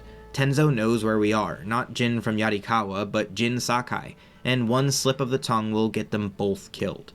Jin smoothly suggests that maybe your best course would be to tread lightly, or fall right into the hands of the eagle by doing her job for her. Before we leave the raiders' den, I'm just going to do a little fight club for amazing red armor dyes and increase our drip to dry ratio. These people fight dirty, and they all carry a unique sword fighting style which helps diversify gameplay. Some feel like absolute bullshit though. Ultimately, many of the opponents are a strict skill check. Can you perfect dodge or perfect parry consistently? Turns out though, Mom is away and the boys will play. That leads us to our next mission, the Eagle leaving Fort Sakai unattended, which gives Jin and the raiders their best chance to recapture the fort. It's a raid, baby. No Shadow Legends here, though. Like a salad, this set piece is dressed with all the accoutrement we came to expect from the main story fort raids, but tossed with a delicious, upgraded gameplay vinaigrette. The final boss of the fort echoing our final battle with the Khan, changing weapons multiple times mid-fight, forcing the player to adjust for more than just the intrinsic desire to style on your opponent. This time going even further with sword, spear, and shield use. I appreciate that the Mongols reinforcing their flexibility are the only duels which feature these kinds of changes, though fighting a Naginata user or a dual swordsman would have been tight, yeah! One big gameplay change that came following this much requested quality of life update, expanded tool belt. With the horse saddlebags you can double your carrying capacity and even restock just by calling your ride, which is amazing. I just, again, wish you could hide the bags the way you can hide your bow and arrows now. At this point, a couple of side missions might be nice, one in particular reinforcing the core ideas of this arc on Iki Island. Jin is not his father and needs to navigate his feelings about that legend that he left behind, with the very real actions that he took. He was a complicated man, and he built up a totemic structure in his mind of who he is. What is a man if not a miserable little pile of secrets, though? We come across a bay filled with graves of ships long destroyed against rocks, and uncover a mythic quest where you have to hear a man shit-talk your dad and you by a campfire story to the masses. It's hilarious. His crying face is big funny. This was made even better by Jin's inability to stay composed. He breaks down, revealing himself. That is not what happened. I lived near Senjo Gorge. I saw it with my own eyes. So did I. Who are you? My name is Jin Sakai. Kazumasa Sakai was my father. He gave his life trying to help this island. Help! He murdered us! Your people repaid his help by murdering him. Is that why you're here? To avenge your father and take my head? You may be a liar, but you are not my enemy. Not yet. Stop this! You're acting like wild dogs! I came here to help, not for revenge. You mentioned my father's horse armor. After he died, we never recovered it. We know. Tell me where it is, and I can use it to ride against the Eagle tribe. I would die before I help a samurai. It's time you leave. It also leads to the best traversal section in the game, probably, involving two new elements that instantly improve the already neat concept. We navigate the wreck of ships to recover our father's horse armor. Using the grapple hook, we'll rip down various beams and masts to create new paths through the maelstrom. This new mechanic improves these traversal sections in different ways. Now more attention needs to be paid beyond looking for a light-colored handhold on a wall or a hook to swing on. We have to spy these interactable elements which feel suitable to the space they're in. They also introduce environmental elements, crashing waves which throw Jin into the sea if your landing is poorly timed. The only disappointment is that we rarely see more instances of their use. I would have liked rocks to dodge on cliffs, more collapsible handholds, or changing our paths. Maybe times where a quick use of the grapple hook is the only thing that saves us from a deadly fall. Anything that adds spatial awareness and engagement to the climbing sections is awesome. The introduction to the new grapple hook mechanic is so subtle in the beginning, with the player being forced to use it to enter Iki Island, many may not even realize it's going to be utilized in traversal when they arrive at them the first time. That said, they have made sure to incorporate it into the main story missions as a traversal option, so the player is being conditioned to look for it in the future. In the end, Jin comes to the aid of the village who shunned him, and by his actions, once again, garners respect thought impossible for anyone named Sakai. There's a new threat on Iki. I saved you from these Mongols because I was raised to help those in need.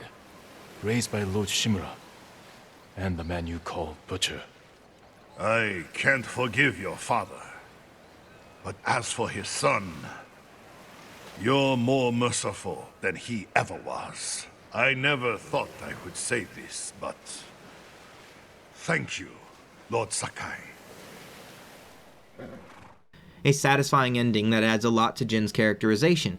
He is willing to begin tearing down the statue of his father that he's erected in his mind, ready to view his father with a more nuanced lens and accept that the people of Iki Island have their own valid perspective on the past. One more side mission of note is more of a group of missions. There are 5 hidden missions in the game that don't have a map marker or quest line specifically designated. I like that these genuinely feel like secrets that are naturally discovered in the world. You'll come across the body of the captain who sailed you to Iki Island and bury him out of respect. You give resources to a wanderer so he can build a new house to start over. Jin is for the people, you see. One of the best missions, though, also providing one of the best masks in the game, is a shack with a woman inside surrounded by notes similar to the Legends storyteller. Turns out, you need to play a specific story mission within Legends mode and then come back so you can tell her the story yourself.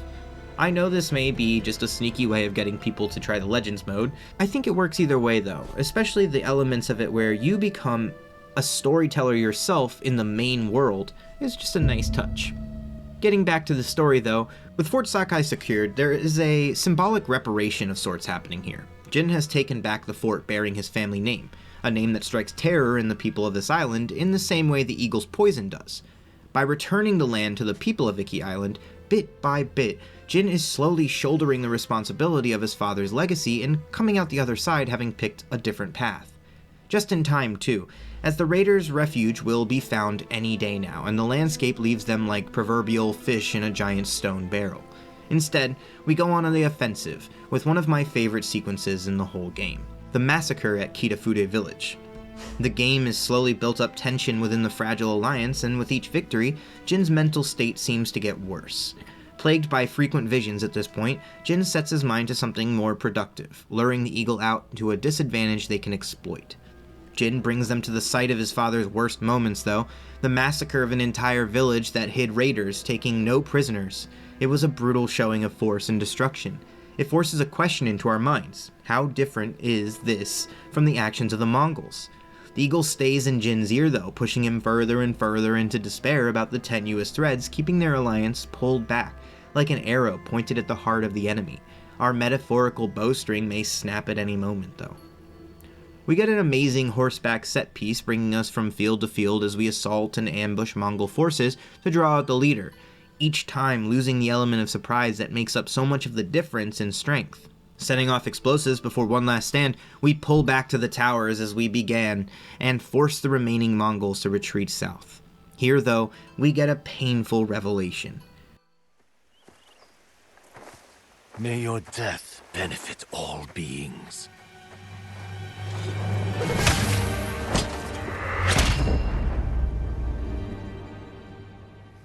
Jin has heard that shit before from the man who killed his father, and with a snap of all of the pieces falling into place, Jin brings a blade to Tenzo's throat. I love this reveal. As obvious as it is unlikely that he would come across the bandit who happened to deliver the final blow, it still hits in a few significant ways. First, when we're saved by Tenzo in the beginning, we hear the same quote as our father is slain, but it's recontextualized here as actually having been occurring at the same time. Tenzo literally ushering the same line, killing a Mongol in protection of a man he might have otherwise killed as well. Secondly, it gives Jin the most obvious path to proving his desire to be unchained from the will of his father. With the choices of revenge or the safety of Iki Island, Jin chooses, if not forgiveness, then at least acceptance. Tenzo and Jin have gone back and forth about the culpability of the samurai in their time on Iki Island, and the lengths at which the raiders went in their fight back. Here Jin is washing his hands of it, choosing once again the people over his pride. His pride and the code his father lived by would have had him remove a capable fighter from the island in its most desperate time of need for a personal victory of revenge. So, man, I just think this growth is pretty damn good. Jin isn't all rainbows here though. He's pissed. No more fucking around as Jin from Yarikawa. He is Jin Sakai and he takes up his name once again. He's here to help save the island and its people, and if he hadn't proved that before, he does now in sparing Tenzo. This isn't closure though, it's a stay of execution at this point. Jin is still too heated to forgive or forget, but pushes those feelings back to formulate the plan to finish this once and for all. I love the choice by the writers for Jin to use the sight of his ultimate past grief, the death of his father, as a weapon against the forces currently overcoming his mind. And to be clear, it is overcoming him bit by bit. The eagle shows her face and Jin pushes him to strike now or never, but his mind gets the best of him, and he is seeing ghosts around every corner. Things are slipping from his grasp, and he realizes that a trap is sprung. No, not now. Accept my gift. Become my shaman. Your gift is poison. Refuse me and you will die here. You hid like a coward. Rushing into Senjo Gorge, urging the raiders on. Giving up is no longer an option. Surrounded by the same walls we ran through in the drug-fueled nightmare from our first encounter, we carve our way through Senjo Gorge, assaulted every step of the way by the eagle. No longer content to annoy us as a disembodied voice, she begins to manifest as an opponent for Jin. It's a nice preview of the fight you'll encounter later, with her switching between her spear and sword, but the state of Jin's mind makes these encounters sluggish and dreamlike. A great way of reinforcing how heavy the memories of this location truly are on Jin. We must play defensive or be overwhelmed. Meet me in the heart of your pain. Let me heal you. Damn it, give me silence. Jin, you need to turn back. Too late now. We finally reach the end and face off against the eagle. The duel itself is a challenge and multi-layered from a gameplay perspective, but I really want to take a different look at this fight. Taking a moment here to just gush about the use of wisteria trees in our final encounter. Stay with me here, promise. Flowers play a surprisingly large part in the game, giving us a more tangible connection to the spaces we move in between the worlds, sometimes providing a vital resource or simply a beautiful backdrop to punctuate some of the story's heavier moments. Our critique on symbolism is a tough thing, because as legendary director Sidney Lumet, famous for his works like Serpico and 12 Angry Men, wrote from his book Making Movies, quote, "I once asked Akira Kurosawa why he had chosen to frame a shot in Ron in a particular way. His answer was that if he'd panned the camera 1 inch to the left, the Sony factory would be sitting there exposed, and if he'd panned an inch to the right, we would see the airport." End quote. Sometimes there is a deeper meaning to the shots or element in a production, and sometimes the curtains are blue, because that was what they had on hand. The use of wisteria here, though, is some galaxy brain shit. From its lush beauty, the wisteria gives a symbolic representation of honor, patience, victory over hardships, and the releasing of burdens. Having our final battle in the place of our father's death, surrounded by the symbolic representation of a release of our burdens as we go on to save the island our father subjugated while simultaneously choosing to save and forgive our father's killer, is some Kino storytelling, dude. Jin, having faced both his and his father's figurative demons and real enemies to get here, has a final mind palace conversation with his dad, and it's amazing how mired in pathos the experience of revisiting Jin's trauma with his father actually is. In one final drug-tinged delusion, he's able to save his dad, speaking with him at the base of a wisteria tree. We see Jin finally release his burden.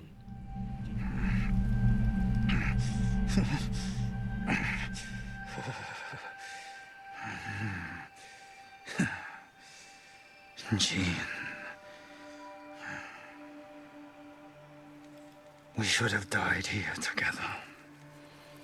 Like warriors. I'm sorry I failed you, Father. Not me. Our clan. The Sakai name is tarnished. The people here accuse us of terrible things.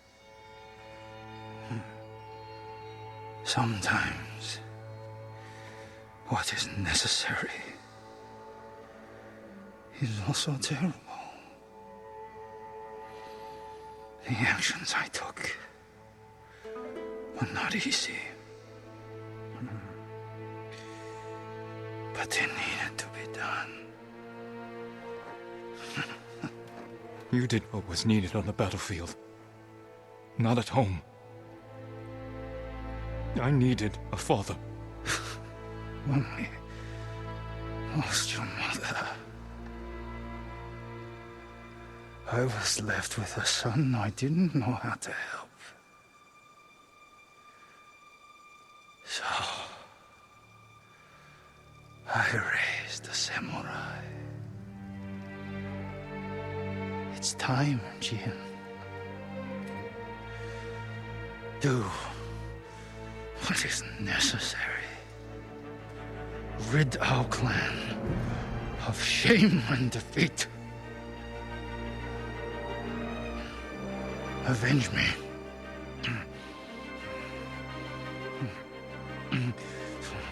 Kill him, you coward!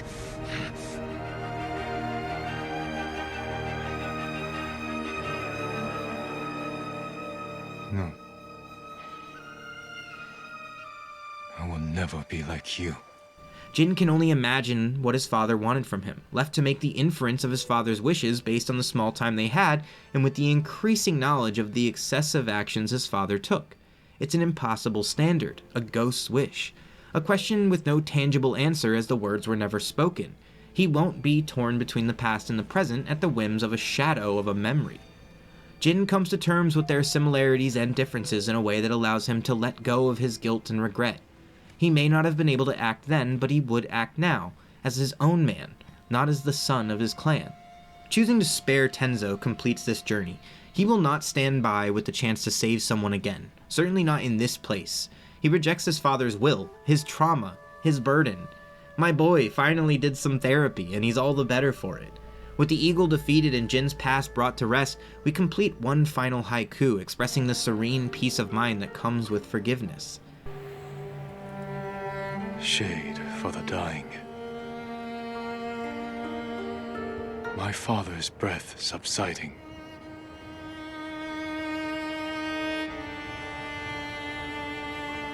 Soar into the sky.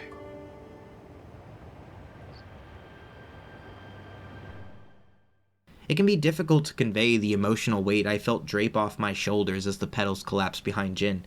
As his expression of relief is so deftly conveyed, each petal drifts down, giving a tangible sense of acceptance. I am looking at the wisteria. They are so far away from me, and their color takes so long to reach us. It's August 2021, and I am crying. His name is Jin Sakai, and I feel the catharsis of his choice in my emotional bones. I am 29 years old. That night, I put down the controller and reopened the script I had long let gather digital dust. As I remember it, the fog-like substance that clouded my brain finally vanished, as if blown away by the wind. The epilogue with Tenzo mirrors the epilogue with Yuna from the main game, except on a more personal level, expressing sincere friendship and forgiveness for Tenzo, for his father, and for himself. It's a beautiful thing to see, and I am thankful for it. To clarify my earlier pin, one specific critique I have is that this version of Jin is contextualized by when the DLC is completed. I think if you come at the end of the game, it's a perfect send-off, where Jin is, as a character, smoothly building off the end of his relationship with his uncle and his choice to commit himself to the path of the ghost. With that development complete, we get to see him tackle his feelings about his father, how Jin feels about how he would react to his choices, and how those expectations paint his worldview. However, if you complete this the moment it's available to you in the second act, this whole experience feels like a filler anime movie where Jin goes back to the mainland to rehash some of these same emotions with less specificity and nuance in the main story due to covering more specific personal grounds. In that way, the experience could almost suffer from being such a perfect distillation of the game's themes, and that the ending of the main story feels more broad strokes and fine-tuned the way this one does. But building off that growth here feels like a natural arc.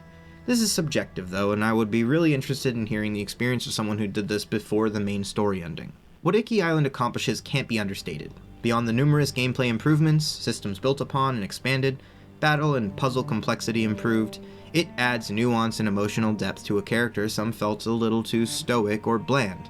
Criticism I disagreed with before, but really can't understand anymore. It reinforces the core themes of the game while recontextualizing many of the moments we had from the main story into a narrative that sees Jin deal with the actual source of his grief. While the main story focuses on his actions and the path he chooses in the present as they relate to the island's future, the DLC allows us to peel back Jin's outer shell to see the gears that turn him and address the anchor that keeps him chained to the past. I hope the next game builds off the groundwork laid here. While no game is perfect, I'll be damned if this game didn't perfectly vibe with me. Believe me when I say I couldn't muster the energy to write this praise and complaint-heavy behemoth of a script without having serious feelings for this game. Sucker Punch deserves the praise and appreciation they receive for this title, and through their post-launch support, they've proven that they deserve the benefit of the doubt in whatever they pursue next. I want to thank my friends and family for listening to me rant for a year till this was done. Shouts out to my partner and homies who listened to me ramble about it forever. And shouts out to you, yeah you, for making it this far. You're a real one. I was inspired to write and produce this thanks to creators like White Light and Noah Caldwell-Gervais, as well as the hardworking staff involved in the creation of this game. This video was a labor of love, but also a personal challenge of repeated effort. I recorded it 3 times now, lost footage completely once, played it through dozens of times, and felt the themes, emotions, and intensity of each experience in a tangible way. Starting over truly hammered home the feeling that sometimes you need to shed the past to move forward. Thanks for watching. Be safe.